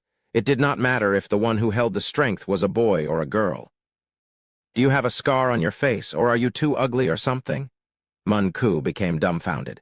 She thought Yo-won would not believe such excuses, but since he asked so seriously, it seemed like Yo-won thought it was a plausible reason. Mun-ku sighed. Phew, Prince, promise me. Promise. That you will never tell this to anyone, ever? Okay, Yo-won answered hesitantly. Mun-ku then leaned back against the building wall with her limp leg and started talking. This face is the face of my twin brother. What? Mun-ku was a twin. She had a brother named Mun-yu who was the future leader of her clan. Their father, Mun-sung, was killed right before the twins were born by the evil forces. After experiencing such shock, their mother had trouble giving birth. Mother died while giving birth to my brother. Yo-won realized she had been raised without her parents. Yo-won felt more sympathetic as he too had no parents. My brother was always weak since he wasn't given a proper birth. Unlike Mun-ku, who came out first normally, Mun-yu was born with a defect of being mentally ill. It was very shocking for Mun-yun, who just lost his son. He now had a mentally ill grandson who was the only one who could succeed the family. It was unfortunate for the Dragon Fist clan, who always had a male to lead the family. Mun-yun then hid the fact that his grandson was mentally ill. He tried very hard to heal his grandson, but nothing worked. Grandfather was very sad. He barely made his clan powerful like that of the 6 clans, but no one could succeed him. Unlike Mun Ku's talent at martial arts was astounding. She had reached the master level just when she was just 16, and Mun Yun was glad and sad at the same time. And that's when the time to join the academy came closer. Mun Yun hesitated. All clans were required to send students to join the academy, but he couldn't send Mun Yu, who could barely speak. If he sent his granddaughter instead, that was same as saying that his grandson had a problem. Is there a reason for not revealing your brother's sickness? Yoan asked since he was confused. In his opinion, the problem was going to be revealed sooner or later anyway. All 6 clans want to take our clan under their wing. The 6 clans were always competing with equal power between them. The Wise clan was the strongest at the moment, but having the Dragon Fist clan would be enough to turn the tide. They always ask us, and if they realize what happened to us, ugh. Mun Ku scowled. If the Dragon Fist clan's only successor was mentally ill, it would be easy to take the entire clan under them by marrying Mun Ku off instead. I see. Yoan nodded understandingly. So, grandfather declared to be neutral to protect our clan. The 9th elder wanted to keep his clan from being absorbed into one of the 6 clans. Mun Ku then gave him a surprising idea. I told him I would join the academy as a male student. She also knew about the situation of her clan, so she decided to join the academy in place of her brother. If I pretend like I'm my brother and do well at the academy, the 6 clans won't try to play tricks on us at least.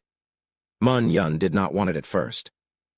But he soon asked his friend, and the only one who knows about the details of his clan, 12th Elder Huan-Yi, to make her a mask, and that's how she was here now. However, the thing was that she did not use her brother's name. This was as a precaution just in case her gender was revealed so that her clan or her brother would not take the blame. So this was what happened. Yoan then lost all suspicion he had of her. For the first time, he fully understood another person's problem. He's very serious. Mun Ku grinned at Yoan, who was seriously listening to her story. I guess that explains my mask. Yoan nodded. Mun Ku, too, felt a bit relieved after telling her secret to someone. She then emphasized it again. Prince, you really have to keep this a secret. Yeah, you have to keep it. Please.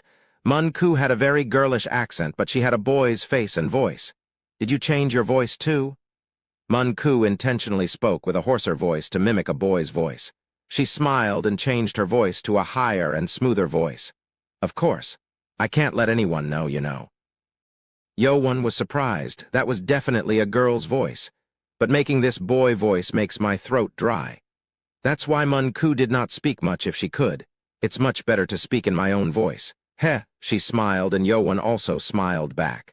Huh, oh no. Mun Ku then looked up at the dark night and began taking something out from her pocket. It was a small bottle. I almost forgot. Huh, it's my time to put on glue on the mask. I forgot while talking to you. Is that the glue? Yeah, this is really taxing, you know. I have to glue it every night or else it might come off. Oh. The mask made from Huan-Yi was very well made so that it didn't feel awkward while wearing it, but it always needed constant gluing. It was so hard to glue this on myself with my broken arm. At least there's an upside to something. She then took the end part of the mask and pulled it off her face. The mask then stretched like rubber and was peeled off, revealing what was underneath. Ah! Yoan let out a gasp of astonishment without realizing. She had a pure white face with large, glittery eyes, and she had small pink lips. Her beauty shined under the moonlight, and it made even Yoan, who was indifferent toward others, mesmerized. Here, hold it up with both your hands. Huh, like this? Yeah. Yoan held up his hands, and Mun Ku placed her mask in them. She then opened the bottle and began spreading the glue on the inner surface of the mask. See how annoying it is? Hee. She smiled, and Yoan blushed. It was the first time Yoan thought that someone of the opposite gender was pretty.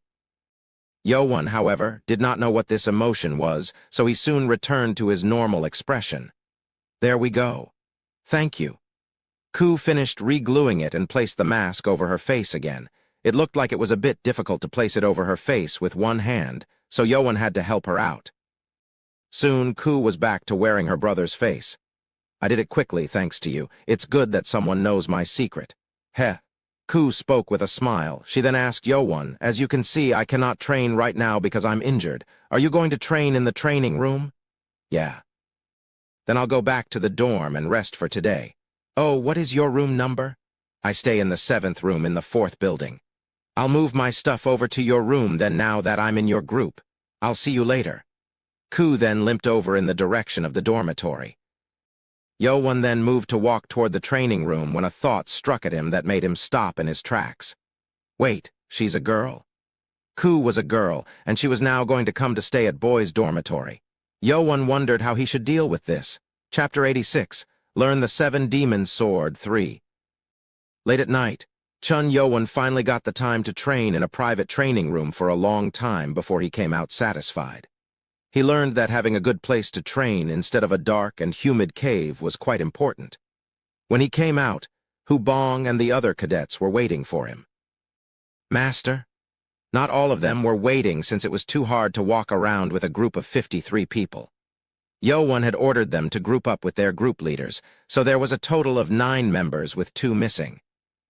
One was Ojong, who was still receiving medical treatment, and the other was Mun-ku, who was at the dorm. "Let's go." "Yeah." It was the last night for getting a yellow tag, but they weren't attacked on their way back.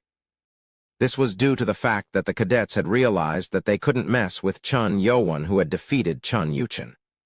While Yo-won was not targeted, a total of 2 leaders were stripped of their yellow tags that night. One of the cadets who stole a tag from another leader was Chun Mukium from the Loyal clan. He had just gotten out of the medical room yesterday after staying there for almost 10 days. Nonetheless, he had his loyal servant, Jaehyun. Jaehyun had gathered members to form groups for Mukium, who would be coming out of the medical room soon. Ugh, damn it. Mukium became exhausted after taking the tag. He tried to take on the leader alone, but most of the groups were moving together, so they had to have a group fight instead. I was left behind. It was only 10 days, but the cadets had gotten much stronger now. Most of the cadets were now at the level of top-class warriors. Mukium also consumed the Black Dragon Ball, and that pushed him to the entrance of the master level. Damn it. So, even when he fought 321st Cadet Han Pengwon, who lacked 10 years of internal energy compared to Mukium, it took a total of 30 formation battles. Mukium also had pain in his left shoulder where Pengwon had injured him. Bastard. Mukium became annoyed that he was injured by a mere warrior from a high-ranked clan, and kicked Pengwon's stomach, although the boy had already passed out. I need to become much stronger if I want to defeat that monster. He didn't call Yo-won a peasant anymore. After Yo-won defeating Chun Wonryu, Chun Jongsum, and Chun Yuchen, Yo-won was a terrifying monster in Mukium's mind. I'll catch up to him. He didn't look down on Chun Yo-won anymore. To him, Yo-won was not a target of his anger, but an obstacle he had to face in order to become the Lord. At the same time, Yo-won had returned to the dorm. The room was lit, and Mun-ku was reading the 7 Demons Sword skill book on her bed. "Oh, you are here." Mun-ku greeted him, and Yo-won nodded awkwardly. Yo-won still felt awkward about letting a girl stay in the same room with these boys. What have I done? His promise to keep Ku's secret had come back to hit him. He regretted making the promise, but there was no going back. She does look like a boy, though. Ugh. She had the mask on, which made her fit right in, but the problem was that Yo-won knew she was a girl. Yo-won then thought he had to pay attention when they changed clothes. Then that happened. Ugh, this is so hot. Hubong, who was drenched in sweat, took all his clothes off. He quickly grabbed some spare clothes and ran out of the room to go wash up. Hubong. Yo-won covered his face with his hand. This was a boys' dormitory, and a lot of boys went straight to the bath butt naked after training. I'm sorry. I can't protect you. Hubong had shown off everything just now. Yo-won glanced over at Mun-ku, but she was concentrated on reading the book, HMPH. He sighed in relief. Yo-won then tried to tell the other members to not strip themselves naked within the dorm room, but, "Let's go wash." Ugh, I'm so sweaty. Before he could even speak, half of his members stipped themselves and ran out to wash. It was too late. "Don't leave me behind." Jin-guk, who was usually shy, even threw off his clothes and ran after them. Even the remaining 3 members who still had some clothes on went out in their underwear. This is crazy. All his teammates just showed off their body parts to a girl. Yoan turned to Ku, but she was still focusing on the book. Was she doing that on purpose? Hey, are you okay? Yoan asked as everyone had left the room. Ku replied without letting her eyes leave the book. She sounded very calm and casual. It's okay. I've been through this so much now, I'm used to it. Why, you can go ahead too, don't mind me. Ku had been with the other boys before she came to this room. It was apparent she had seen this happen multiple times already. But Yoan only saw Ku diving into the book with a blush on her face. How can I not mind? Yoan sighed and took clothes to change into and went out. After that day, Yoan told his teammates to not take off their clothes inside the dorm room. His members were confused, but they followed his orders. Chapter 87. Learn the 7 Demons' Sword 4. The next morning, Yoan reported about the yellow tag to the main building of the Demonic Academy and was declared as the leader for the 3rd test. There were only 11 leaders up until yesterday morning, but with Yoan's 5 groups under him, the total number of groups increased. Chun Kungwon of the Sword Clan also made another group under him, so there was now a total of 16 groups. 700 Cadet Sama Chak had 2 tags, but he didn't make another group. So, a total of 15 cadets were not in a group, and they were destined to fail when the test came around. They had to find groups within the remaining 21 days. After registering to become the leader, Yoan and his members got breakfast and went up to the small hill behind the dorms. It was time to train the 7 Demons' Sword. Since I have my own group, I want to teach my members by myself. They originally planned to train the 7 Demons' Sword altogether, but Yoan was surprised to hear the unexpected request. Ko Wanger agreed with Bakki's request. Bakki is right. It will be too much to teach all these members at the same time. It's better for us to teach our own groups instead. It did make sense. Chun Yoan was the strongest warrior in his group, but it was too much for him to teach every member. I second that idea myself. Galen also wanted to teach his own group since he had his own way of training the 12th group. Yoan hesitated for a bit. He knew that they were asking for this for an entirely different reason than what they were proposing. There was a faint hint of competition going on between Bakki, Ko Wanger, and Galen. This all started during breakfast. It will take at least 7 days to train the 7 Demons' Sword. That's too long. I only need 3 days and then start formations after 7. Bakki made this claim thoughtlessly when Ko Wanger was just sharing the idea. This fired up the competition between them. And when breakfast was almost over, they were now making bets on who would finish learning the Demons' Sword formation faster. I heard you guys talk already.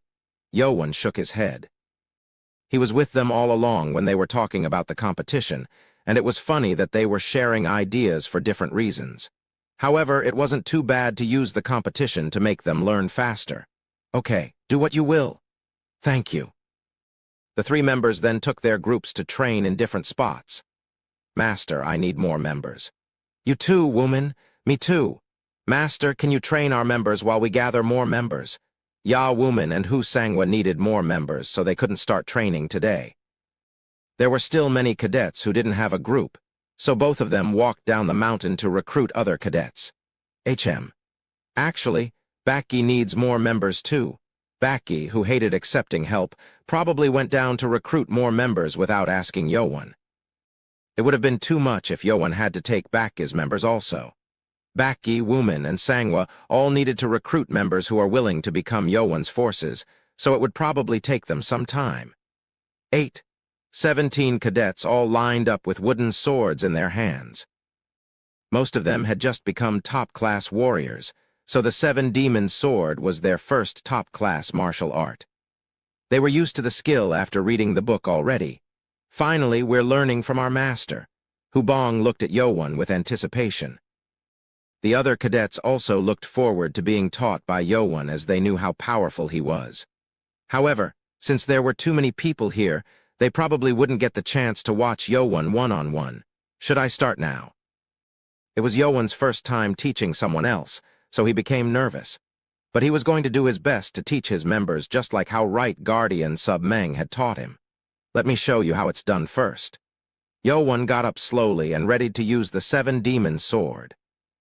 When everyone began to concentrate, Yo-Won unleashed the sword movements of the seven demon sword.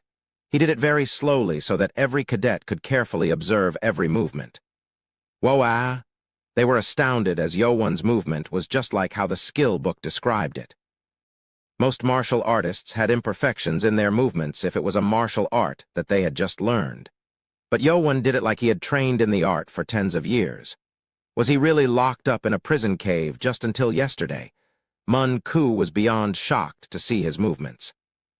She knew that Yo-Won had been locked up for 5 days, but his movements were just too perfect.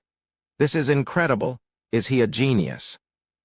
Mun-Ku was also a very talented warrior who was well into the master level, but she would also say that it was almost impossible to perfect the skill in such a short amount of time. Of course, this was the only result of Chun Yo-Won having the entire skill book transferred into his brain. Good. Did you see it all carefully? Yes, it was done very slowly, so the cadets were able to identify the right movements easily. Yo-Won then glanced over at them and said, "So I will guide each one of you. Go ahead and try your best in showing me the sword movement." Yay! Is it for real? His members rejoiced. This meant that Yo-Won was going to teach them one by one. We're so lucky. It wasn't very common for highly experienced warriors to teach others one-on-one. Hubong became excited also and asked, "Master, who should start first then?" Everyone tensed up after hearing such an important question. There were so many people here, so it was better to be the first one to get taught. However, what came out of Yo-Won's mouth was unexpected to say the least. "What do you mean? You all will be showing me the sword art at once. It will take forever for me to go through each of you one by one." Huh! Everyone was dumbfounded. They all knew that Yo-Won was powerful, but how could he watch all these people's movements in detail at the same time? Chapter 88. The Sixth Sword 1. Mun-Ku, who was sitting down on a small rock, also became confused. It was understandable if it was just to look at the overall balance, but fixing every small detail was unlikely to happen from looking at everyone at once. Should I watch too? She too had learned the seven demon sword and read through the books tens of times that she now remembered it. Maybe she could also give a few pieces of advice. Why don't we give it a try anyway? Hubong offered to try it with the other hesitant cadets. In Hubong's experience, whatever Yo-Won said never ended weirdly. "Ready your sword?" Yo-Won shouted, and all 17 cadets prepared to perform the seven demon sword. Oh well. I guess he'll change it to private lessons if it doesn't work out. Most of the cadets thought of the same thing. Yo-Won ordered to Nano. "Nano, activate augmented reality." Yo-Won's eyes then shook, and he saw lines drawing various pieces of information about the 17 cadets. "Nano, analyze all these 17 people and see if there is any movement they're getting wrong with the seven demon sword." Understood. Activating multi-tutorial mode on 17 entities. Target martial art, seven demon sword. With Nano's voice, Yo-Won then saw 17 circles locking onto each of the students. Yo-Won shouted, going from the first formation, "First sword, first sword." The cadets repeated the name of the formation and began to move. Wooden swords shot through the air as the 17 cadets all swung their swords in unison. Ah, Ku moaned silently.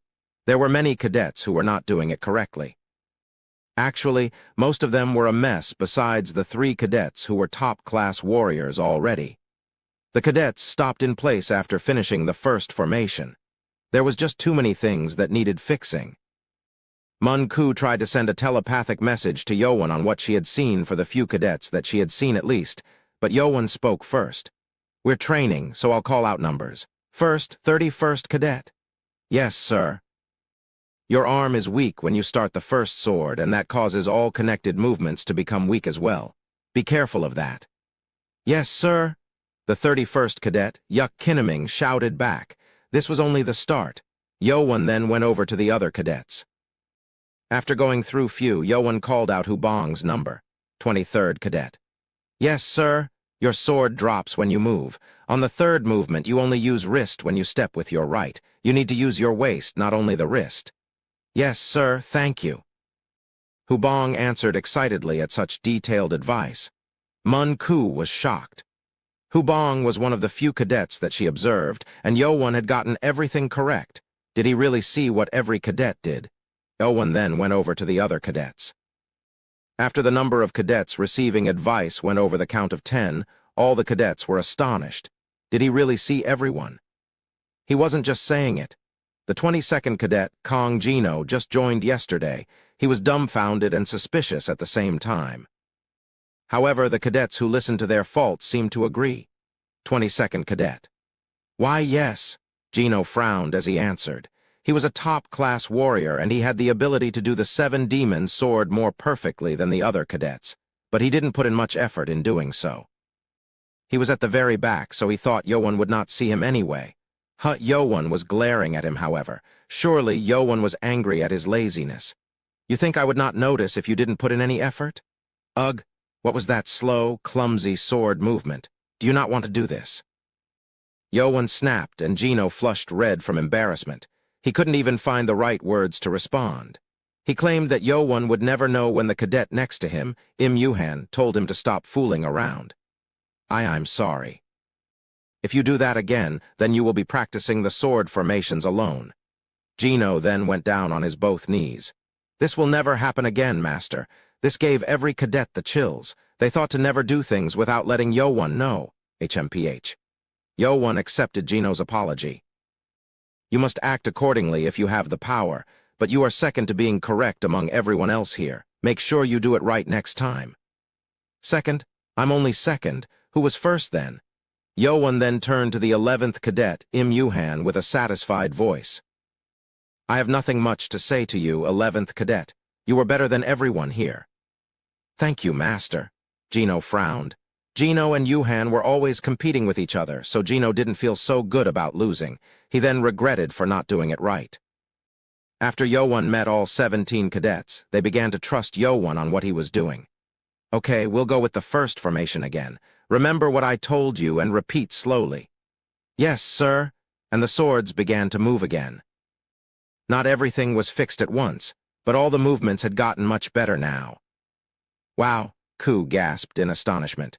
This proved that Yo-won was not only a good fighter, but he was also a good teacher. He's really amazing. Of course, all this was due to Nano's ability. Yo-won's eyes saw the analysis notes that Nano placed over all the cadets. Without this knowledge, however, it only made Mun-ku more surprised. After going through the first movement again, Yo-won pointed out their mistakes and had them go over remaining 7 formations to fix it. It seemed like it wouldn't take too long to learn the 7 demons sword at this rate. There were some who were falling behind like Hubong, Jin-guk, and Makal, but they put more effort, which was fortunate. We'll train until dinner? Yes, sir.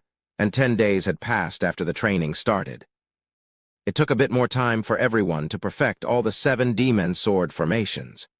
Even if Yo-won put in all the effort he could, it still took time for most of the cadets to learn, especially those who weren't from high-ranked clans. The last, or the 7th sword, was especially hard for most cadets. Part of it was due to Ojong joining the team late, after he spent 5 days in the medical room. At least it was fortunate that Ojong was talented enough to catch up quickly. And the groups who scattered to train on their own gathered in one place. I lost. HMPH. Baki spoke and turned away. Ko Wanger burst out into laughter for winning his bet. Ha ha ha, so you accept your loss, good. The winner who taught his teammates to learn the sword skill faster was Wanger. He took a total of 7 days to train his teammates. Gallon also only needed 9 days, whereas Baki took 10 days. How did you manage to teach them in 7 days? Baki too realized that it took more time to teach cadets who weren't that experienced in martial arts. However, Wanger had managed to do it, making Baki curious. Ha ha ha, there's not much. You just have to ram it in until you learn it. Ram it in? Wanger then looked back at his teammates and grinned while all of his cadets flinched and shuddered in fear. Chapter 89, The Sixth Sword 2. Within that 10-day training period for the 7 demon sword, Baki, Husangwa, and Ya Woman's groups also filled up. Baki only needed a few more members, so he was able to fill it up quickly, but Sangwa and Woman took 3 days to recruit more cadets, total of 19. The new cadets fell into 2 main categories. There were those who came to admire Yowan for his feat of defeating Hu Jinchang and Chun Yuchen, and the other group consisted of those who were not happy with the current six-clan system in the cult, thus wanting a new wave of change from Yowan. Although these new groups had two different ideas, they were recruited carefully. These groups became more connected with each other because of Yowan. Wow, that group only has girls. When did that kind of group form? I want to join that group. The boy cadets couldn't peel their eyes off of Hu Sangwa's team. Her group was the first only girl group in the academy at the moment. It was bound to gain attention from boys in their puberty. Ha, boys he. The girl cadets also welcomed that kind of reaction. Some of them even explicitly flirted with the other cadets. However, Chun Yowan was more interested in the cadets who could become group leaders. 708th Cadet Chi Takim and 52nd Cadet Wu Sajung. Both of them were entering the Master-level warrior level. Chi Takim was from a high-ranked clan of the Westgate clan who didn't show himself even during the second test. Takim had visited Yowan's dormitory to speak to him. Water rots if it sits. I don't want to see the cult wasting power from the six clans competing against each other. You are a Chun, but you are not from six clans. I think you might have what it takes to change things. Yowan liked Takim, who was passionate about changing the cult, so he accepted him. And Wu Sajung, whom Hu Sangwa brought over as a friend, was rather aggressive. Only the strong survive here. You show me your strength, and I will serve you for my life. Oh, Sajung challenged Yowan and lost after just 3 formations. Yowan only used the butterfly blade dance, and it was enough. And with 2 more master-level warriors, Yowan's forces became more powerful. There was also more good news. Congratulations on becoming masters. Ko Wanger and Hu Sangwa had become master-level warriors since they didn't slack off on their own training when the team training was over. Thank you, Master. Hu Sangwa was glad that she had become a master-level warrior. She was now the second master-level girl cadet. This isn't enough. I will do my best to be the first sword of the master. Ko Wanger was not satisfied, however. The words from Wanger ignited a weird competition between cadets. First sword. With an increasing number of cadets, they began ranking themselves unofficially. One of the members of Bakki's group, Yi-chan, spoke out. I'm not trying to offend anyone, but I think the first sword title fits my leader Bakki or Mun Ku better. Yes, they are stronger in terms of power. Cadets from Bakki's group agreed, and Wanger's members began to respond. Wanger is strong enough to claim that. I'm offended, thank you. He can be the second or third sword. What? Members began to speak up with their thoughts, arguing with each other. This made all the group leaders surprised. Yowan then heard Chi Takim's telepathic message through his ears. I expected this would happen as you have many who follow you, but it was faster than I expected. Master, it's time for you to decide on the ranking of these members. Loyalty is good, but the cult relies on power. You have to keep that in mind. Yowan nodded at Takim's message. It seemed like it was time for Yowan to clear out the ranks, as that was needed for an organization to function properly. What should I do? The best thing to do was to have everyone duel against each other, since that was the demonic cult's tradition. But it didn't seem like a good idea to duel against one another, since the third test was just around the corner. He couldn't let anyone get hurt in the process. Yowan thought for a while and finally made a decision. Everyone be quiet. He didn't speak loudly, but every cadet became silent at once. Yowan's influence over the 71 cadets was commendable. When everyone became silent, Yowan began to speak. I have heard your opinions. I think it is time for me to appoint our ranks. Do you all agree? Yes, sir, the cadets answered in unison. They also became curious as to how Yowan would decide on these ranks. Obviously, some members were more powerful than others, and they would most likely stand in front of the other members. 6 people? Chapter 90, The Sixth Sword 3. 6. The cadets wondered if this maybe meant that Yowan was going to appoint only 6 high-rank members. I will appoint the top 6 warriors. They will not have ranks over each other, and they will be titled the 6 Swords. Master, what is the reason for having the 6 swords? Wu Sajung raised his hand and asked. The other cadets also had the same question. If we graduate from the academy, we will be fighting against 6 clans. I need the 6 swords who will complete that job on the front lines of battle." Everyone nodded. All of the people here knew that Yo-Won was trying to fight the 6 clans and create a new demonic cult. But wouldn't we just be repeating the same thing then? Ko Wanger and a few others frowned.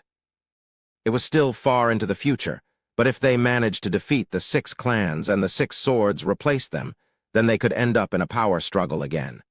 However, Yo-Won continued speaking and soon removed that fear. But the 6 swords today will not remain 6 swords forever. I will open a competition each year to give the title to more powerful warriors. Oh, the cadets gasped in excitement. This meant that the title was not going to remain permanent. Everyone would be granted an equal opportunity to prove themselves and rise above the others, just like how the demonic cult normally functioned. This will continue even if I reach the top of the cult. Wanger, Baki, and the other cadets then nodded in satisfaction. There were only 72 cadets here in total, but if Yo-Won really took over the entire cult, then it was bound to be open to all the members of the cult. This would certainly put an end to the current 6-clan system. Since we are facing the important 3rd test soon, I will simplify our process to choose the 6 swords this time around. Yes, sir. It would be too time-consuming to have everyone duel each other, and the power balance between the cadets were too great anyway. Those who are masters, please step forward. Everyone else, step back. Many of the cadets took a few steps back, leaving Ko Wanger, Baki, Mun-ku, Hu Sangwa, Chi Takim, and Wu Sajung behind. It was exactly these 6 cadets that required no competition. I'm sure no one will complain about having these members as the 6 swords. Yes, sir. No one had any complaints since these members were significantly more powerful than the rest of them. Some cadets like Kong Jino, Im Yuhan, Ya Wuman, and Oh Jong had the urge to become stronger to take the spot later on. Then the first sword. Baki then raised his hand to intervene. Wait, I have an idea. What is it? Since we now have the 6 swords, it'll be better for us to figure out the ranks between each other. The other cadets all nodded. They liked the fact that they had been chosen as the 6 swords, but it seemed it was better to have the right title according to the level of power. It was a matter of pride. Should I be happy about this? It didn't feel bad for his members to compete against each other for the best servant title. Yo-Won smiled and agreed with the idea. With the master's approval, all they had to do now was compete. Oh, I'm still injured, so I forfeit. Mun-ku gave up on fighting first, so she automatically became the 6th sword. It seemed like Baki wanted to fight Mun-ku since she seemed to be the most powerful warrior here, but it couldn't be helped. Don't hurt each other. The fight was to be held at once, battle royale style. Yo-Won told them to not use more than 30% of their internal energy to not hurt one another. Then, shall we start? Wanger took off his top and flexed his large muscles. It was to bring up his morale, but it wasn't a good choice. It made Hu Sangwa and Wu Sajung feel disgusted at the toplessness, and they both decided to attack Wanger first. Ha ha ha ha, this is good. Ugh, this muscle gorilla. Ko Wanger was still laughing while he fought. The 5 warriors fought for quite a while. The first one to fail was Wu Sajung. Ugh, I'm ashamed. He didn't think he would lose to Hu Sangwa, who was a girl. Wu Sajung thought he would defeat her easily, but his shoulder almost got pulled out from its joint. Ugh, the second to lose was Chi Takim. He had intervened in the fight between Baki and Ko Wanger, and he fell after getting hit by their attacks. Ha! Hu Sangwa gave up and sank to sit on the ground about 30 minutes later. She thought she had a good amount of stamina, but she couldn't last as long as Baki or Ko Wanger. Both of the boys fought fiercely. They were also always competing with each other, and thus they did not want to give up. Each of their groups cheered for their leaders, but the experience paid off. Baki increased his kick power with his energy and put down Wanger's large body. Wanger tried to fight back by putting all his strength in his muscles, but he couldn't overpower Baki's energy. Wanger laid flat on the ground and panted. Ha ha, I lost. Well, Baki won. Baki's group all got up and began to cheer. Meanwhile, Wanger's members became depressed. Leader? They ran up to Wanger and helped him stand up. After the long fight, the rank of the 6 swords was decided. Baki the first sword, Ko Wanger the second sword, Hu Sangwa the third sword, Chi Takim the fourth sword, Wu Sajung the fifth sword, Mun Ku the sixth sword. And thus was the birth of Chun Yo-won's 6 swords. It's getting there. Yo-won clenched his fist as he looked over at his members. He had come into the academy with nothing in his hands, and now he had forces that cannot be ignored, especially considering the clans of these members outside of the academy. However, Yo-won was not satisfied yet. I need to become more powerful than anyone else so that no one in the demonic cult will ever try to defy me. Chapter 91. The Dangerous Third Test. 1. The time given for cadets to train for the third test quickly passed by, and many things happened during that time period. It started with Chun Jongsum, the prince of the Poison clan who left the academy with an injury, and it ended with Chun Yuchen, one of 2 likely heirs to the throne who lost the fight for a yellow tag and had his arm cut off. There were other minor incidents, but all the important incidents were related to Chun Yo-won. In the early morning, just before the beginning of the third test, there was a guest in the chief's office. The guest was a man wearing a mask with weird symbols on it. It was the great guardian, Maracum the Dark King. There were documents in the hands of the left guardian and chief of the academy, Lee Haemung, but he didn't look pleased while glancing through the documents. After going through every page, he put them down on the desk and asked, "Is this really approved?" "Yes. It was decided from the top, and the Lord approved it yesterday. If the Lord approved it, then there was no choice. I know the reason for the change, but no one would be happy to hear about the change on the day of the test." The great guardian didn't like talking much, so he stayed silent. The document that Maracum brought over had a change in how the third test would be held. The test seems to be too easy. That was the reason for the change. The test at the Demonic Academy was always chosen by the chief and instructors, excluding the first test that was held on the first day. The test proposal would then be sent to the elders and the Lord for approval. There were always cases where the test had problems and needed change, but this was the first time where a change was requested on the day of the test. This is going too far. It was hard to understand. It was strange that the Lord, who was currently trying to put down the 6 clans, had approved this. Lee Haemung didn't seem to accept it, and Maracum took out something from his pocket and gave it to Haemung. It was a letter. Haemung began reading it. He then scowled and burned the letter, mumbling at the ashes. "As you wish, my lord." And hours passed after that. All the cadets gathered at the training ground for the test. With all groups now used to being in their groups, they naturally lined up according to their groups. The 11 members of Yo-won's group were confident. They had perfected the sword demon formation after enduring the hard training and lessons from Yo-won. The other members from Yo-won's other groups were in a similar spot too. This is weird. Yo-won was looking at the third group left on his left. Behind the third group's leader was Chun Yuchen, the prince of the Sword clan. He was missing his right arm and was on the team as a regular member, not a group leader.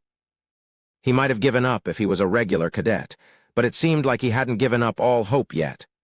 Well, I see what they are thinking, though. Most of the third group's members were Yuchen's servants. It seemed like they had no way to get a yellow tag anymore, so they beat up one of the group leaders and exchanged every member with their own. I should have done more than cut his arm off. Yo-won thought he had to do far more. It had been quite a while since the cadets had gathered, but they waited a while longer than expected. The instructors who always were up on the stage before the cadets even started to gather still had not come out from the main building. Oh, there they are. That's when Lee Haemung and other instructors began to walk down from the building. Haemung went up on the stage and sat on the chair. However, the instructors also brought with them people tied up tightly with ropes onto the stage. Their heads were covered with black rags. "Walk straight." "This way, you fool." The instructors treated them as if they were criminals. "What is it?" All the cadets became silent and watched awkwardly. All those tied-up people were put up at the front of the stage, and there were exactly 16 of them. Haemung then got up from the chair and spoke. "Have you done a good amount of training for the third test?" Motto, the cadets shouted loudly in unison. But unlike their eager voices, their faces were filled with nervousness. Before we move on to the test, I will announce one small change in the details. The cadets began to mumble, concerned about unexpected change. They now realized that the change had something to do with those tied-up people at the front of the stage. The original test was going to involve fighting instructors with the sword demon formation. But there will be a slight change to this. Haeming then snapped his fingers and the instructors brought up 3 large wooden boxes. They opened them up and many swords poured out from within. Those were real swords. Real swords? I thought we were going to use wooden swords for the test. The cadets became confused and Haeming kept going. The test will not change. You will use the sword demon formation to defeat the enemy. Enemy, Yoan frowned, and the words that came out of Haeming's mouth shocked all cadets instantly. But you don't just defeat them. You have to kill your enemy. The cadets began to panic. They were shocked to hear that they had to kill the enemy. Haeming then shouted by forcing his internal energy out. Silence? Ugh, they all turned silent at once. Haeming glared and continued. Do you see these people in front of you? Motto, they are criminals from forces of justice and evil. All the cadets were shocked. They thought something was weird when these people were brought up, but they didn't think they were real criminals. They were more like war prisoners, but for the demonic cult, they were criminals. Chapter 92. The Dangerous Third Test 2. You will pass the test if you kill them with the sword demon formation. This will be your first official battle.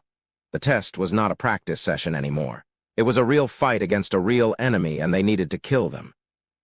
Most of the cadets only stayed within the 10,000 mountains, so they had never seen any enemies until now. These criminals will be let go if they defeat you, so they will try hard. Don't be sympathetic to your enemies, or else you will die instead. Lee Haeming warned them. The cadets all turned grim. Of course, the 36 instructors were ready to jump if there was any threatening potential danger, but they didn't tell the cadets. Otherwise, they would forget their fear. I don't want to die. Jin-guk paled because of the fear, but it wasn't only Jin-guk. Now the test wasn't about if they were going to pass the test or not. It was whether they would survive or die. Now we will proceed with the test. I will start with the 700th Cadet Sama Chak's group. Come forward and retrieve your swords. Motto. The first group to take this test was Sama Chak's group. He had been the first person to register to be a group leader, and although he was happy when he did it back then, he and his group weren't happy about going first. Go up. Instructors dragged up one of the tied-up criminals to the middle of the training ground. Then they took off the black rag, and a man with a tangled beard and pale face was revealed. There were many signs of torture on his face. Arg, he too seemed to be very nervous. He had heard about the test already, and he knew what he had to do if he were to survive. However, he was still shocked to see the cadets in front of him. They're just children.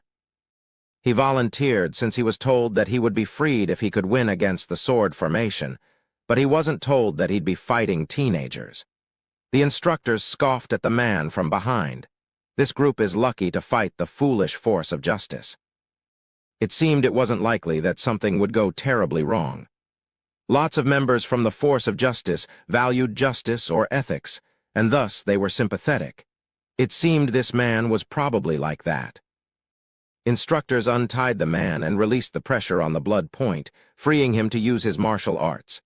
Sama Chak's group circled around the man and Haeming shouted, "Begin!" With the order, 12 cadets all formed the 7 demon sword stance. The man then became serious. He realized that if he wasn't serious, he might die. Then his sword wielded clear white sword Kai. He was an experienced master-level warrior. The 12 cadets became concerned.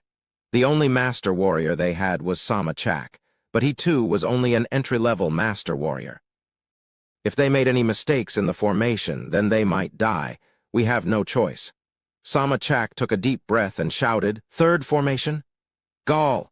The 12 cadets then began to unleash sword movement at the bearded man. With each pair of students doing the same sword movement, a total of 6 sword movements were unleashed by all the pairs, inducing an amazing effect. What? The ordinary seven-demon sword had become a sword movement unleashed like that of a master warrior. They learned it well. Yowan nodded. The written explanation about the sword-demon formation in the book was too simple, and there the possibility of misunderstanding it would lead a group to attack with the same formation. However, Sama Chak and his group were doing it the correct way. The bearded man was shocked, but he quickly defended himself against all the sword movement. He was attacked from all sides, but he had enough experience to fight back. Ugh! However, he couldn't defend everything since he had been tied up for a long time. His muscles were stiff, and his shoulder and chest were cut slightly. Second formation? Go! Sama Chak then shouted at his members as the bearded man shook from the damage. The second formation was unleashed, but there was a problem. A few cadets collided against each other while trying to complete it too quickly, thus shaking up the formation. And no, now is the chance. The bearded man then took the change to put his sword into one of the cadets' chests. When the cadet flinched and closed his eyes, the bearded man hesitated. Damn it, he couldn't bear to kill a teenage boy, and that hesitation brought him his demise. Arg? Many swords pierced into him from the back. A sword passed through his organs and through his heart, killing him. Some cadets slumped down to the ground after their first kill. Leader Sama Chak looked at the dead man and bit his lips. Damn it. This doesn't make me feel any better. Regardless of his feelings, the cadets shouted in joy for the first victory. Whoa-ah! It seemed like they gained courage by seeing a fight that seemed to end easily. Two instructors then came up to haul the body out. You were lucky, the instructor said. Sama Chak and his members frowned. Like he said, if the man was cold-hearted, they would have been killed. Lee Haiming then got up from the chair and shouted loudly, I congratulate the victory of Sama Chak. Regardless of the progress, Sama Chak's group brightened up since they had passed the test. However, it didn't last long. The 700th Cadet Leader, 93rd Cadet, 147th Cadet, 217th Cadet, 803rd Cadet, 922nd Cadet, and 983rd Cadet. These 7 cadets have passed the third test. S7. W, what does that mean? The 5 cadets who were not called out became shocked. These were the ones who collided against each other during the formation. They had made a mistake, but they thought they would pass the test since they had won the fight. However, it wasn't what they expected. Yowan frowned. So the test would be carried out as a group, but the actual result relied on each individual. Any mistake and that person would fail. Chapter 93, The Dangerous Third Test 3. During the first round of the test, Left Guardian Lee Haiming's eyes did not leave the man from the force of justice. As written in the request document to change the test, the man had been in prison for 3 years. Therefore, he couldn't use the best of his skills. If the cadets didn't make a mistake, it would be easy enough for the cadets to defeat him. There was no chance until now. Then they must be after. Haiming then turned to Chun Yowan. 2 princes had already been taken out of the academy already. One of them had her arm cut off, and one had his internal energy destroyed, thus losing the chance to become the Lord forever. It will take forever for them to wait 4 years. It was apparent that those clans were dying to kill Chun Yowan. However, they couldn't go against the rule of the academy with the Lord watching over them, so they changed the test to do something else. Whatever it is, it will be your undoing. The next group came up to start their test. Walk straight. Bah, 2 instructors brought up another criminal. They untied the man and took off his mask. He was also very rugged, looking with scars all over his face. Damn bastards! It was apparent that he wasn't from the force of justice. Instructors looked at the second group with a sympathetic expression. They were against a bad enemy. They aren't so lucky. He's from the force of evil. Both forces had very different ideals and thoughts. The evil forces had no sympathy, and they did whatever they could to defeat their enemies. They tried everything in their power to survive. Begin. With Lee Haiming's shout, 12 cadets readied the 7-demon sword. Their leader was Chun Mukium from the loyal clan. Damn. This is bad. Mukium ranted in his head. Unlike the first man, this enemy looked very aggressive and dangerous. If there was any slight mistake, it was going to be bloody. Foolish kids, you dare to try to fight me. The man then charged ahead without giving the cadets time to get into formation. He attacked the only girl cadet who seemed to be weakest in the formation with his most powerful attack. Damn it! Fifth formation, Mukium shouted annoyingly. The fifth formation was based off the fifth sword of the seven demons' sword, which was a defensive formation. So you aren't just some ordinary kids then? The man grinned. The 12 cadets made a sword barrier by moving defensively, and the man then shifted to attack another cadet. Arg. The cadet's left arm was struck by the sword. He gasped in fear that he might die and tried to back away. Mukium shouted quickly, "Fall back 10 steps." The cadets quickly took 10 steps back. If only the injured cadet backed away, it could break the formation and put the other cadets in danger. It was the right call. "Man up, you asshole! We'll all die if we fail." Mukium shouted with his telepathic message, and the injured cadet nodded with a pale face. Heh, so he's the weak point. The man then charged at the injured cadet again. He knew well that an enemy who was scared was the weak point of any sword formation. Heek! With the man charging in, the cadet panicked and unleashed the fifth sword to defend himself. However, a mere top-level warrior had no way to fight against master-level warrior. As he was pushed back, Mukium ran toward the enemy and shouted, "Damn it! I told you to man up! Third formation!" The cadets then unleashed the third sword at their enemy. However, the man ignored the other attacks and cut the injured cadet's right hand, which was holding the sword. He then twisted to unleash a defensive movement to defend against all the other sword attacks. With one missing from the formation, their power had decreased tremendously. The man then found another weak point. They're just kids. He stabbed out with his sword, and the sword pushed out a few cadets, loosening the swords from their hands. "Ha ha ha ha ha, I did it. I beat the formation," the cadets frowned as they saw their swords flying up in the air. That's when a fist struck the delighted enemy's back. Arg. He spat out blood and was pushed forward. It was Chun Mukium who attacked from behind. Mukium, who feared for his life, had used his loyal fist skill instead of Seven Demons' sword. Mukium shouted, "Now, first formation." The remaining 5 cadets quickly unleashed the first sword of the Seven Demons' sword without thinking. There were only 5 of them, so they lacked power, but that was enough. Arg. Swords penetrated into the man, and the man, who was happy that he defeated the formation, died with dumbfounded shock. The other cadets who were watching Mukium's group were also lost for words. They now realized how hard the test could be. The instructors then took their hands off their swords. They were ready to jump out if things went out of control, but such an incident didn't happen, fortunately. I will announce the result. Lee Haymon called out a total of 6 cadets from Mukium's group, and the 80th cadet, Jahyun, one of Mukium's most loyal servants, failed the test. Damn it. With the second group completing the test, a glimmer of hope came to the cadets waiting to be tested. It was to have a chance to fight against a member from the Force of Justice. But that was a false hope, as not every member from the Force of Justice was weak-minded like the first person. The third group was actually against a warrior from the Force of Justice, but the enemy wasn't the sympathetic type. He tried hard to survive and injured almost all the cadets within the group. Only 3 of them had passed the test. 5 more groups went through the test, and the only group so far that had every member pass the test was the 5th group, Chun Mayan's group. Chapter 94, The Dangerous Third Test 4. Perfect! That was a perfect sword demon formation. Lee Haymon complimented Mayan's group as they defeated the enemy after 2 formations.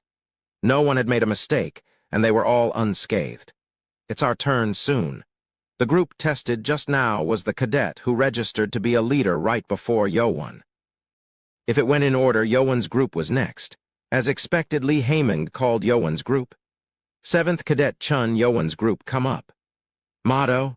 While Yowon's members went up with anxious expressions, all the criminals whose faces were covered with masks all flinched. Ugh, I hope it's not too bad. Jin-guk looked at the criminal who was pulled forward. None had died yet, but over 30 cadets had been injured. He was bound to be worried. Please, justice, justice, justice.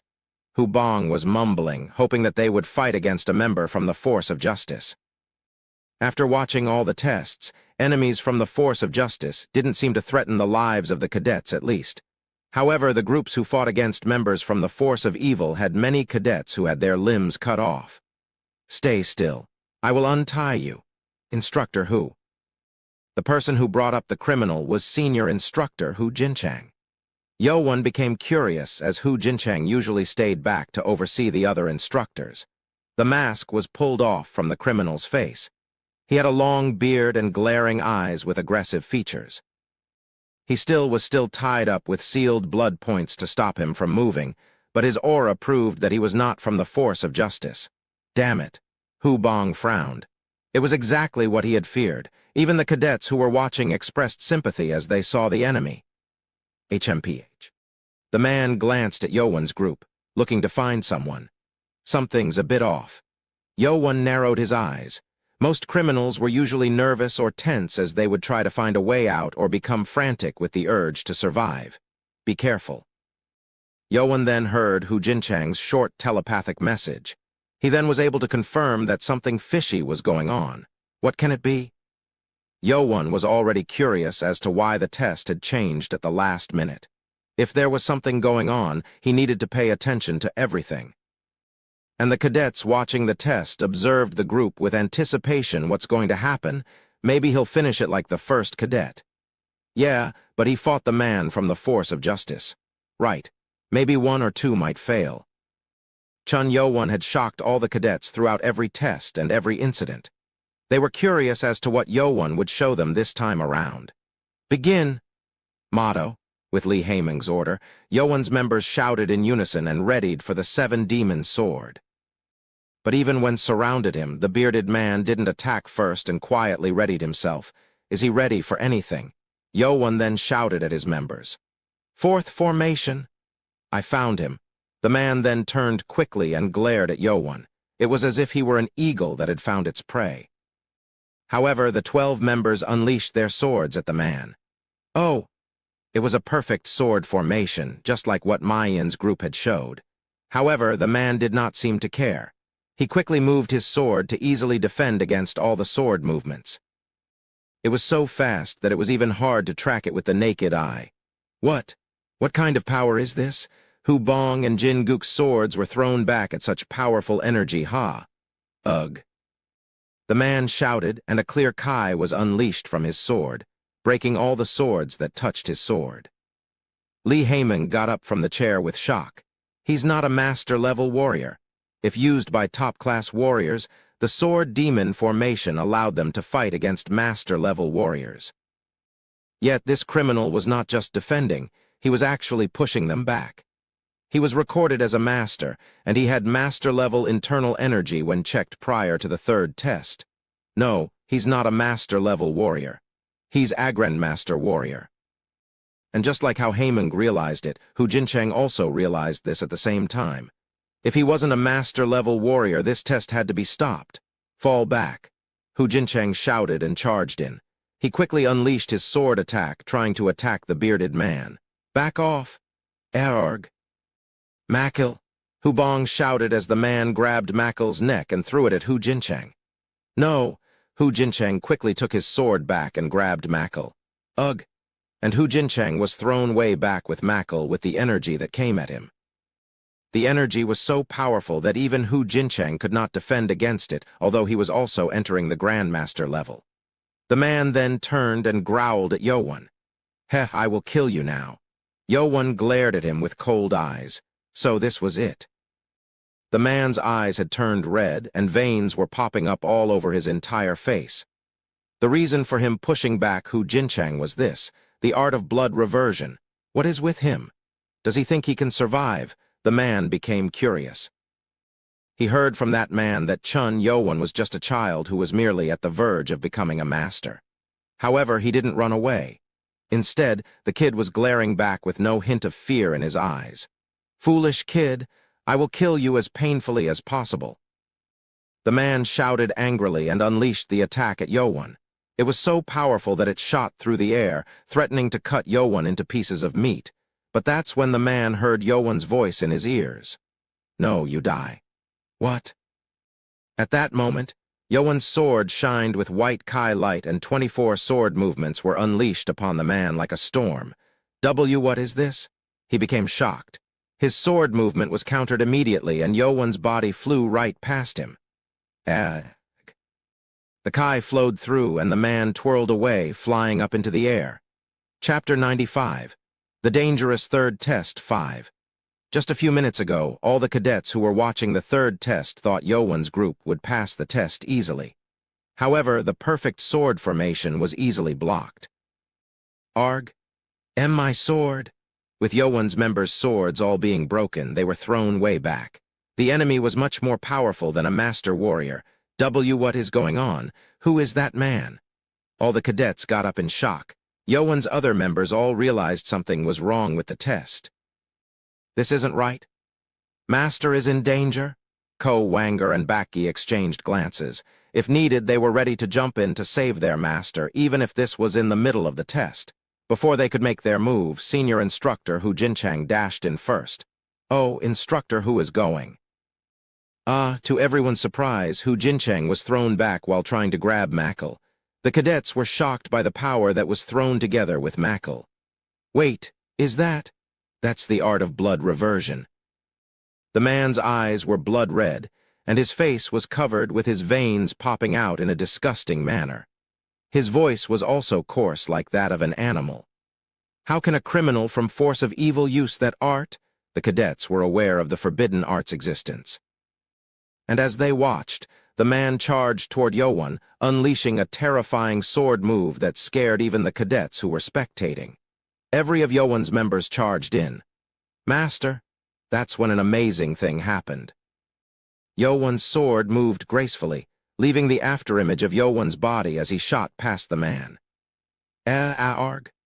With the powerful storm of energy, the man was thrown up into the air, spinning, and the blood began to gush out from every one of his blood points. He then dropped to the ground, drenched in blood as if he was dead. Every cadet was at a loss for words. What they had just witnessed was Yowen easily defeating the enemy who destroyed the perfect sword demon formation and defeated Grandmaster-level warrior Hu Jinchang with the power of blood reversion in just one sword formation. Monster. Chun Mukiam was also at a loss for words. How strong did Yowen get that he could do so much? But Yowen didn't look relieved as he looked at the enemy. What was it? Yowen thought as he looked at the man. He then turned back to his sword. I felt resistance. His sword force of the sky demon had struck perfectly, but Yowen felt strong resistance as he attacked the enemy's blood points, and the sword couldn't penetrate deeper in. The man then began to move. I see. So it didn't work. The man's upper clothes were ripped apart as his upper torso expanded abnormally. With veins popping up all over him, he didn't look like a normal human anymore. He had turned so large and growled like a ferocious beast as he glared at Yowen while getting up. GGRRR, I will kill you. Ka-ow. Ugh. Arg, the man shouted. It was a sound energy attack. The shouting created a painful wave of energy that made cadets put their hands over their ears. But the power was so strong that some cadets vomited blood and fell, detected series of harmful energy waves from the sound. Activating emergency defense mode, blocking all sounds coming through the eardrum and body. With Nano's ability, Yowen was unharmed by the attack. The man frowned at Yowen, who seemed to be fine. GRRRR. You have to die here. Ka-egg. It seemed like he was losing his mind now. Yowen then aimed his sword at him and mumbled, "Try to defend against this one then." Yowen then decided to kill the enemy before things got worse and tried to unleash the second formation of the sword force of the sky demon. It was then, RGH, the man's left arm was cut off. The man's body, which was so strong that even Yowen's master-level energy couldn't penetrate, was cut off so easily. Yowen's eyes grew large. An unexpected figure was standing behind the man, shouting in pain. He had rugged clothes and a bottle of liquor with a red nose. It was Right Guardian Submeng. You dare try to touch my apprentice with your dirty hands. Teacher.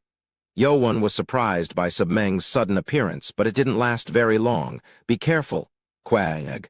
The man roared with anger and turned to attack at Submeng. I was only told to keep you alive. Kag. Submeng swung his crazy blade and easily countered all attacks. He sliced off the man's muscles. The man then slumped down to the ground like a doll. Amazing, Yowan was astonished. The butterfly blade dance skill was much more powerful when a powerful warrior like Submeng performed it. He was twice as powerful than what Yowan experienced through the avatar simulation. Krrrrrrrrr. The man tried to get up, but it was useless. The man then turned grim as he realized the power difference between him and Submeng. His face began to redden, and he began to shudder when Submeng grabbed his head. No, you can't die yet.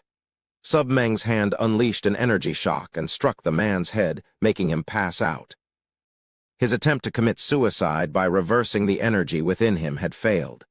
Submeng got up and shouted toward the stage, "Bah, you're taking too long against such fools." Everyone then turned to the stage where they hadn't even been able to pay attention to until now. There were men with their upper clothes ripped apart like the enemy that attacked Yowan, slumped down on the stage, and Lee Haymon grabbed another man who was flailing painfully in his grasp. Ezeg. With Haymong's hand that unleashed the energy, the man turned quiet. Haymong threw the man down and shouted annoyingly, "You merely took care of one, you drunkard." He had defeated a total of 7 men using the art of blood reversion while the cadets didn't even know it was happening. This is the Guardian. It was such astounding power. They easily overpowered master-level warriors who had increased their powers greatly from the art of blood reversion. This was only possible because the 2 of them were within the top 10 powerful warriors in the cult. Bah, who cares? Submeng shook his head. Come out. Haymong snapped his fingers and warriors with dark clothes and blue crests popped out from the surroundings. Since when did they get here? There was a total of 40 men here, but no cadet had realized they were here until now. However, there were cadets who knew who they were. Guardian Army. They were warriors from the Lord's palace that consisted of master-level warriors, and they only took orders from the Lord. The Guardian Army is here in the academy. What's going on here?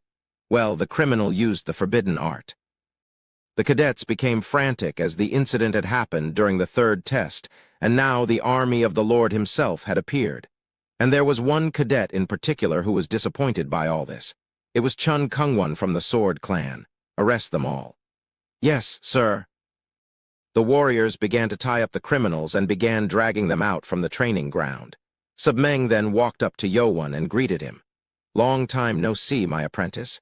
It has been a long time, teacher. Yowan bowed and Submeng grinned. Submeng, who had been waiting since the beginning of the 3rd test, was actually very astounded by Yowan's increased power. You have grown a lot. No, sir, I have far more to go. But I would have liked to see you use the butterfly blade dance skill. Oh, Yowan was speechless. Submeng, however, didn't look mad or anything. He was rather curious. But that sword, HMPH. Submeng tried to ask something, but Lee Haymong coughed as he walked up. Submeng then glanced around and noticed many cadets were watching them. I will leave that for later. There were more things he wanted to share, but Submeng knew the 3rd test was still going on. I wish you luck, my apprentice. Submeng then jumped out, leaving the academy.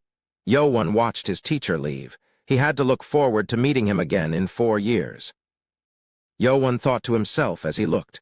Next time we meet, I will meet you as the heir to the throne. Submeng left and glanced back at the academy. I am not sure about the Lord's intention here. Submeng didn't like the whole idea when he was on his way. He thought the Lord was using Yowan as bait to put pressure on the 6 clans, so Submeng was going to intervene as soon as Yowan was in danger. But when Yowan used a powerful sword skill, Submeng was shocked. Stay quiet about the sword skill. You must not tell anyone. He was able to confirm it after hearing from Lee Haymong's telepathic message that the sword skill was very similar to that of the sword art of the Sky Demon. He wanted to ask Yowan how he learned it, but he had to stop it when he heard from Haymong. If he knows, then it must be coming from the Lord himself. That seemed most likely. If Yowan learned the best sword art of the cult, then the Lord's true intention of succession lied within Yowan. Well, we shall see. He knew that the Lord was not to judge lightly. He had used Chun Yoan to oppress 6 clans, until now even when he was the son of the Lord's only loved woman. So, Submeng didn't think the Lord had changed his mind so easily. But if the Lord really intended on having Yoan as the next Lord, then it was bound to bring changes to the cult. Let's go then. Yes, sir. With Submeng in the lead, 300 warriors from the Guardian army ran out. It was in the direction of the Sword Clan's mansion. Chapter 96 just happened on its own one. The incident quickly began to calm down. Things could have gone out of control, but no one was injured in the process. Mackle was also safe, although he was thrown with his neck as Hu Jincheng had grabbed him and did not fight back the energy that pushed him back. They are now coming after me in public. It was the first time that the 6 clans had come after him, even if it was going against the rules of the cult, and it wasn't done quietly either. They attacked in front of everyone, especially in front of Left Guardian Li Haimeng, who was the trusted advisor to the Lord. Even if the attackers succeeded in killing themselves, this situation was bad enough that the Lord would have every reason to oppress the 6 clans even further. Was this done on purpose? Yoan didn't feel good as he thought about it. If Submeng and the Guardian army were on standby, then it was likely that they expected this from happening. He used me.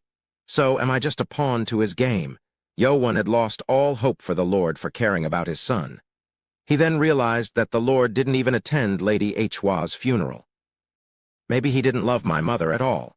Lady Hwa believed that the Lord loved her even when she was on her deathbed. Yoan didn't want to go against her beliefs, so he held his suspicion back. Damn it, if the Lord really loved her, then would he have left her to die from being poisoned? Couldn't he protect her and her son, Yoan, with the power he had? The suspicion and distrust only grew larger.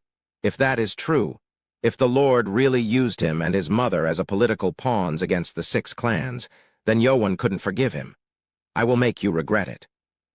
As Yoan was furious at the Lord, Left Guardian Li Haimeng was also thinking about what just happened. It is as he wished. This will let us suppress the Sword Clan. The clan responsible for managing the cult's prison was the giant martial Sword Clan. This was one of the hidden connections of the Sword Clan. With their connection to the forbidden art of blood reversion, it was going to damage the Sword Clan. So, it's not the 3 clans. The Sword Clan wasn't the first to be put down. The first was the Lust Clan, as their leader Hang Soyu had gone too far with the first test. She was sentenced to banned from every important task and to lay low for the rest of the year. The leader of Poison Clan, Biko, had broken one of the rules of the academy and had given a poisonous orb to Chun Yoan, so he was sent to prison for 2 years. Biko refused to admit to the charges, but since Yoan's clothes were covered in blood, that was irrefutable evidence. All of these events were tied to Yoan, to create such a result by using his own child. The Lord seemed to be very cold, even for Li Haimeng, who was the most loyal and trusted advisor to the Lord. Whatever the case, 3 clans had gone down after these incidents. But there was one thing that Haimeng was curious about. They were caught too easily. The Lord had laid a trap so that they would take the bait, but it was too easy. Chun Yoan was doing well in the competition, which might have made them concerned, but it seemed weird for the Sword Clan to go this far and risk everything at once. It was apparent that this kind of behavior would lead them to the Sword Clan, so it didn't make sense. It almost felt like the time when Lady Hwa was poisoned. I hope it's nothing. After things were cleaned up, Li Haimeng got back up onto the stage to proceed with the 3rd test. We had a problem there, but we'll continue with the test with the previous test method. All the cadets were curious as to what just happened, but since Li Haimeng did not go into the details, there was no use. Chun Yoan's group was able to pass the test altogether since they did manage to form a perfect sword formation, even if it was countered by a more powerful enemy. Every cadet agreed that the formation was perfect, so there were no objections. So we were the last unlucky group. Hu Bong sighed. He was happy that all the members passed, but he and the members from Yoan's group were dumbfounded. 9 groups had risked their lives to take the dangerous test, But now the remaining groups were only required to defeat the instructors without risking their lives. Fortunately, 4 out of the remaining 7 groups consisted of Yowan's members. Whoa-ah! The remaining cadets shouted in joy, but that didn't last too long. Oh, I guess I should fight you guys like a real fight then. That shout of joy irritated the instructors, and the remaining 7 groups had to suffer from passing the test. The instructors knew very well about the formations already, so they weren't easy like criminals from the force of justice. The 3rd test ended just before dinner time. The life-threatening situation had disappeared, but the remaining 7 groups were evaluated with more strict rules. Only 120 cadets passed the 3rd test. 34 out of 72, half of Yowan's members had failed. He accepted his members out of loyalty, not out of power, so those who were weak couldn't pass the test. However, it was also good that Yowan still had 34 members with him who passed such a hard test. As for Chun Mukiam and Chun Kungwon, they lost over half of their members. For Chun Yuchen, he tried his hardest to pass the test, but he couldn't do it sufficiently as the time was too short for him to get used to the 7-demon sword with his left hand. Lee Haemung spoke to the cadets above the stage. Congratulations to every cadet who passed the 3rd test. You are now the high-ranked warriors of our cult. Motto: all the cadets who passed the 3rd test were given medals with a single engraving that proved they were high-ranked warriors. They were also given the 3rd Black Dragon Ball. Oh. Hu Bong, who had been ranting all along about the unfairness of the test, was now happy with the box that contained the Black Dragon Ball. Starting with the 3rd test, the rewards given to those who passed were now quite significant.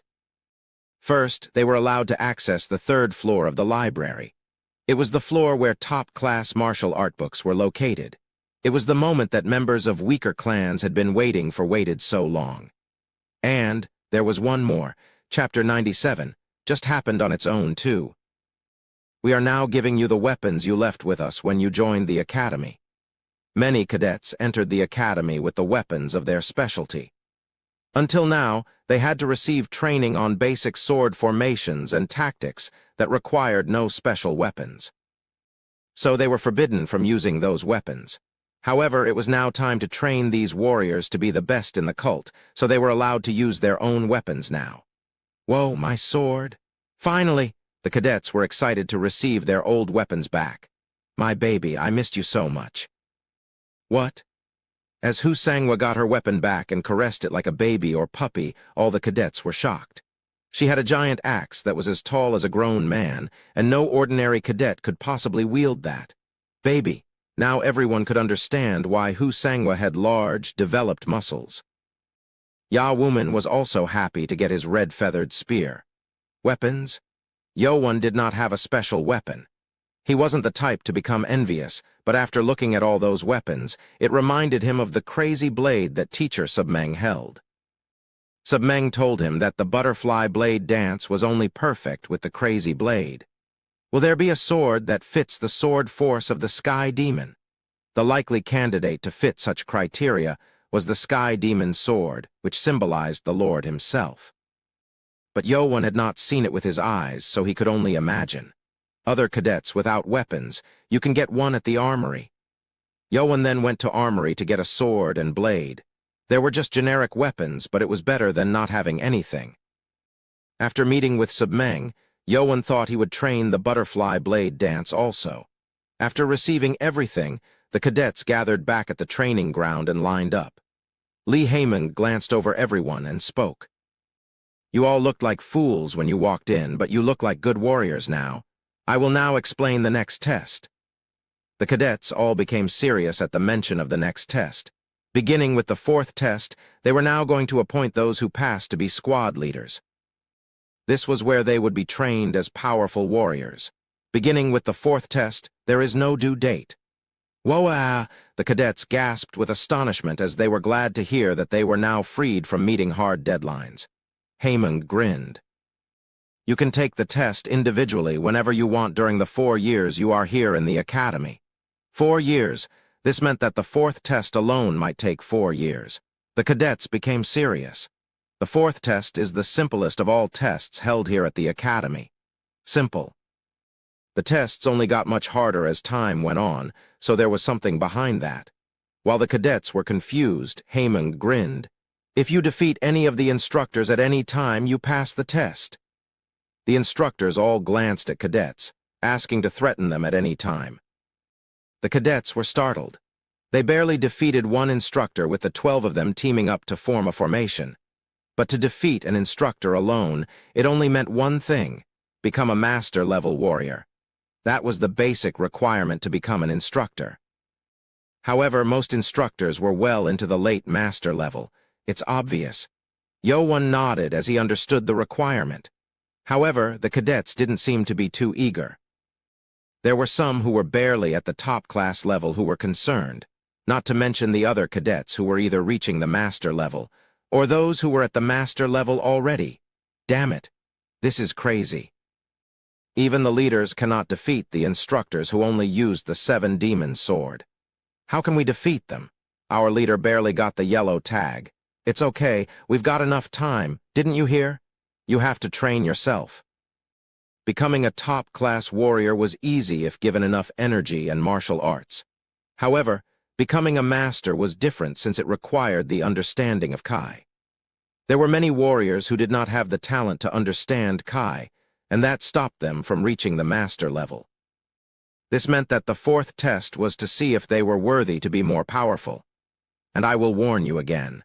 As I said in the beginning, you will be expelled the moment you fail the test.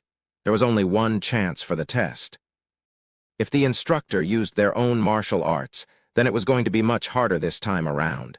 Lee Haeming then explained the other facilities that were now available for use and ordered them to be dismissed. You are now dismissed. I wish all of you good luck. Motto.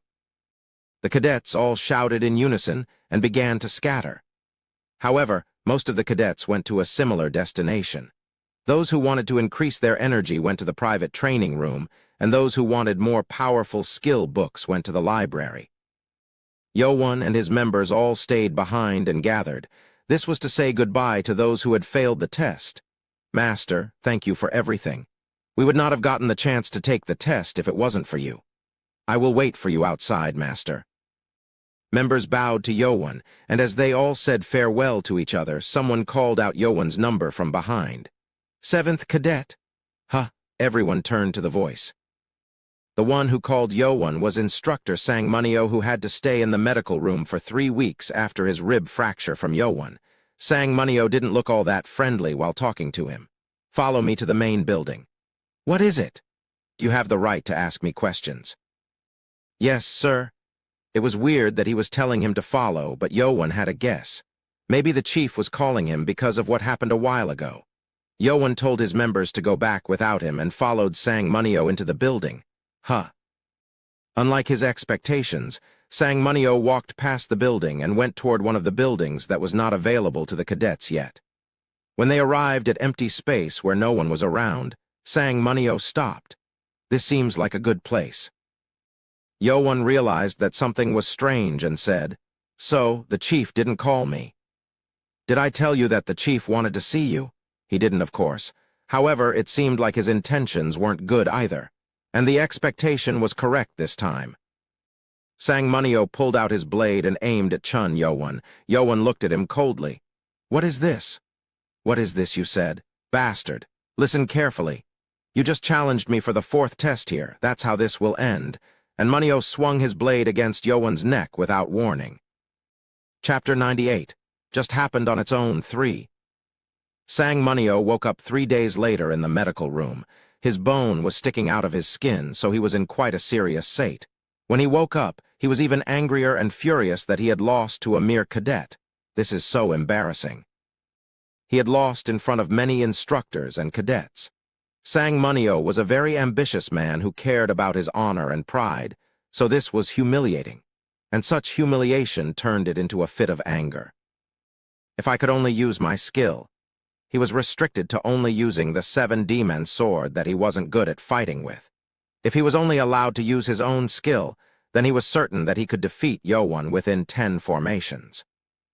Even if Yo-Won was powerful, he had merely just become a master warrior.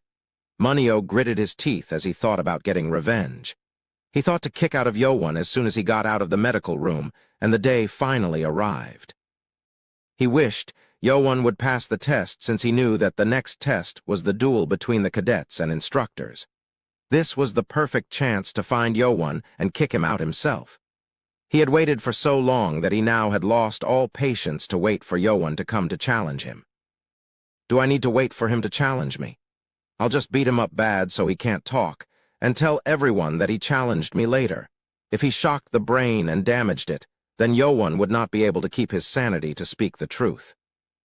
Moreover, it didn't seem like anyone would blame him for injuring cadets like Yowon, who did not have a special background like the princes from the 6 clans. Fool. I'll make it so that you can never wield a sword again. Munio swung his blade without warning at Yowon's neck. He didn't think Yowon would be stronger than him, but he remembered that the sword skill that Yowon used last time was quite powerful. I'll ambush him so I can put him down quickly. No one was watching either, so he didn't hesitate about ambushing him.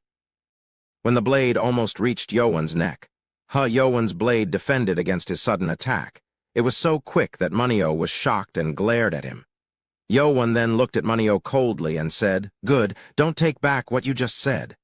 What? You said that this is the 4th test. Munio couldn't hear what Yowon was saying now. He became angry that Yowon had blocked his attack, and so he unleashed all of his entire energy to push Yowon back. Yet he didn't even budge. It was actually his hand that held the blade that was shaking now. His power, but how? Sang Munio was at the master level. His energy was not something that an entry-level master warrior like Chun Yowon could defend against.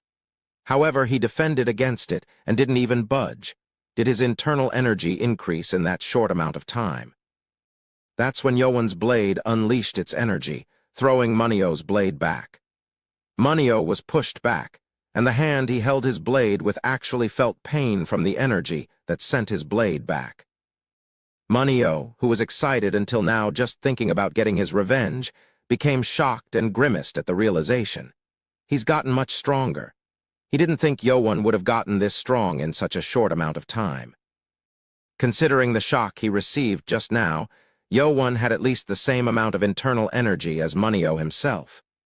It was unbelievable. How can he become so powerful in just a few weeks? Yowon did not consume any more black dragon balls after he had dueled him, so it was weird. Of course, this was due to the Poison Clan's leader, Biko. The use of Poison Ball had actually increased Yowon's energy instead of decreasing it, but there was no way for Sang Munio to know about this. Phew, let's keep calm. Just because he has more internal energy doesn't make him a master-level warrior. To reach the master level, one had to understand Kai to be able to use Kai freely. Just having more energy didn't mean Yowon was as powerful as Munio himself, since there was no way Yowon could have acquired such deep understanding in such a short amount of time. So you've gotten a bit more powerful. I won't go easy on you then? Sure. Arrogant fool. Sang Munio was provoked by Yowon's casual nod, and he sent Kai to his blade. The blade shone brightly with the white light of Kai. Munio felt a strong urge to cut off Yowon's arm, at least to make this anger subside. Munio charged in, unleashing his blade's skill. His blade divided into 2, coming down at Yowon at once. It's fast. But it was much slower than the butterfly blade dance. Yowon's body spun quickly, and the blade in his hand left a trace and defended the blade attack coming down at him. It was the second formation of the butterfly blade dance. Sang Munio's eye grew wide with shock. He blocked this? How? Munio then saw the clear white Kai on Yowon's blade. Its shape wasn't perfect yet, but it was proof that Yowon was an established master. Chapter 99. Just happened on its own afore. He's not entry master level. Sang Munio became shocked and tried to back away. If Yowon's strength was equal to his, then Munio needed to fight carefully. That's when Yowon charged in like lightning, unleashing the 6th formation of the butterfly blade dance against Munio. Arg! Munio swung his blade defensively, but the blade came at him like a butterfly leaving traces, making his eyes dizzy. It was much faster than his own blade. Munio's blade was thrown away, ripping Munio's palm. As Yowan did not stop on his blade formation, Munio quickly shouted, I lost. You passed the test. Stop now." It was not a matter of pride anymore. It seemed like Yowan's blade was coming at him as if it would kill for real. Yowan's blade stopped in front of Munio's nose. "Ha ha," Munio's face was drenched in sweat. Yowan asked suspiciously, "Did I pass the fourth test?" Holding up his both hands, he stuttered, "Why, yes, you won, so let's stop it here." It was to signal to him that he had given up, but it was actually a scheme. Munio decided to change his method now since he knew he couldn't just defeat Yowan with the normal way. "I would die rather than have you pass the test." If he were to let Yowan safely go, then there was the risk of letting everyone know that Munio ambushed him alone. Munio gathered the energy in both of his hands. He was going to strike Yowan's head as soon as he pulled back his blade. Okay, good. As Yowan retrieved his blade and placed it back into the scabbard, Munio narrowed his eyes. However, at that moment, Yowan's fist struck his body, throwing him back. The sheer strength of the attack blew him away. Munio became dumbfounded. How? You should have hidden the energy from your hand if you were going to lie. How did you know? Munio was so shocked that he stuttered. How did Yowan know when the energy wasn't let out of his hand? The energy scattered away from his both hands as he lost will to secretly attack him. Energy focused in the enemy's hands no longer detected. Lowering risk level. There was no way Sang Munio to know about Nano's ability to sense danger. Yowan then came up to him with a cold look on his face. Full of fear, Munio exclaimed, I'm sorry. I'm not lying anymore. I accept my loss. I'll go tell the chief that you passed the egg. Before Munio finished speaking, Yowan stepped on his right rib, crushing his bones. The rib bone that barely healed after 3 weeks of rest and meditation was gone. Yowan glowered at Munio. You should have done that before. It's too late. Munio became grim with despair. Yowan then stomped on Munio's left chest, crushing all the left rib bones also. After about an hour, instructors gathered at the chief's office to create a report on the third test. However, they were now sympathetically looking down at someone who was slumped down on the floor. It was instructor Sang Munio. HMPH. Lee Haemung, who was sitting down on his chair, looked down at Munio embarrassingly. Yowan had brought Sang Munio here on his shoulders a while ago. Sang Munio had already passed out, and Yowan, who came together with guards who helped him to carry Munio, put down Munio on the office floor and explained what happened. I knew he would do something, thinking of getting revenge against Cadet. What a fool. Most of the instructors seemed dumbfounded and were lost for words at what Munio did. They needed to hear both sides of stories in most cases, but it didn't seem like it was necessary for this one. The fourth test required the cadets to duel against an instructor anyway. If Munio ambushed Yowan, then he was going to be cast out from the academy. If Yowan challenged him, then he would have just passed the test. He did just enough. Even if Sang Munio attacked him first, if Yowan cut his arm off or did anything too terrible, it might have angered instructors. However, Yowan destroyed all of his ribs so that it wasn't too obvious. He's learning. This meant that Yowan was now learning to look after himself. Haemung wanted to compliment him on this, but he couldn't say this in front of all the instructors. Hu Jincheng spoke up first. Well, he still passed. Lee Haemung also grinned and nodded. So, throughout the entire history of the Demonic Academy, this was the fastest record for a cadet to pass the fourth test, just an hour after the third test. Well, it was only a matter of time anyway. Yowan was able to defeat the criminal who used the art of blood reversion and pushed back Hu Jincheng. Haemung took something out from his desk and threw it at Yowan. Take this. Ha! It was a silver medal with the word L written on it, proving his status as a squad leader. Haemung went up to him and took the black number tag off from his chest. Congratulations on passing the fourth test in the shortest amount of time. Squad leader Yowan. Exactly after 2 months, Yowan was now able to regain his name from being the 7th cadet. He now had earned the title of squad leader. Oh, I can look at the pedestals on the 3rd and 4th floors then. This was what excited Yowan most. On the 2nd floor medical room, Beek Jingmeng was looking down at instructor Sang Munio with a sympathetic look on his face. I thought you wanted to leave this place as soon as possible? Poor guy. Chapter 100, Earn the Right to Take the Test, 1. When the cadet enters the academy, cadet was then started being called with the number given at the first day. It is until the cadet passes fourth test and earns the title of a squad leader that cadet is freed from the number. And with being squad leader, cadet is then placed as the same rank with instructors. The reason why cadets tried so hard to pass each test in academy was that it was fastest route to rise to the higher hierarchy of the cult. Here you go.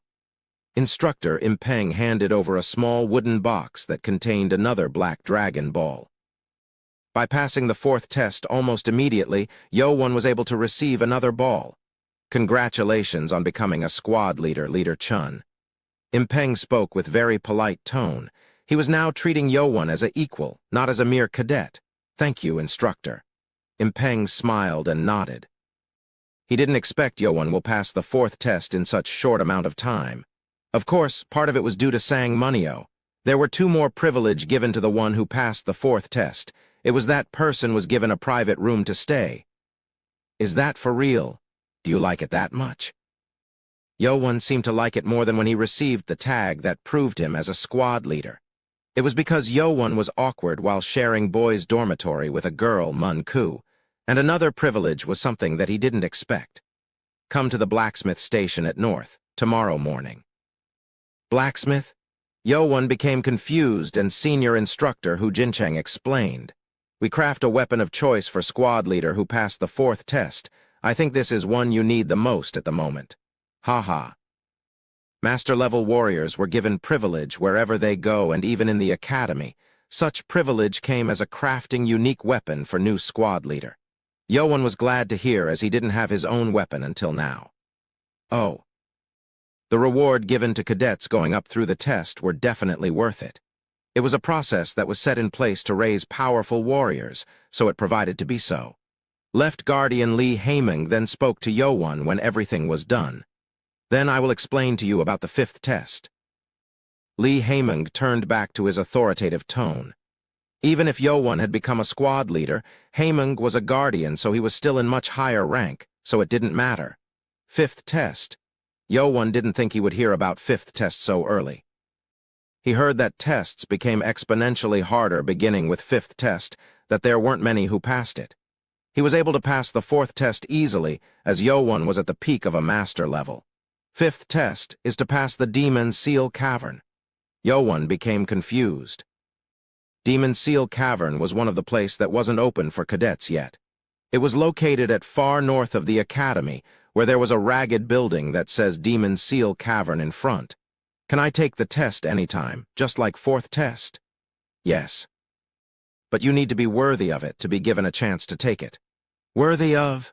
Yo-Won asked, and Haeming looked back at Yo-Won. You need to be at the peak of Grandmaster level. Yo-Won was lost for word at that. He did expect he will be required to be more powerful, but he didn't think it would require such high level of power. To hit the peak of Grandmaster level, Yo-Won needed to jump up at least 3 stages of power from now. It wasn't easy. And considering only top 100 warriors within the entire cult was at Grandmaster level, it proved how difficult it is to become so powerful. There were only about 10 average cadets who passed the fifth test in entire academy's history. Maybe 4 years might not even be enough time. It will be hard. It might take too much time. It wasn't sure how difficult the Demon Seal Cavern is to require such powerful state. If you hurry, you will not find understanding. Don't rush into things. Lee Haeming gave a short advice, but he was sincere in his words. The Academy's purpose was to raise powerful warriors. Having more Grandmaster-level warrior meant that cult will grow more powerful, so Haeming wished Yo-Won will become such powerful soon. Then that is all. I wish you luck. Thank you, sir. I will not fail you. Yo-Won bowed. You are dismissed. Lee Haeming spoke and Yo-Won left. Instructors all sighed, as they now had to go back to their menial documentation task. And Yo-Won, who heard about fifth test, walked immediately toward the library building. I can see the 4th and 3rd floor now. Yo-Won was most interested in sword formations of sword force of Sky Demon left on the blue pearl stone pedestal on upper floor. Oh. Instructor who was taking care of cadets entering the library immediately recognized Chun Yo-won. Yo-won was one of black tag prints and also went into first and second floor on the same day, so it was natural that he remembered. Huh, he left the tag. Instructor shook his head. All cadets were required to have tags on their chest to show their status. Instructor stopped Yo-won, who was trying to write down his name on the booklet, and spoke. "Where is your tag?" I returned it. "Return? Did you not pass the test?" Instructor frowned at that. He had mistaken that word for Yo-won having failed the test. Yo-won then took out the silver medal from his pocket and showed it to the instructor. Huh! It had the word L written on it, which made instructor to become dumbfounded. He knew that it proved Yo-won was a squad leader. "Did you pass the fourth test?"